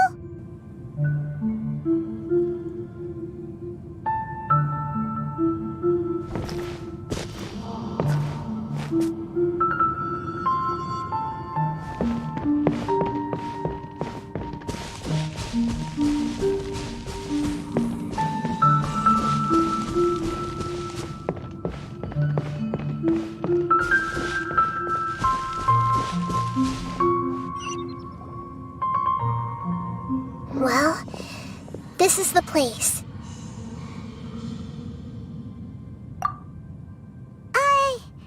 We're here to find Greater Lord Rukkhadevata, right? But the one standing over there is... Is that... me? She looks exactly like me. Are you Greater Lord Rukkhadevata? Yes, that's me. Are you surprised by my appearance? Irminsul and the surrounding lands have been reproduced here as they were years ago. But this is just a realm of consciousness. We are manifestations of the same nature. Hence why we would appear exactly the same. We're of the same nature? Why? Because you are me, and I am you. You are me in the new samsara. The new samsara? As Greater Lord Rukkhadevata, I'm the avatar of Irminsul. And you are the purest branch snapped from Irminsul. Imagine it this way. Even if a tree dies, its branches will eventually take root and grow, continuing the tree's life in another form. I'm merely the remaining consciousness of Greater Lord Rukkhadevata. The real me has presumably died a long time ago.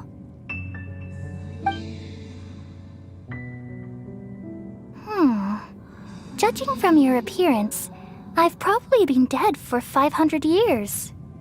But you're finally here. My new self in the samsara.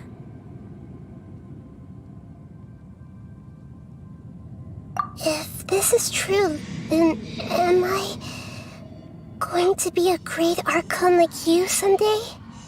Though we share the same nature, our fates are bound to be different.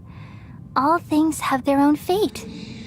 When a branch grows into a mature tree, it won't be the same as the original tree. That's why fate is the ultimate knowledge, isn't it? That's a great insight. Yes, very good. It's also precisely why you won't become like me. Really?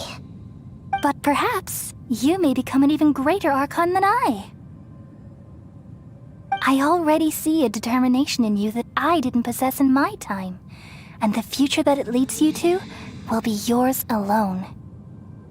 Along with the blessings from your past experiences. Don't worry. The growth of wisdom is like that of a plant. You only need to wait quietly for the flower to bloom.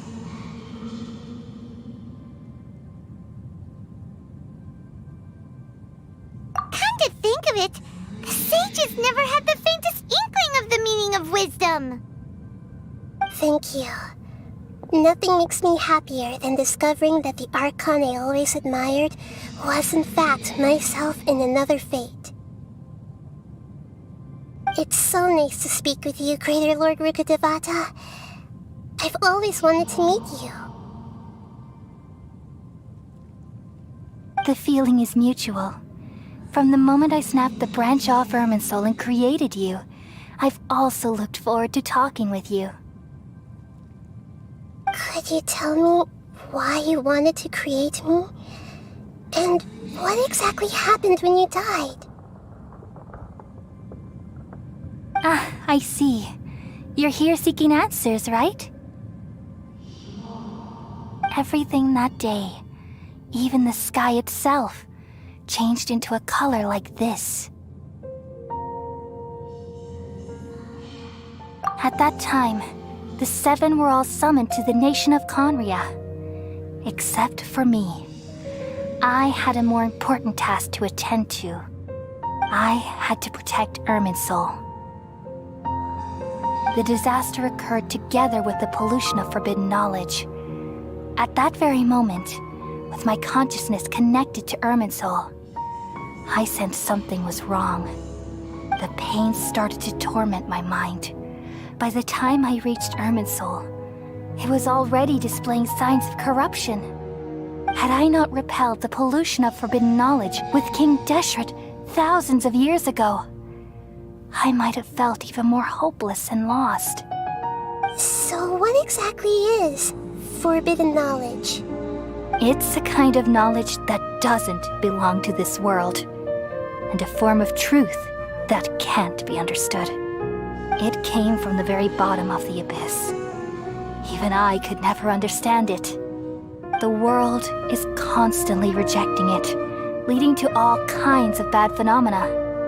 If we allow forbidden knowledge to pollute Irminsul, I'm afraid the entirety of Tevat could fall apart. So, there's knowledge that even the God of Wisdom can't understand? At that time, I knew I couldn't repel the forbidden knowledge with my strength alone.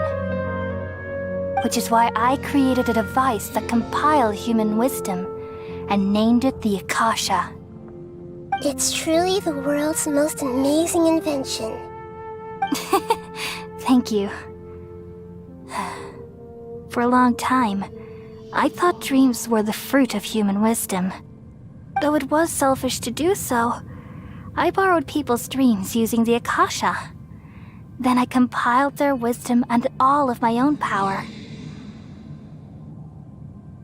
Well, did it work? Thanks to the wisdom of the people of Sumeru, almost all the forbidden knowledge was cleared from Irminsul. But things didn't go as smoothly as I thought. I had a terrible headache, which gave me an uneasy feeling. And then I remembered that my consciousness was also connected with Irminsul. It brought me knowledge and wisdom, but vile corruption as well. From the very beginning, my existence had been polluted by the forbidden knowledge. Oh no! How could that happen? I've experienced that pain in your consciousness. It must have been a horrible experience. Yes, but my feelings weren't important. The important thing was that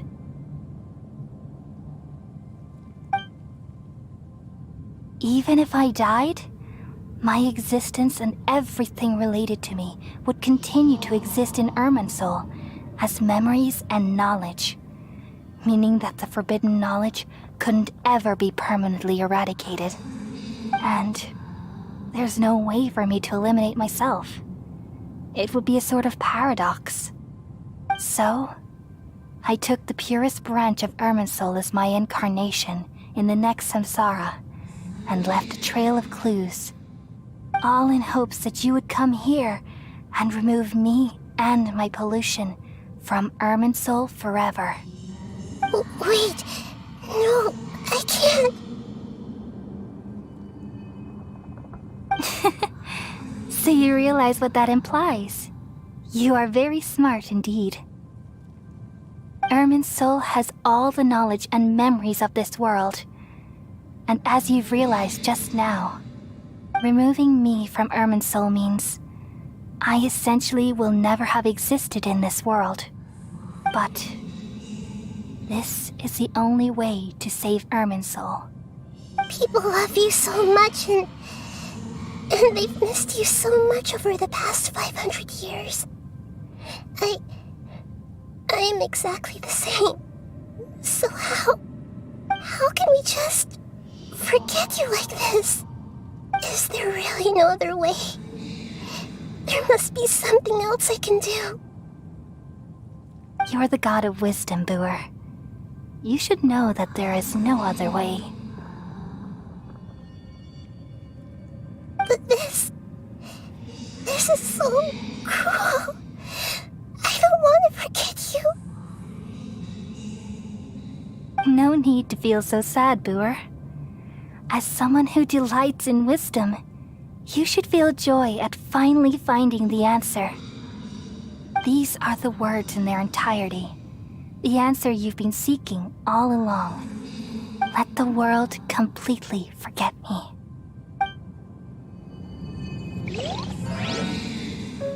We all nestle under the great tree of wisdom, peering out to perceive the world. From the earth and from the rain, we perceive its wonders, until we become a white bird to perch atop a branch, and finally snap off the most important leaf. Once upon a time, I alone dreamed in this world. In my dreams, everybody would also dream after they fell asleep. Wild and wonderful thoughts would emerge from their minds. Some tumbled to the ground, and others floated to the sky, connecting all things in the world into one dazzling net. Among a plethora of worlds were numerous smaller worlds, all of fate, finding within the tapestry their brilliant glow. I gradually understood that these indescribable and constantly changing things are the most profound things in the world. Only they can completely repel the madness. Only dreams can awaken consciousness from the deepest darkness.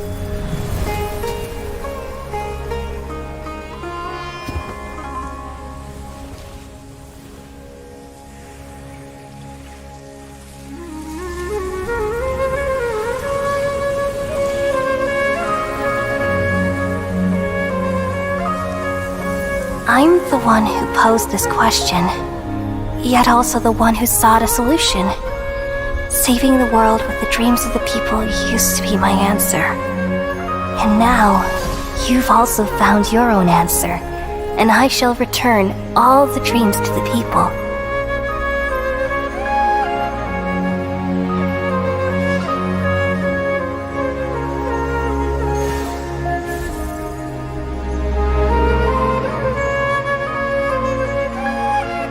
Goodbye, people of Sumeru. May you be blessed tonight with the sweetest of dreams.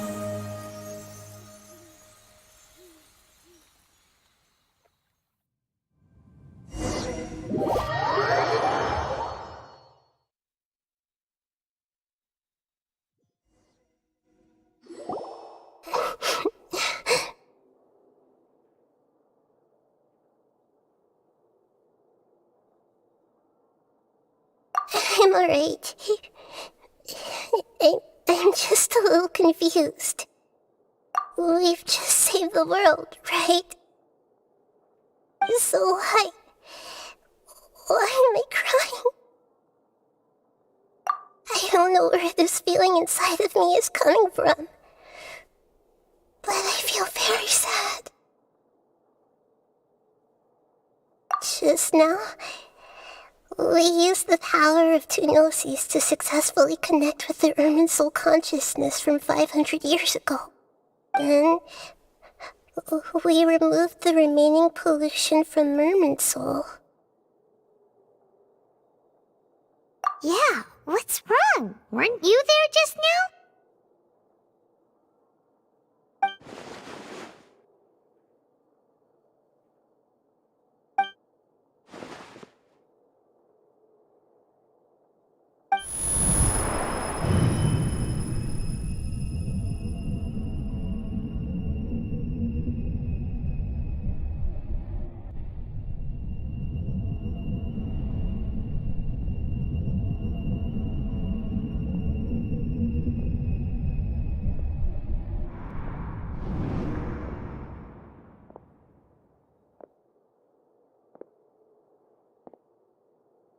Huh?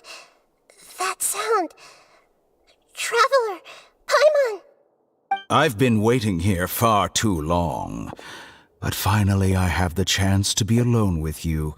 All the precious time I wasted has finally paid off. The doctor! What have you done? Just a type of sound wave that can quickly put defenseless people into a dream. As I expected, it doesn't have any effect on gods. This is the only thing of interest I found among the sage's research. I thought I'd take it for a little spin. Don't worry. I know you would never forgive me if I actually killed them. I'm here to negotiate with you.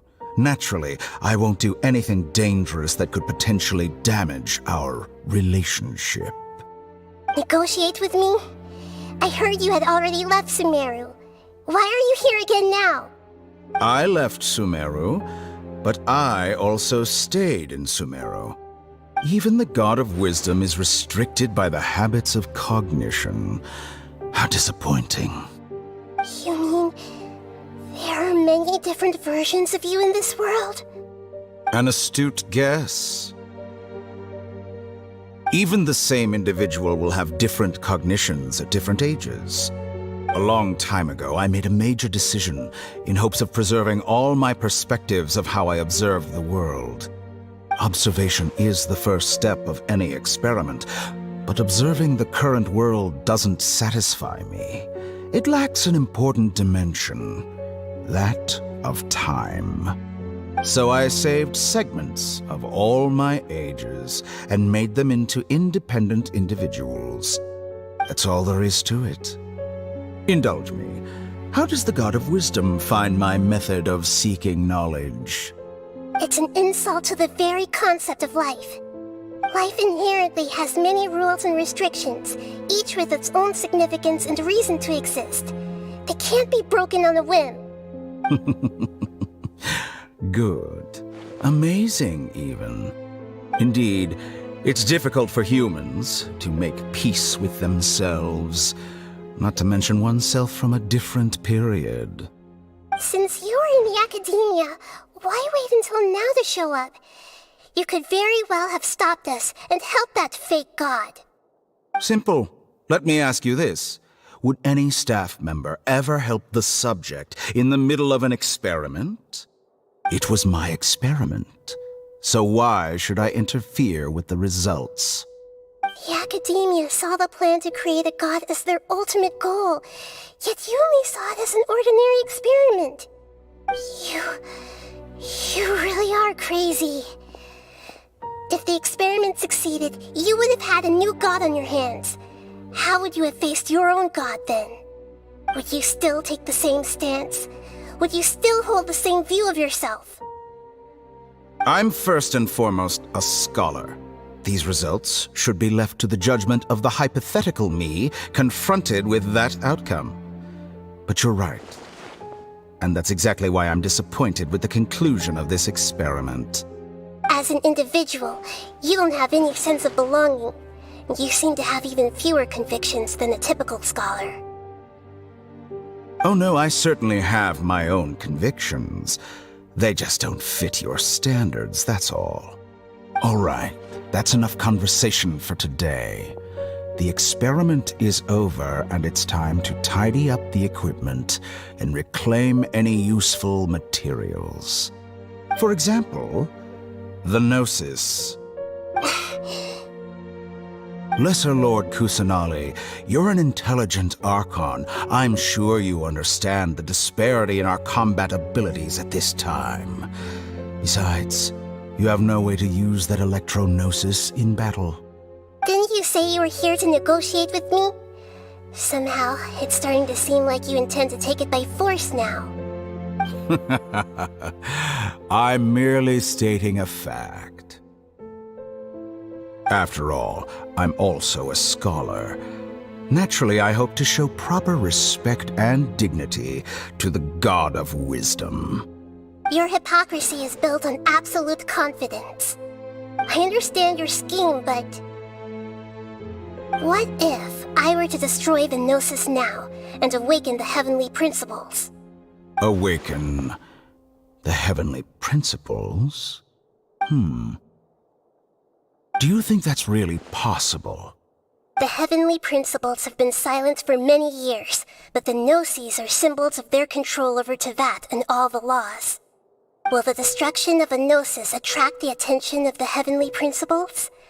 And if so, how do the Fatui plan to deal with the consequences? Do you dare to gamble such a possibility with me? Gamble? How surprising. I thought you would show evidence or use rigorous reasoning to prove your point. The word gamble is the last thing I expected to hear from the God of Wisdom. But this is a clever move. You must have seen through me when I first captured your consciousness. As a scholar, I respect all possibilities. This has always been my principle and is an essential trait as an experimenter. Indeed, I can't ignore this possibility. So tell me then, what are your conditions? This foreign gnosis will only lead to disaster if it stays in Sumeru. But this electro-gnosis is the prize I obtained after defeating one of your fellow harbingers. Now, as the one who initiated this cascade of events, shouldn't you pay the corresponding price? Price? Interesting. What price would you have me pay? How about erasing all your other segments? So this is how you wish to restrict me, the most threatening opponent of the Nation of Wisdom. What you request of me is like plucking out the eyes I have placed in the dimension of time. Segments are extraordinarily difficult to make. They require extremely rare resources and enormous amounts of time and effort, requiring me to destroy them all here and now. Bravo. A suitably wise decision on your part. Yes, how very interesting. Can I assume that you have long been wary of me? Among all the versions of me, this segment you see now is the most selfish. If it weren't me, your idea wouldn't have worked. What did you see when you were imprisoned? You were observing me, and that's how you know I've long grown tired of their doubts and endless arguments. Like you said, it's difficult to make peace with yourself. Being as smart as you are, have you managed to do that? I see. If you think all those versions of me are worth a gnosis, then deal. You sure didn't hesitate much. Is the relationship between all the versions of you really that bad? I don't think there's any need to dwell on that. The surplus versions of me can be exchanged for a gnosis. Do you think anyone can offer themselves at a higher price? Besides, with my abilities, it's only a matter of time until I find better perspectives. Perhaps it's best to say, you're just temporarily ahead. But what I'd like to know is, how can you be sure that I've really erased them? I can see your remaining honesty.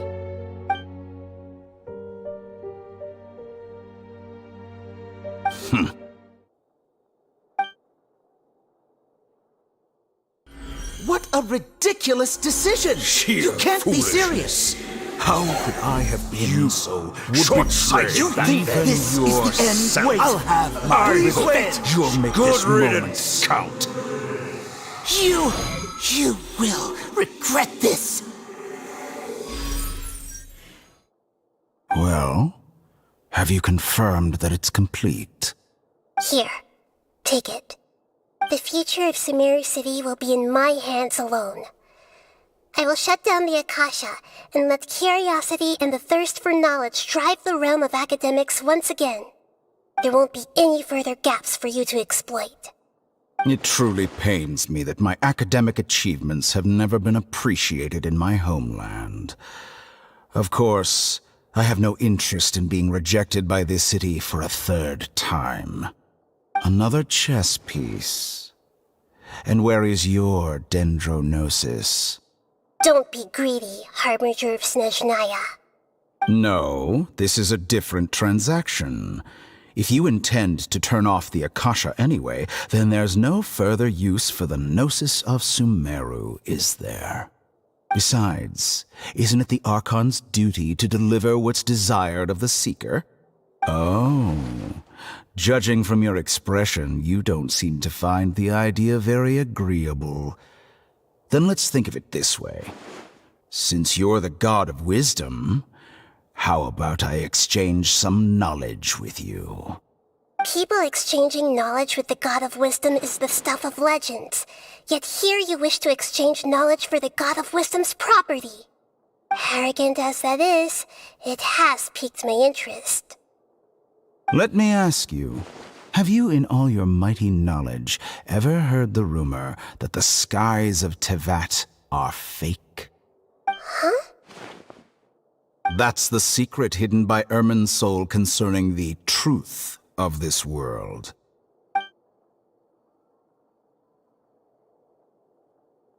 Once I finish telling you about this, it will be time for me to say goodbye.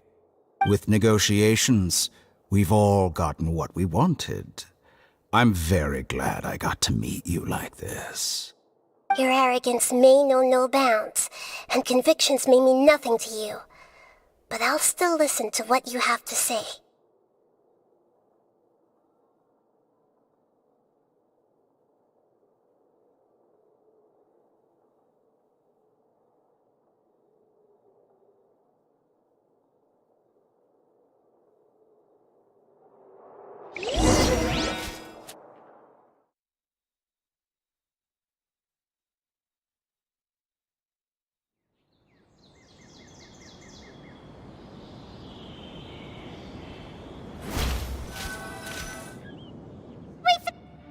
Together! Okay. Wake him up.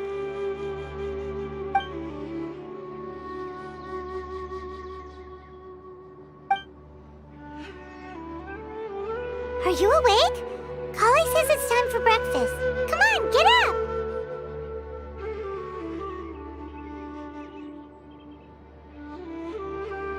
Good morning! How are you feeling today?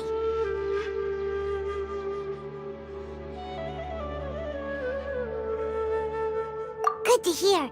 It looks like we've recovered pretty well. Not even Tainari could stop us from going out now, right?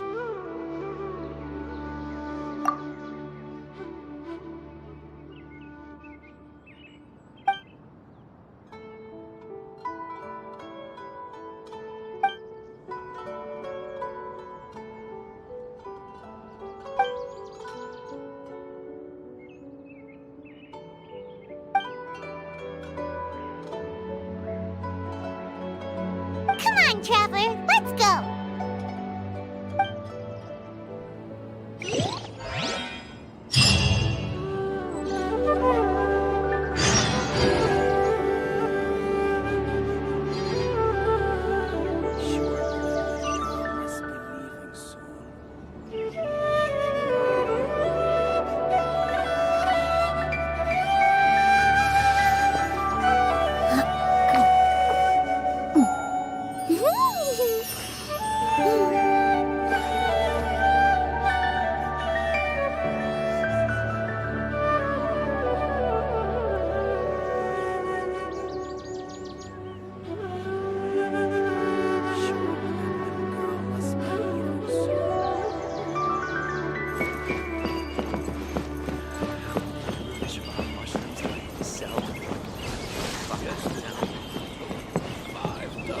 Good morning. Looks like you're awake. Yep, yep.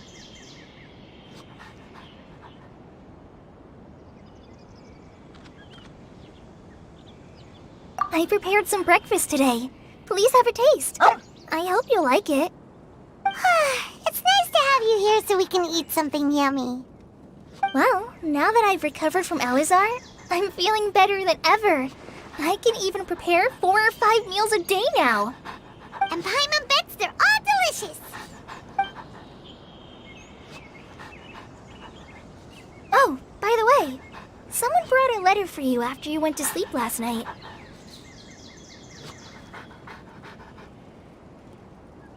Nope. Paimon wanted to read the letter with you after you woke up, so Paimon didn't open it. All right, let's read it now. Oh, it's from Milu. Ahem. We're going to hold a feast at the Grand Bazaar and celebrate Cyano's reinstatement as the General Mahamatra. As heroes of Sumeru, please be sure to attend. I'll wait for you. The date of the banquet is written on the back. It's in 2 days. Oh, I've also heard that you've become heroes here as well. That's amazing. Sometimes I'm really envious of strong and confident people like you.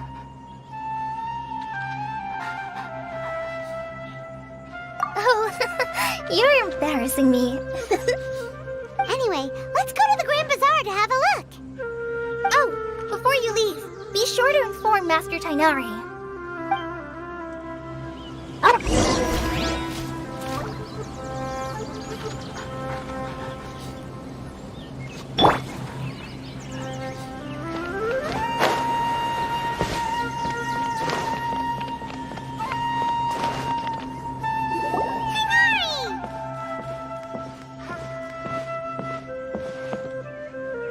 Good morning. How do you feel today?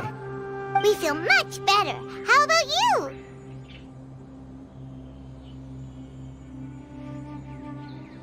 I'm recovering well. Thanks for asking.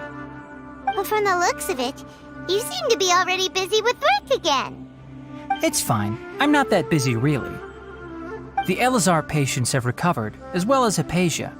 For now, I only need to tend to my Forest Watcher duties. It seems once Irminsul started getting better, everything else started to recover too. Yes, but there are still some residual effects. The withering is one example. Though it won't spread anymore, the existing zones won't just disappear. We forest rangers will still need to do the work. By the way, we have some good news. Sino got his position back. This news is hardly new. He had already mentioned it to me before. Huh? You mean he was already here? Why didn't he come to say hi to us? He visited once, but he was afraid of disturbing you while you were resting. He just asked me a few questions and left. Then you probably already know all about the celebration feast. Celebration feast? No, I haven't heard anything about that. Huh? But didn't Nilu say in her letter that they would celebrate Sino? He didn't tell you? Perhaps, or alternatively, he doesn't know about it either. Come to think of it, Sino doesn't seem like the type who'd enjoy a celebration feast. You and Kale are both Sino's close friends. Why don't you come to the feast with us? Kala has taken over some of my tasks these days. I don't think she'll have time for it. Not to mention me.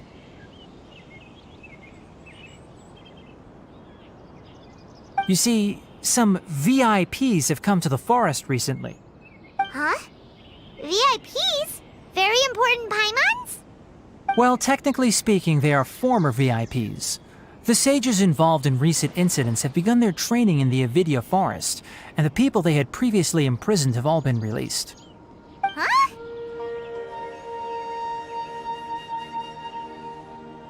Yes, he's a little weak, but he isn't injured and his condition is stable.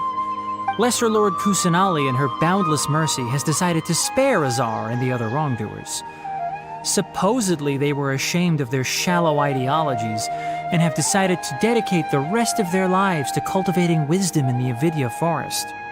When they learned that Lesser Lord Kusanali had defeated the Balladeer and saved Irminsul, they were shocked at first, but also became happy, feeling that the sacred light guiding them on the path of discovering wisdom had begun to shine once again.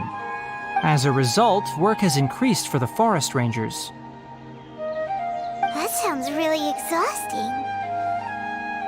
There's nothing we can do, really. But that's another topic. Back to the matter at hand. Are you two planning to head out? Ah, right! We're here to request permission to head out. Would that be okay? You've recovered well. You may go, but be careful. Yay! Will do!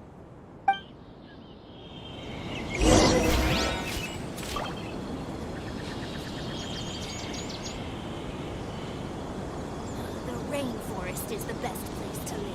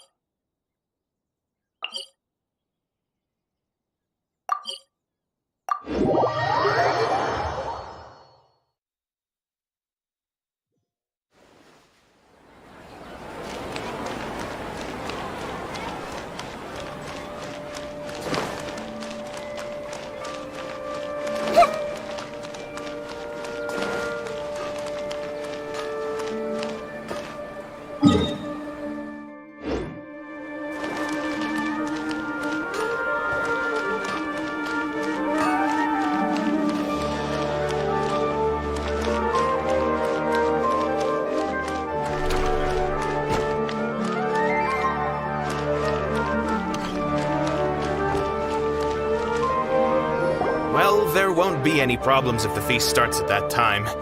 Everything has already been prepared. Mr. Zubair, I finished tallying things up here. Well, except for the guests. Is a simple reply really that much to ask of our guests? It's affecting our arrangements. Oh, it'll be fine. Besides, it never hurts to get things ready in advance. I was thinking the same thing. The feast will be held sooner or later, right? Hey, Nilu! Traveler, Paimon! Got your letters! Here we are! You're the best! The other guests haven't even replied yet. Huh? Are we the only ones that have arrived? Yeah, I had someone deliver letters to all of our guests. But maybe everyone is still busy with other things. Look, I get it. Sumeru is in an extremely important period of transition right now, but even if your friends are important figures, they shouldn't just ignore your request like this. Nilu is Sumeru's #1 celebrity, after all. You have no idea how happy I am to talk to people with good taste. If you consider enjoying Nilu's dances having good taste, then almost everybody has good taste. Because Paimon thinks everybody will love her performance. That's right. We all think she's amazing too. Nilu is an absolute favorite among those of us who frequent the Grand Bazaar. For Outlanders, you have a great eye. Master Zubair, let's have a vote for the most outstanding audience members next time. I think these two may win. Nonsense! It is not for us to determine the value of an audience. But indeed, we could try giving gifts to people with particularly good taste. I heard there's a device in Fontaine called a camera that can record people's appearances as pictures. Such pictures would make superb gifts. Ooh, good idea. I wonder where we can find one. I don't want you giving pictures of me to everyone. I'm satisfied just being able to perform here. There's always a lot going on at the Grand Bazaar. Yeah, and that's why I love it here. Traveler and Paimon, could you help confirm if the letters were actually delivered? If for some reason they didn't receive the letters, then please tell everyone that there will be a feast here. Yeah, we can also check out how everything in Sumeru is going now.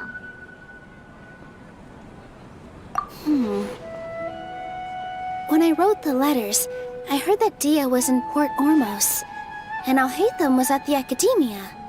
As for Sino, we've only heard that he appears at the Academia from time to time. I'm not too sure about Rahman's whereabouts. My guess is that he's with Dia. As for Dunyarzad, I just hope she's feeling better. I sent her a letter, but I was afraid of disturbing her. If you have time, please ask about her for me. Okay, got it. Let's go, Traveler.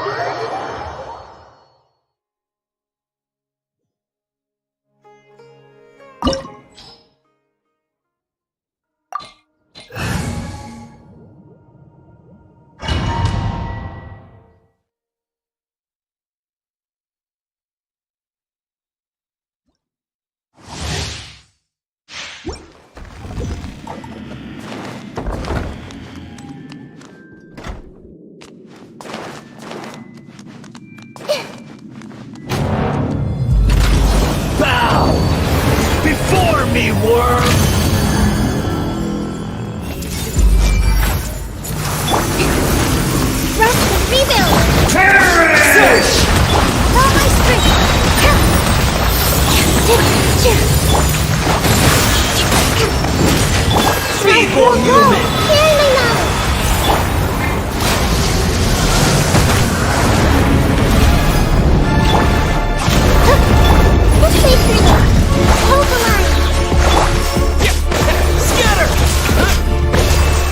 My endless cycle begins!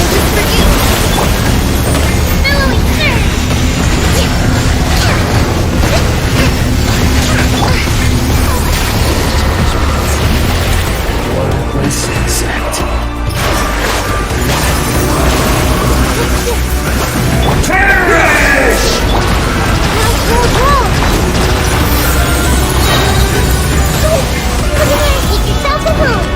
Insignificant past!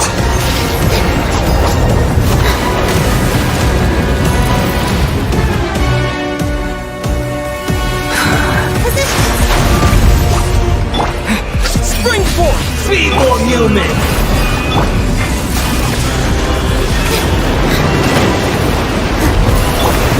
Propagate!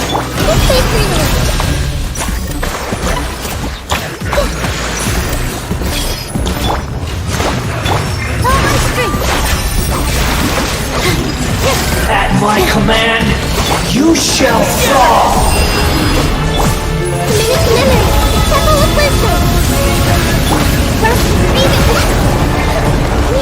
Strategy needed.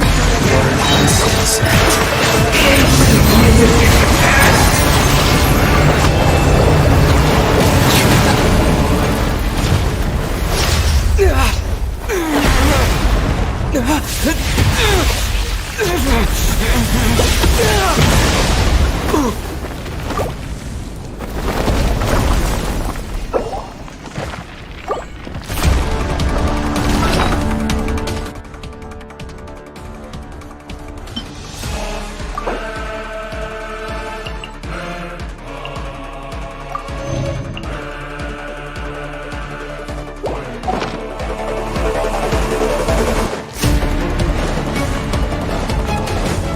A thousand eons, mine to dominate!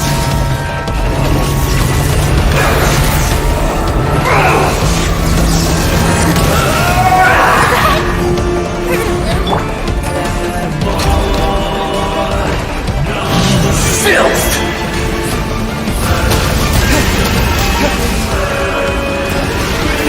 Burn to oblivion!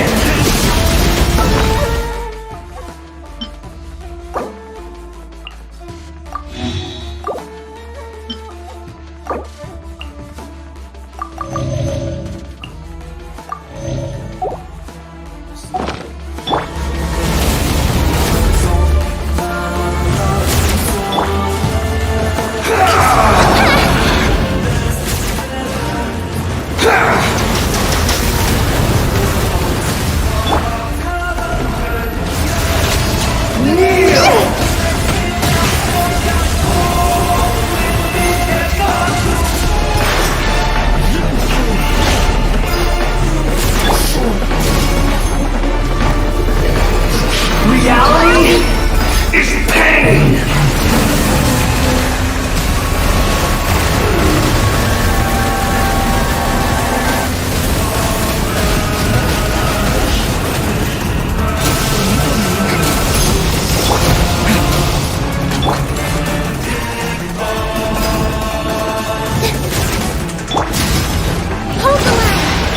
Burn to oblivion!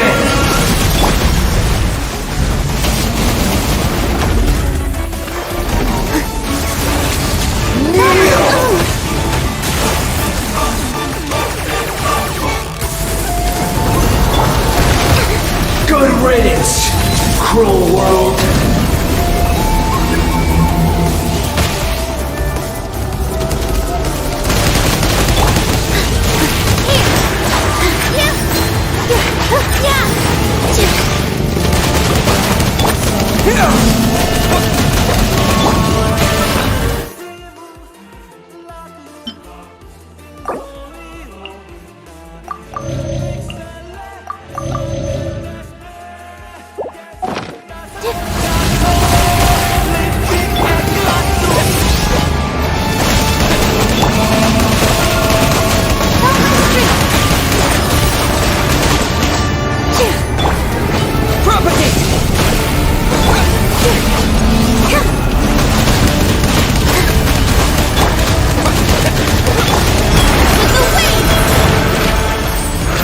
Your new god awakens!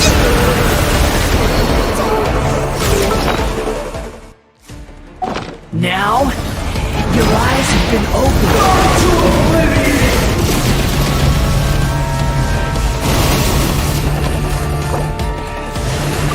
Tremble!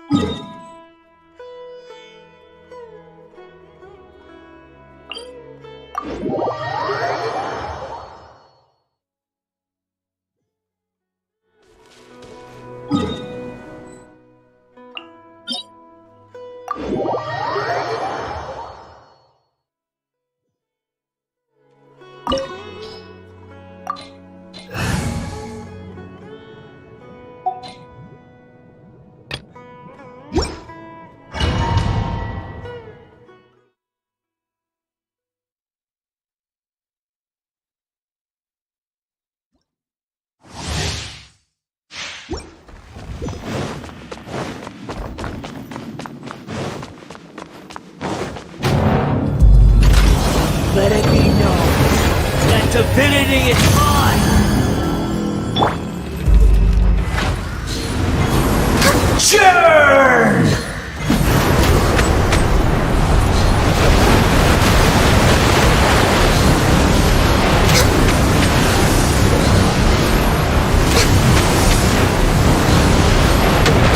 Insignificant past!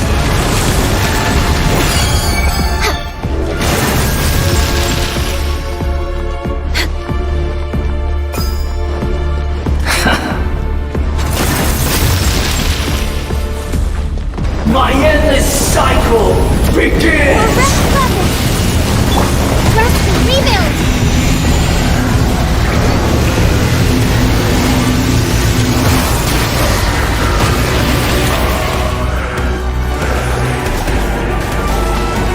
Feeble human!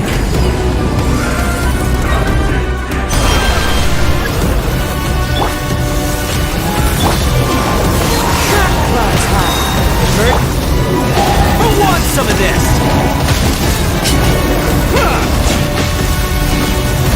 Attaboy!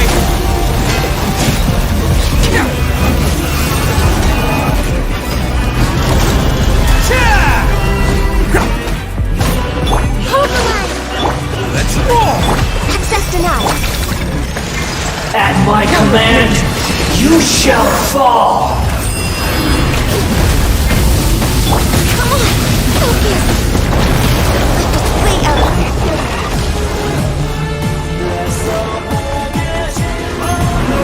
Sure! Rebuild!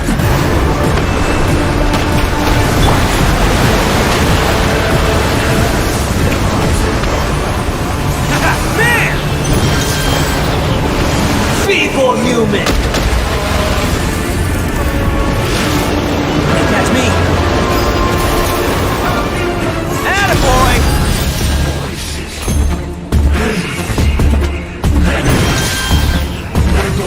Insignificant past!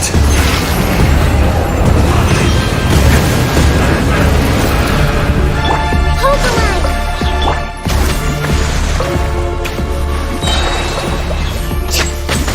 My endless cycle begins!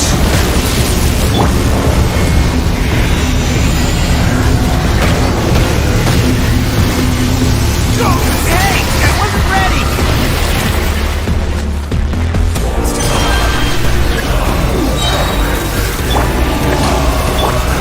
Long overdue.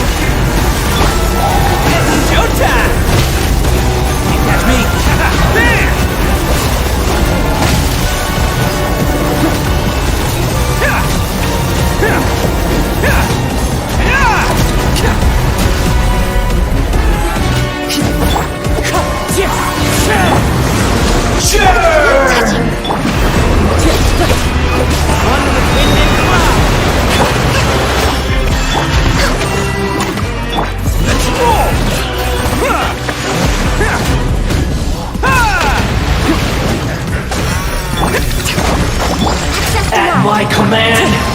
You shall fall!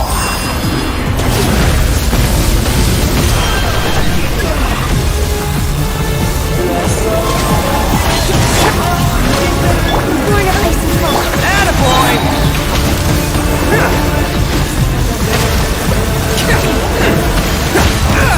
Okay, that one hurt.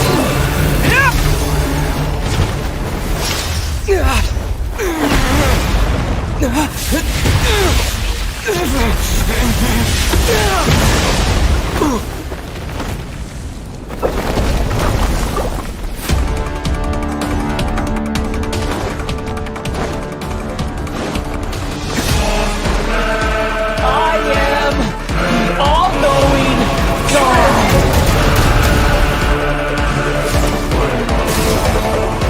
Catch me! Burn to oblivion! That's just enough. Really strike.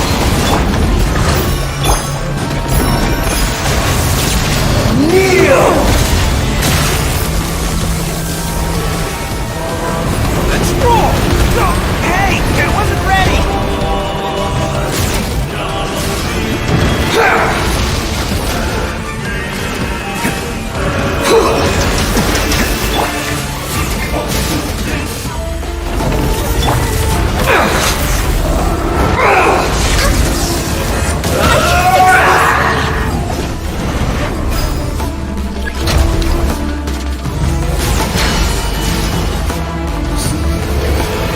Reality is pain!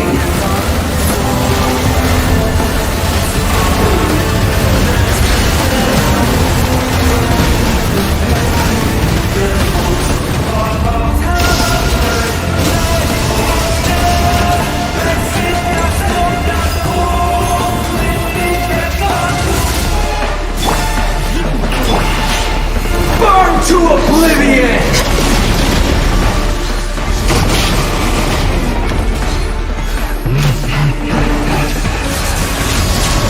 Kneel! We're waiting on this temple.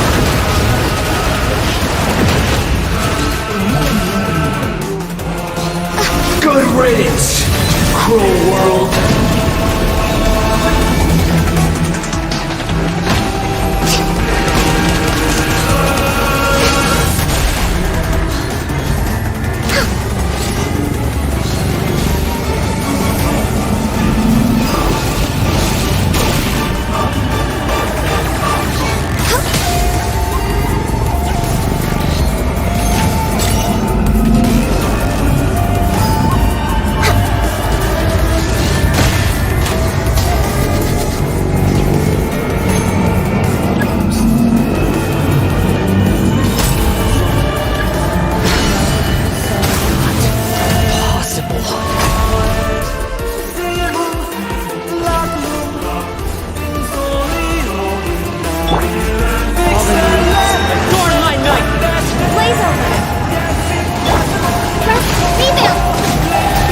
Some of this! Attaboy!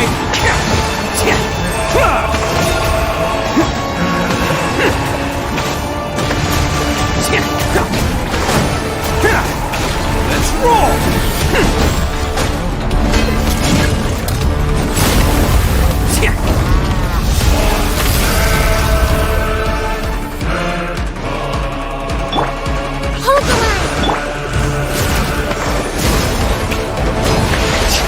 Burn to oblivion!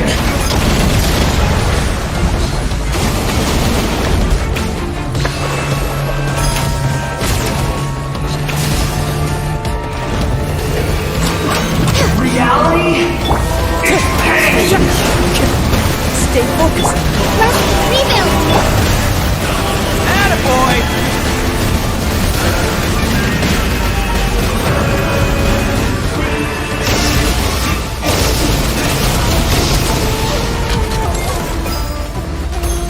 Can't catch me!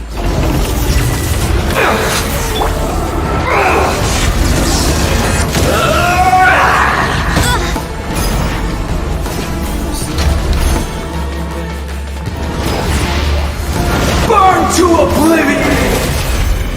Looking for more.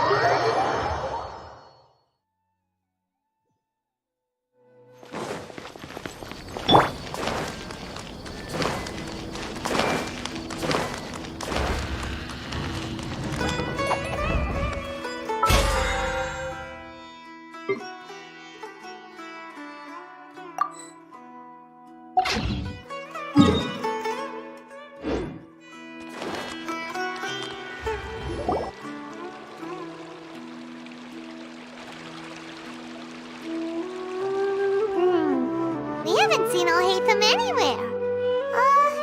Let's ask that person over there.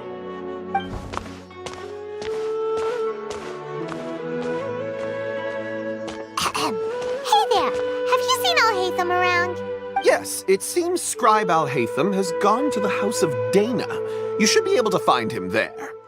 But you're already the second group of people I've seen looking for him today. He must be quite the busy man. Oh? Who else was looking for him? Mr. Cavey was just here asking about him. You wouldn't believe how terrible their relationship is. And now you two are here. Don't tell me everyone's here looking for gossip about the sages.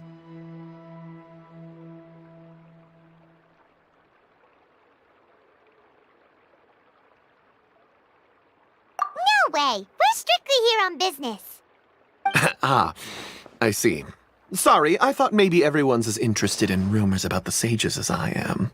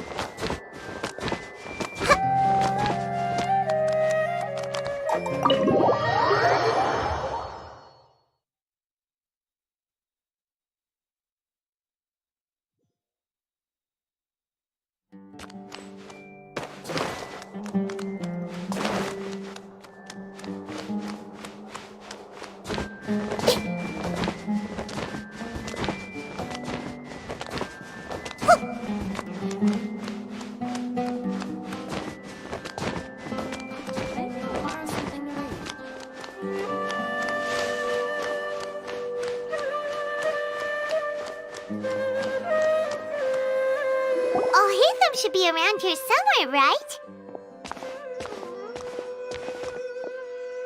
Oh, he's over there! But it looks like he might not have time for us.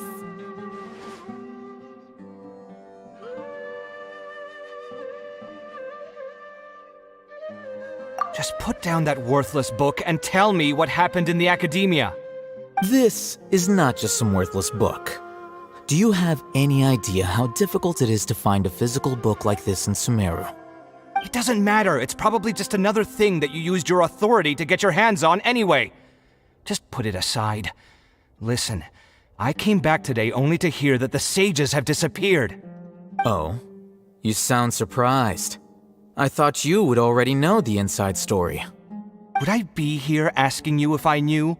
You're the scribe, not me. So just tell me what you know already. Well, I almost became a sage. Huh? Oh, don't sound too surprised now. You're the renowned Kaveh, light of the Kasharawar. Besides, as a master builder and craftsman, chances are you'll be appointed as a sage too. Why do I feel like you don't really mean it? Huh. What makes you say that? Why would you question my heartfelt sincerity? Maybe it's because you've never said anything good about me before. Yeah, well, I share a similar sentiment, and anyone who knows you as well as I do would surely do the same. Oh, you... See? This is why I hate discussing anything with you. Your ridiculous and arrogant attitude always gets in the way. It seems that you really can't stand my personality. Ha! What was your first clue? Well, then you might as well move out of my house. Are you threatening me? Stooping to a new low, I see. Ugh, and don't change the subject. You, a sage? What a joke. The academia might as well just close tomorrow. Are they having a fight? Forget what's going on with the academia. Haven't you been busy with your construction project? Tell me, when are you going to build yourself a mansion? Don't get me started. I get angry just thinking about it. So, what great building did our master architect work on this time? Like I need to tell you. Keep your nose out of my business. No, I think we deserve to know. Where were you when Sumeru needed you most? I was in the desert for a large project, but considering Haravatat's utter ignorance of architectural and aesthetic matters, you probably wouldn't understand. Which is truly unfortunate.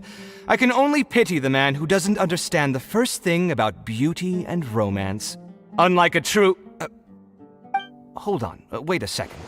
What do you mean by when Sumeru needed me most? Well, while you were out fiddling around in the desert, many people came together to save Sumeru from a crisis. Ha! And you think I'd believe that? Look, all you really need to know is that Azar and all his accomplices have all been overthrown. Huh? What nonsense are you talking about? It's no skin off my nose if you don't believe me. It's not like my Darshan was the one trying to apply for funding from the Grand Sage. Yours, though, on the other hand... You know what? I'll ask around. I'm sure someone knows what's going on here. You're dead if I find out you're lying to me.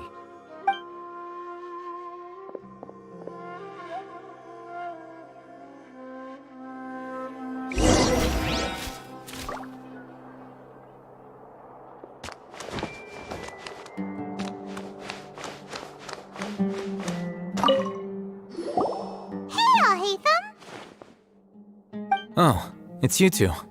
What's the matter? We're running some errands for Nilu. Have you received her letter? Letter? Nilu said she sent out a letter inviting everyone to a celebration feast in 2 days at the Grand Bazaar. We'll also be celebrating Zaino's reinstatement as General Mahamatra. If she addressed the letter to all Haytham of the Academia, then the letter should have gone to my office. I've been busy these days, so I haven't had time to check for any new mail at my office. I only now have some free time to attend to personal matters. Have you always been so busy with your work? Of course not. I'm only busy these days because several sages have been dismissed recently and the whole Academia was practically turned upside down. Tainari told us they all went to train in the Avidia Forest. Apparently they will spend the rest of their lives there. That is already the best possible ending for the likes of them. 4 of the 6 great sages were possessed by their desire for power and attempted to create a new god. In order to pull it off, they even imprisoned the other 2 rational sages. To imagine such things could take place in the Academia. I don't know where to begin.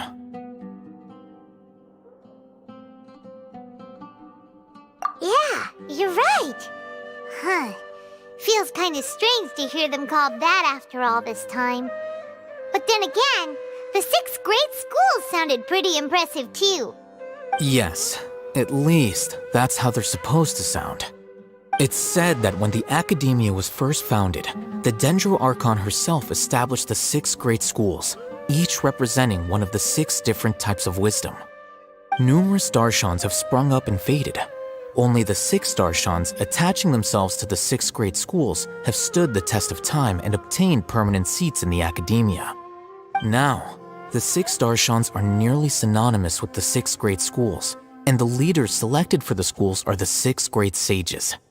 Among the 6 great sages, there is one central leader, the Grand Sage. Unfortunately, only the sages from Vahumana and Amorta remain now. They were imprisoned for opposing Azar and were only rescued after Azar's downfall. So who's managing things in the other 4 schools now? Do they need to find someone new? Yes. Normally, new sages are selected based on a strict set of criteria. Oh, didn't you just say something about becoming a sage? If they pick you, then we'd have a huge connection in Sumeru. Yes, about that. You didn't let me finish my sentence. The person in charge of personnel affairs nominated me to be the Grand Sage in place of Azar and help Lesser Lord Kusanali manage the Academia. But I refused. Huh? But why? Can't you be a little more ambitious? I'm not even interested in being one of the 6 great sages. Like I said before, I don't like being a leader. Oh, all right. So are you busy these days trying trying to find others to take the job? That's not my job either. I'm only responsible for handling important affairs within the academia before the new sages take office.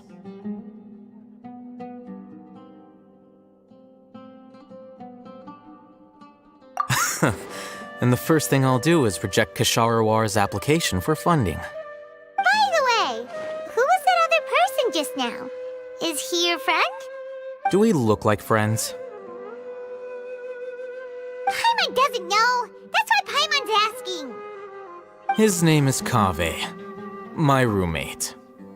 You could say he's the representative for Ksharawar scholars.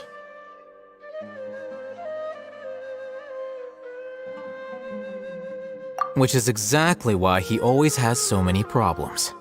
So everything that's happened recently must be a huge change for the people of Sumeru. Such is the work of the Academia Scribe. Well, anyway, no matter how busy you are, since you are our planner, remember to attend the celebration feast in 2 days. Alright, I'll see you there.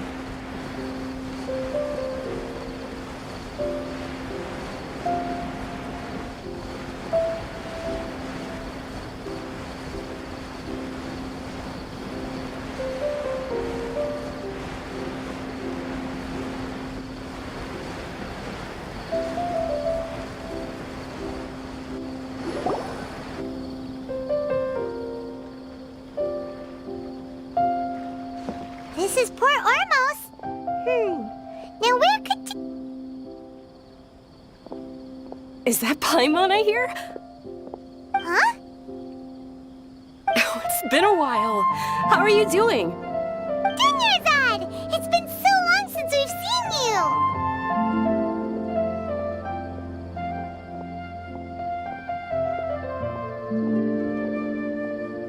I'm doing well. I can go as far as saying I have never been happier in my entire life. I don't know if you've heard, but Elazar has completely disappeared, and all the patients have recovered. You kidding? Knowing them and the connections they've got, I'm sure they've heard about it.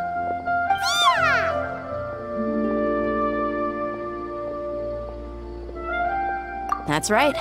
My lady is feeling better now, so I'm accompanying her for a walk. Why do you still call me that, Dia? You've already informed my father of your resignation. I guess I'm just used to calling you my lady.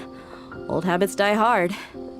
Resignation? You mean you're quitting? Yeah, I might start losing my edge if I keep being a bodyguard for the Homayanis. You know that my parents and I are fond of you, and that we appreciate you very much. It wouldn't be a problem if you wish to continue to be our bodyguard. I'm not a woman that's easily persuaded. You should know that by now, my lady. When I took this job, I had already decided that I'd quit as soon as you'd recovered. It's time for me to get back out there and chase that horizon. So what are you gonna do now if you're not gonna be a bodyguard anymore? I want to take a risky job and put my body to the test again. Huh? But we literally just finished one of the most dangerous jobs ever! Are you getting bored already? I know. If I hadn't joined in that plan with you, I wouldn't have come up with this idea. I guess I still get fired up by that feeling of going all out in a fight. It made me realize that I'm still a mercenary through and through. Life is short, and I'm happy that I got to be a part of that operation. But the whole thing also made me realize that there are still many problems in Sumeru. And as a desert dweller, I'm still not completely ready to settle down on this side of the wall. Well, I remember a friend had someone bring you a message. You mean I'll hate them? I didn't expect him to still remember that. I thought he was joking. We just came from talking with Alhaitham at the Academia. Did he tell you that he suggested that I come work at the Academia? What? I heard that Azar and his cronies fell from power, and Alhaitham told me that now was a good time to find a job in the Academia, but only if I wanted to. Whoa. Paimon can't see you being anything other than a mercenary. Me neither. But I think Dia would look great dressed up as a scholar. Ugh, forget about it.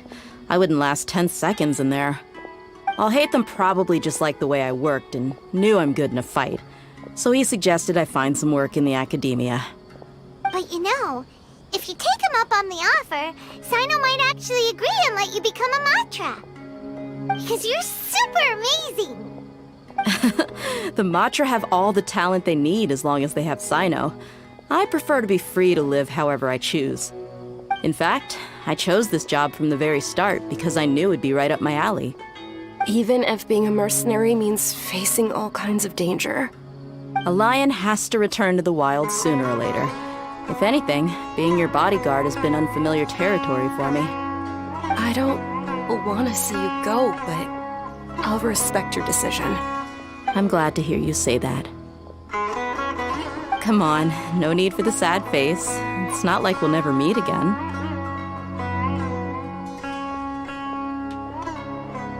Once the whole Dendro Archon thing is settled, everything in Sumeru will take a turn for the better.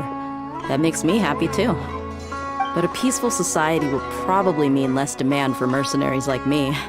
Before long, we'll be a dying breed. So I'd better get to work while I still can. Huh? But wait a second! You make it sound like you're leaving now! Well, no, not yet at least. I promised my lady I'd stick around until next week. So, have you been in Port Ormos this entire time? We were wondering if you had received a letter from Nilu. Oh, did Nilu write to us? She heard that you were seen in Port Ormos, so she sent the letter here. Huh. It was probably sent to the inn that we're staying at. My lady has been very energetic lately, and keeps taking me on hikes, staying out even into the night. By the time we get back, the receptionist is usually off napping on the job. Right, and we tend to leave quite early in the morning, so the old man on duty is also usually dozing off. So what it really sounds like is that the I bet the letter's at the reception desk. preparing a victory. Count me in too. But is there some sort of dress code or anything for the feast? Can I just show up looking like this? Since it's being organized by Nilu, I don't think she'll be too picky about that. If anything, I think she wants to see us as our most natural selves. All right, then this is how I'll show up. The feast will be held in 2 days, so don't forget! Sure. Thank you so much for letting us know. We'll see you there. Oh, by the way, do you happen to know where Sino and Raman are? The General Mahamatra always comes and goes without a trace. Normally no one knows his whereabouts. Oh. But last time we met, he mentioned that he had something to do in Aru village. You can try your luck there. As for Raman, your guess is as good as mine. I only remember he said that he had something to discuss with Sino. You can ask Sino when you meet him. Don't mention it. You'd better get going. All right, on to our next stop.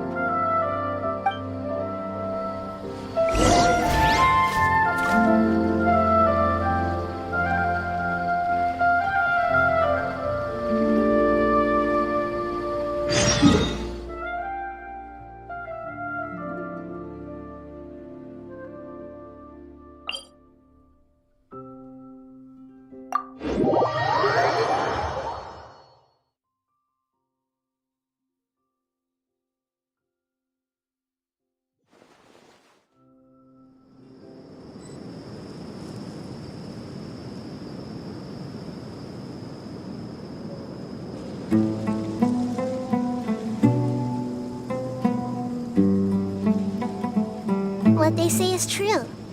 You have to see the world for yourself to appreciate how beautiful it is. I'm so glad Grandpa's okay. I'm not going back there at my age.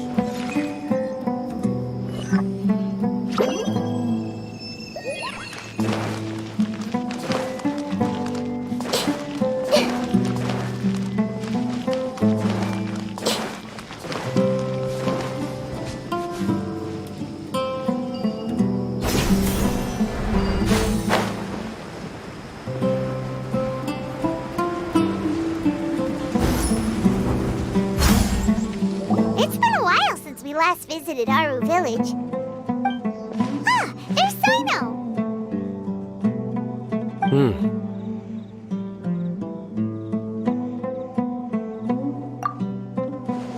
What brings you here? We recovered well, and Tanari agreed to let us leave, so now we're out and about again. It seems Gandharvaville's medical treatment is still as good as ever. Mm-hmm.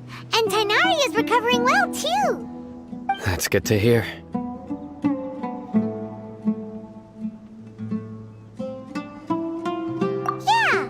you're the one who brought us to him when we lost consciousness, right? Thanks for that. You're welcome. Tainari has excellent medical skills, and Kale is quite attentive. It was the best place for you. But why are you just standing here like a dead tree? I'm meeting some people. Oh, you mean Candace? I've already talked with Candace and the village chief. They're still at the usual place. You can go there if you'd like to see them. But you know one of the people I'm meeting as well. Oh, by King Deshret's blessing, my friend suddenly appears in the desert. Don't tell me you've run into trouble and need us to help now. Roman! And... huh? Sataria? Oh, you know me? Oh, well, you're pretty famous in the academia. Don't worry, these are our friends. No need to be so guarded. I see. I'm doing well. Many good things have happened recently. Same here. Really, I feel that my whole life has started to shine after suddenly finding a new direction. Oh, tell us everything. Yeah, you go ahead. Alright, well, I suppose I should start by saying I've decided to leave the academia. What? It's not that I've given up on being a scholar. Instead, you could say I've found a new identity. I will no longer pursue research like a typical scholar, but I have not completely given up on my relationship to knowledge either. I can see what you're saying now. What do you mean? I plan to leave the academia and return to teach here in the desert. Wow, so you want to become a teacher? Sataria will return to support education here and teach people from the desert. She can't teach everyone on her own, but there are many of us Eremites all over Sumeru. She came to discuss a collaboration with me and hoped that I could bring her ideas to the Eremites. Yes, it's my hope that the Eremites can help me select a group of smart people with the best aptitude for teaching. I'll teach them, and after they've finished learning from me, they can go educate more people. That is the true meaning of education and the spreading of knowledge. The people of King Deshret suffer from sandstorms, exile, and ignorance. Miss Ataria is more than welcome to come teach here. Her arrival is like a star shining in the desert night. The stars have always guided caravans, thieves, soldiers, and travelers who get lost in the night. They lead those in the dark out of trouble and back to safety. Oh, please, where's all of this coming from? I'm starting to feel a little embarrassed.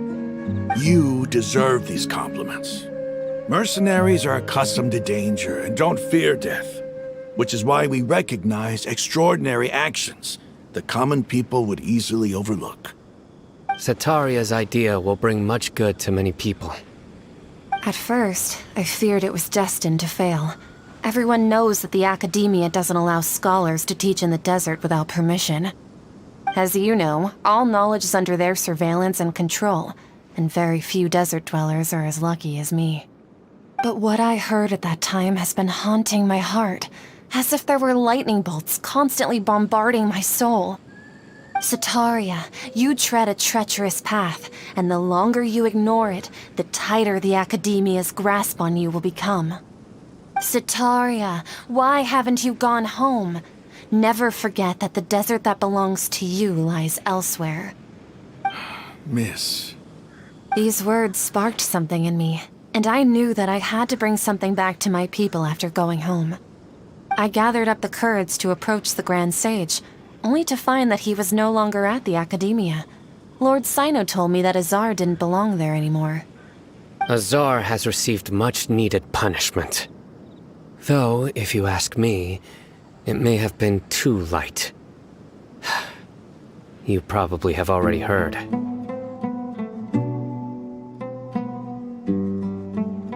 Lord Sino helped me obtain permission to leave the Academia for the desert, and accompanied me here to discuss collaboration with members of the Eremites. My plan was able to go smoothly thanks to him and Rahman. You're all doing so much for the desert. Aside from that, I also have some other business to discuss with Sino. Lesser Lord Kusanali has allocated many resources to support and develop the desert. I've done some business for her, and part of it required the assistance of the Eremites. I applied for a few batches of educational materials from the Academia, and sent them to several groups in the desert, as instructed by Lesser Lord Kusanali. I believe the people will make good use of them. That's exactly what the people here need. Physical books and other related items.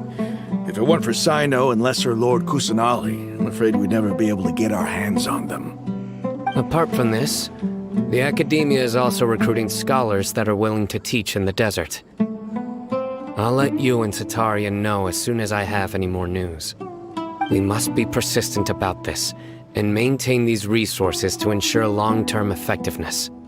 This is the first time in hundreds of years we've had a glimmer of hope. I think this may be the turning point for the desert. Remember these words. Here lies our faithful priest, Kasala. His wisdom is a miracle among the people, deserving of high praise and admiration. I hope people with wisdom like that priest will rise again among the desert dwellers. Then we'll once again see the wisdom and glory that once shook the world. Enough about us. Are you here to discuss some business too? No, not at all. We're actually here on behalf of Nilu. Nilu wanted to write to everyone, but she wasn't sure where the letters should be sent, so she asked us to come find everyone personally. A celebration feast will be held in 2 days at the Grand Bazaar. She hopes that all of you will be able to attend. At the feast, we'll also be celebrating Sino's reinstatement as General Mahamatra. Although, judging from your appearance, it seems you've already been reinstated. Paimon thought you would only start working for the Academia after the feast. Celebration? Feast? It's the first I've heard of it. Tighnari was right. He really didn't know. This feast is for you, Sino. Sounds to me like you'll have to be there. It's rare to see that kind of expression from Lord Sino. You must not like feasts very much. No, not really. But I'll go.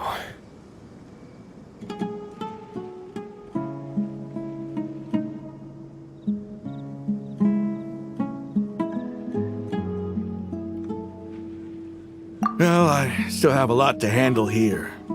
Besides, I need to look after Miss Sataria in the desert, so I'll have to pass. I'm afraid I won't be able to join you. Although, if you'd be so kind, please give a message to Miss Nilu for me. The message is, I'm sorry for how I treated you before, but now I understand the beauty of your dance.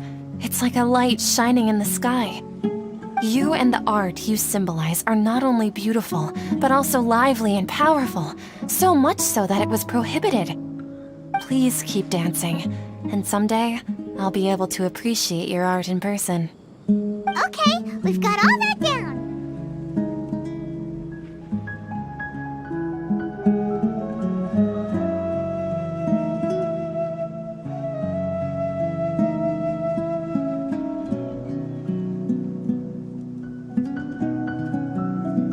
Our job here is complete as well. Oh, Sino, remember, party's in 2 days. Make sure you're there. Got it.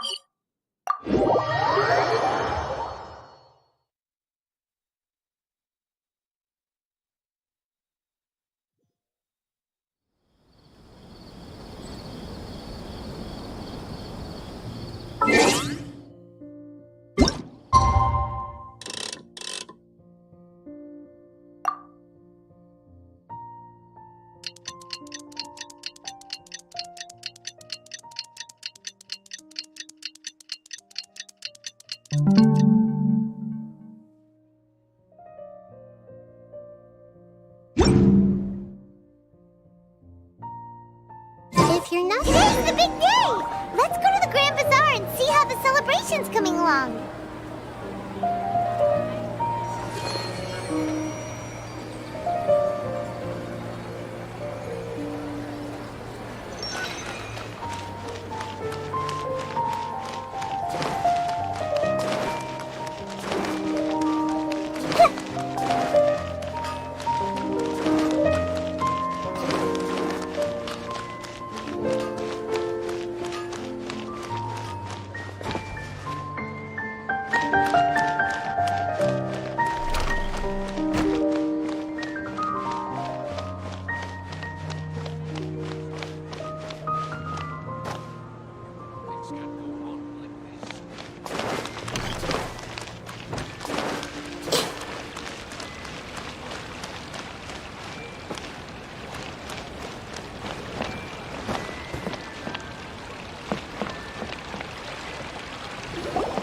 Everybody's already here. Looks like we're the last ones to arrive. I'm here. Ah, there you are. Well, look who finally decided to show up. You look like you came here immediately after finishing up some work. I'm very happy to see you here. But we're not late, are we? It's just that everyone else arrived ahead of time. I propose that the last one who arrived be put in charge of today's speeches. Nah, there won't be any speeches today. Oh, really? Well, even better. Come join us over here. Let's share some great food and drinks, and chat about all sorts of fun things. Everything looks quite good. Wow! Paimon can't wait! Traveler, just look at all the delicious food here!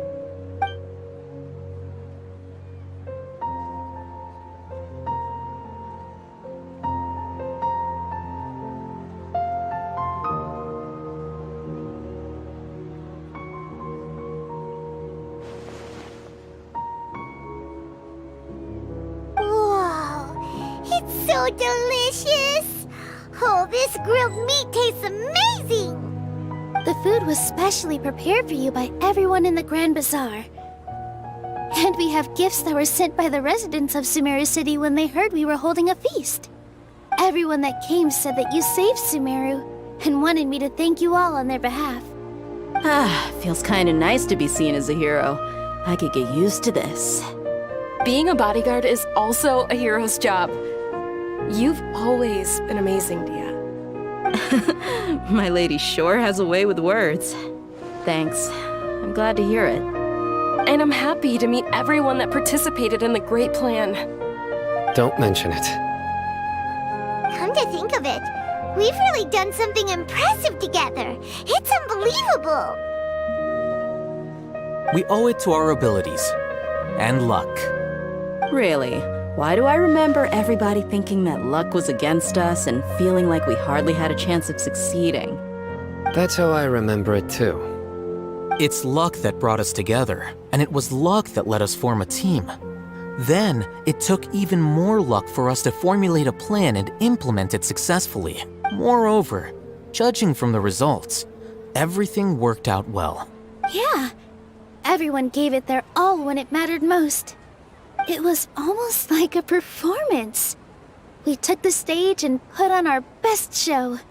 Everyone played their part, and thanks to everyone's efforts, the performance was a great success. So, would you say we're good actors too? It's such a blessing that Lesser Lord Kusanali was able to return to power at the Academia. Yes! Even after being abandoned and neglected so many times, she's finally returned. Uh-huh. Lesser Lord Kusanali once used all her power in a great disaster, which resulted in her losing all her wisdom and memories of the past. The Academia basically abandoned her because of it. This should be something everybody should remember. Huh? You look surprised. I didn't say anything wrong, did I? No, everything you said is correct. That's good. Something wrong? Yeah, what's with that face? You knew all of this already. Even if those two giants of the Academia are here, I still have to say it. Those sages really have some nerve. 500 years ago, Lesser Lord Kusanali used all her power for the people of Sumeru, and what did they do in return?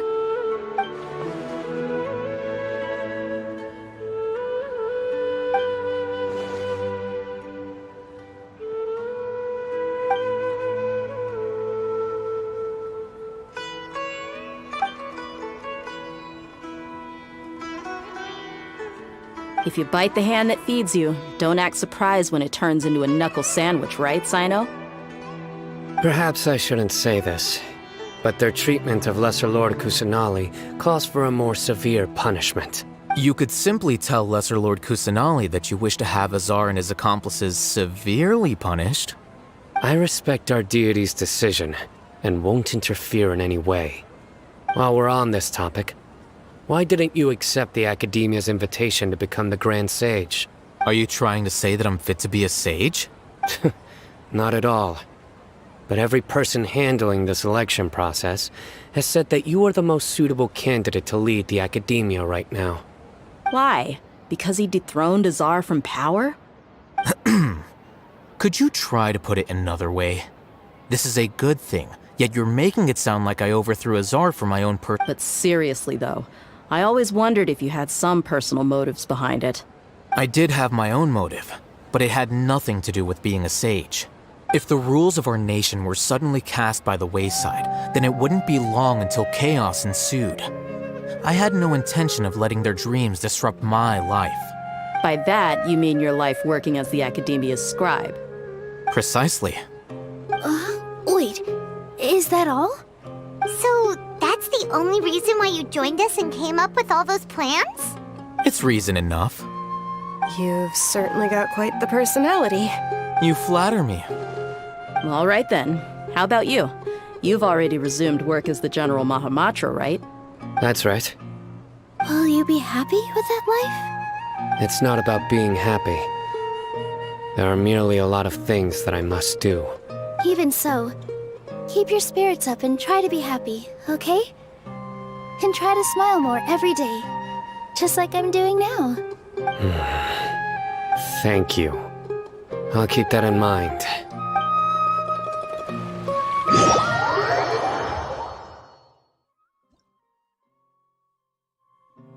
I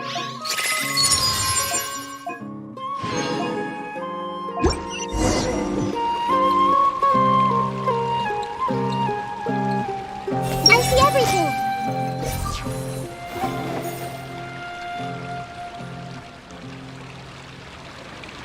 Hey!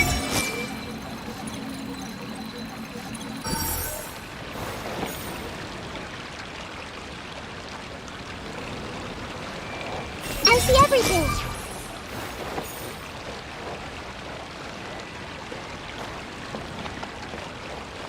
Hey!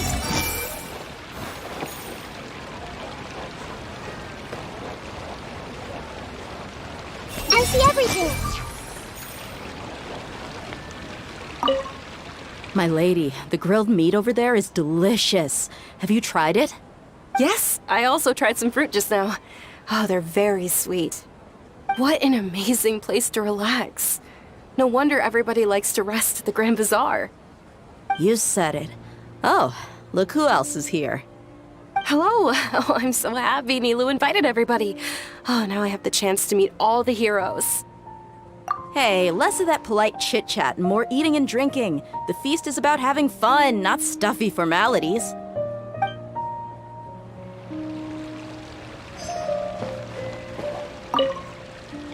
I seldom participate in such lively gatherings, but the atmosphere here is quite good. No, this gathering today has a unique meaning. The Grand Bazaar is lively because the people here feel happiness from the bottom of their hearts.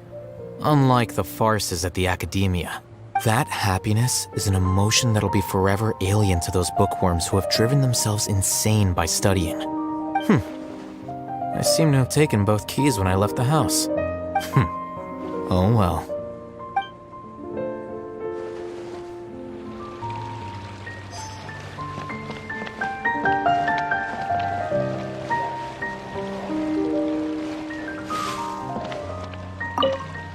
The atmosphere here is good, and everything is delicious.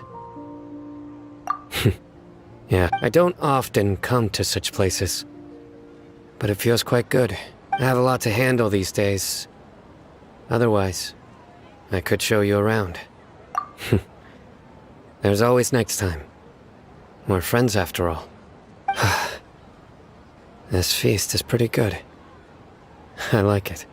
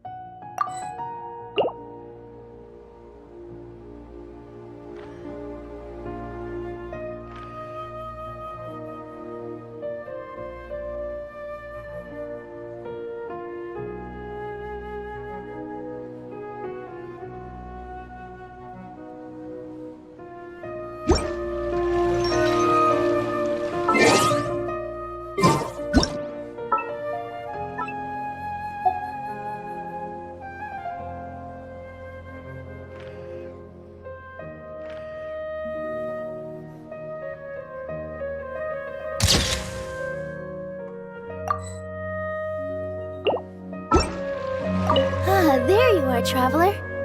Well, how is it? Are you enjoying the feast today? If there's anything you're unhappy with, just let me know.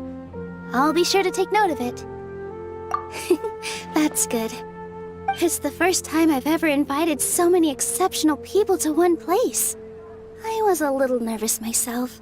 You see, every guest here is quite extraordinary. It's unbelievable that we've got everyone together here. Almost like a fairy tale. Make sure you live it up tonight. I'll be happy as long as you're enjoying yourselves. I'm honored to have her think of me this way. If I have a chance in the future, I would really like to invite her to one of my performances. I can't explain why, but I just feel elated right now. Thank you.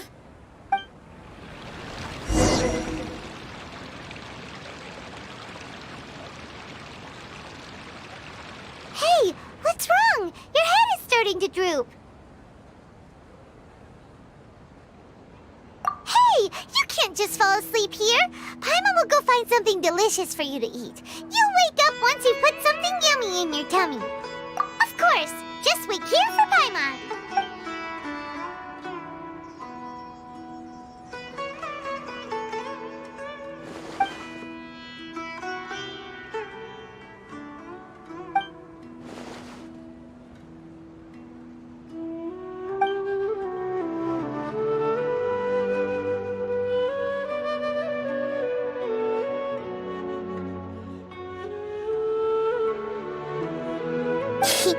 It's me.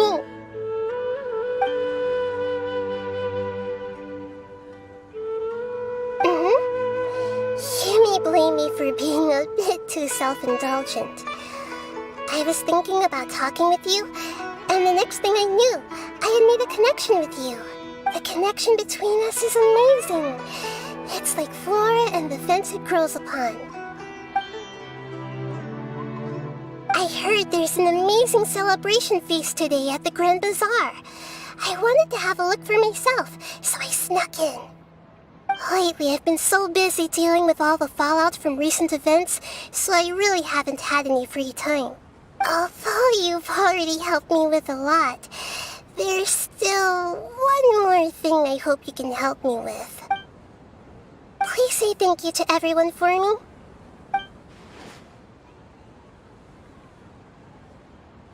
Oh, is it not convenient for you to do that for me? But if I just show up all of a sudden, people will become all quiet and stiff, won't they? What if I end up scaring them and ruining this wonderful feast? That'd be the last thing I want. Let me think about it. Okay. Yes, I have.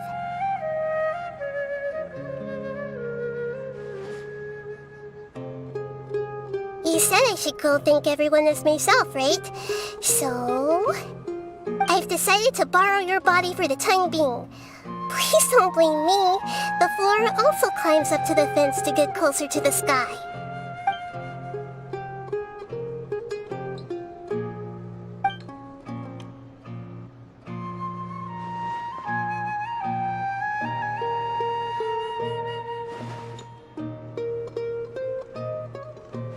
Everyone! Are you awake now? Paimon was just about to bring you the food. It's me. Huh? That voice. Nahida? Hold up. What's going on? I didn't expect to have a conversation with the consciousness of Lesser Lord Kusanali in the Grand Bazaar. Interesting. Is this also a part of the feast? No, of course not. Are you Lesser Lord Kusanali? Hello, Nilu. You know who I am? Yes, I already know every one of you. Nilu, Alhaitham, Sino, Dia, Paimon, and Dunyarzad. Lesser Lord Kusanali? I took the liberty of occupying the traveler's body so that I could thank all of you in person. Thank you so much for rescuing me, even if that meant placing your own safety in peril and taking the risk of becoming enemies with the Academia, the sages, the doctor, the balladeer, and even the entirety of Sumeru. Without you, without any of you, I would have been in a much more difficult situation. Had you not helped me to resolve the crisis, not only I, but Sumeru and even the entirety of Tevat would have suffered great misfortune. People refer to you as the heroes who managed to rescue a god. I'm quite fond of this name. It not only explains your identities, but also bears witness to your relationship with me. Please, allow me to present to you my most sincere gratitude. Lesser Lord Kusanali, you have done so much for Sumeru, and I didn't even have a chance to do anything for you. You don't have to do this. Dinyarzad, the suffering you endured during your illness is also proof of you being with me and praying for me. Thank you. You don't need to be so ceremonious. It's always been my duty to protect you.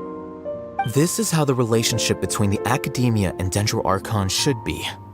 We just did what was necessary and set things back on the right path. You're an Archon, but you act so humble. You really don't need to be so polite with us.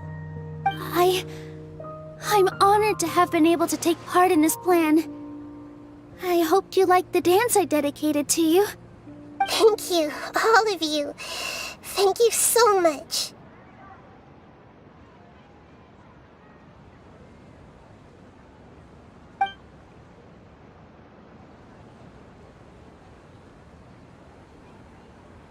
Yeah.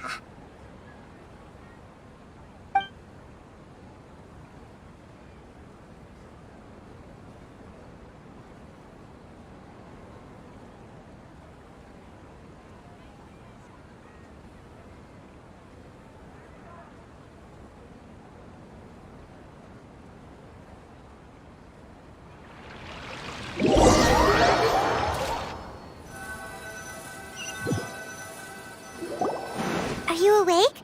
Did you rest well? After Nahida left, you ate a lot of food. You've become a glutton.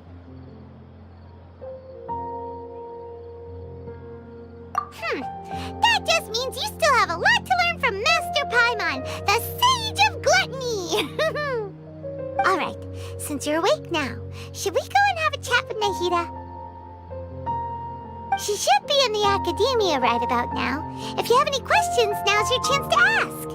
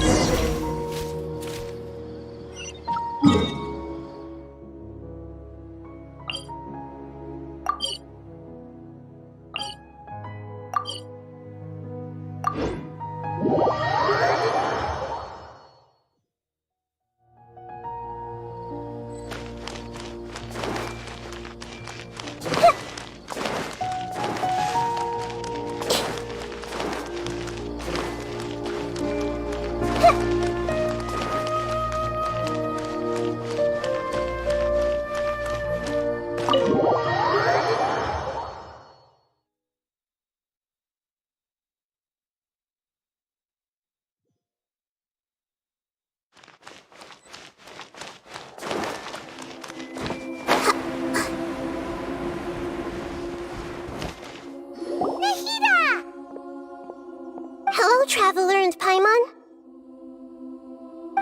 What a fantastic night. I'm still immersed in all the happiness and joy, like a candle floating on water. So are we, and that's why we're here to talk with you. Is there anything you want to know? After recent events, the Akasha can no longer function as it used to. I've given it some thought, and have decided to shut it down permanently. But this is definitely not a bad thing. Even from the beginning, I've been planning to shut it down. The Akasha's centralized administration of knowledge has always restrained people's curiosity and curtailed the number of paths available to them. I don't think this is good for Sumeru. Although people may initially feel a little uncomfortable with the loss of the Akasha, They will soon understand that this life is more suitable for them. And as for the future of Sumeru, I'm preparing to regain control of the academia. The former sages have received their punishment, but the new sages have yet to be selected.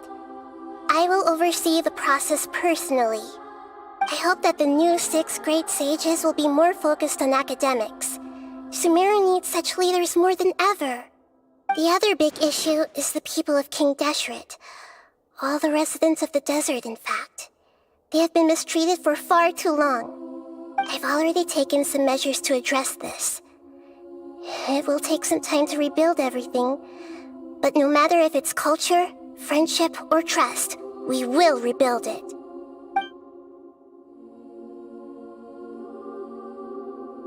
You mean, what happened after the doctor put you to sleep?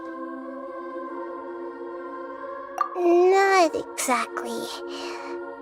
The top-ranked Fatui Harbingers, up to number 3, possess power comparable to that of gods. I was no match for him in that kind of situation. However, in spite of the bad situation, I still managed to make a fair deal with the doctor. I'm sure you remember the entity that changed your fate, the Heavenly Principles. In fact, the Heavenly Principles has been quiet since the Conria disaster 500 years ago. I used this point as leverage against the doctor. I told him that the Heavenly Principles may be awakened if I destroy the Gnosis. Although it was just a bluff, he still fell for it. I assumed that the Heavenly Principles wouldn't just stand by and let such extensive damage to its laws take place. And as for what I exchanged for the Gnosis, the exchange served as both punishment for the doctor as well as a boon of new knowledge that I couldn't refuse as the God of Wisdom. He's still in a coma. I've hidden him like how one would hide a feather. I know you have many misgivings about him, but as someone who had become a god, he has retained a number of very useful features. Don't worry, I'll keep an eye on him and make sure he doesn't do any evil. In addition, there are still some mysteries left in him. Some things may be very clear from my perspective, but he has still yet to understand them himself. His future will be determined by fate. Is that where you're headed next? Fontaine, the Nation of Justice? As far as I know, that nation operates in a judicial system. Does their Archon personally judge people? No, there's a Chief Justice in Fontaine. Generally speaking, the Hydra Archon, Focalor, won't preside over individual trials. However, even then, Focalor will still make herself present at just about every trial. It seems that she just likes to immerse herself in that sort of atmosphere. As Archon, she still reserves the right to influence the final verdict. Anyway, let's just say she's got, a very unique personality.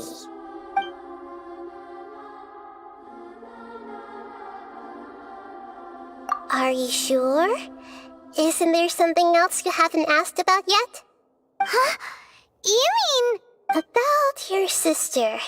While you were resting at Gandharvaville, I took some time to perform an Irminsul search for information on your sister.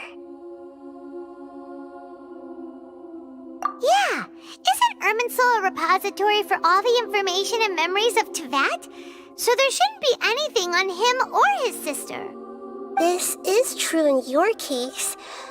Irminsul indeed does not have any information on you. However, there must be something different about your sister. Because, as it turns out, the world has recorded information on her after all. What? There is only one possible explanation. She belongs to this world.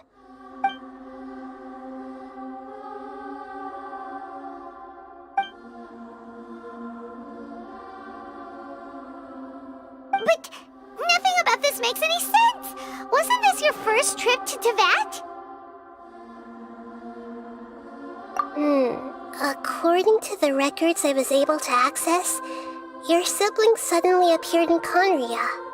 After the Conria disaster, She began her journey through the 7 nations of Tevat. But just as her journey was about to reach its conclusion, the Irminsul records on her suddenly become fuzzy. What do you mean, fuzzy? Did something happen to her? All I know for sure is that somebody, for reasons only and whoever it is, if they can do that, who knows what else they're capable of. But even that wouldn't explain how she somehow comes from this world. Something else I noticed was that according to these records, the Fatui have not classified your sibling as one of the Descenders. What's a Descender? Paimon's never heard of it. Look, I'm sure you must be curious about the information I received from the Fatui in return for my gnosis, right? A very important part of the intel was about this world's Descenders. External beings, ones that don't belong to this world. Traveler, you are Tevat's 4th Descender. Huh? So the Fatui count 3 other Descenders before the Traveler, and his sister isn't even one of them? That's right. My current hypothesis is that the first Descender was likely what we now call the Heavenly Principles. As for the other Descenders, I still need to verify their existence. It could take me some time. Paimon's head's about to burst from all this crazy new information. And yet, even knowing all this, I'm sure you must still have a lot of unanswered questions. I must say, I truly regret that I can't help you more as the God of Wisdom. There are many questions in my heart as well. I will need some time to go through each one of them.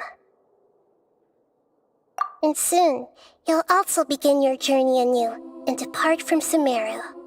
I'm very interested in your future. It's a journey that can't be observed or recorded by this world. If fate is the ultimate knowledge, then your future will be the ultimate fate. Paimon's sure glad we got to meet you, Nahida. The pleasure is all mine. I can't thank you enough. Alright, that's enough talk for today. If you ever miss me, just close your eyes, and maybe I'll appear in your dreams.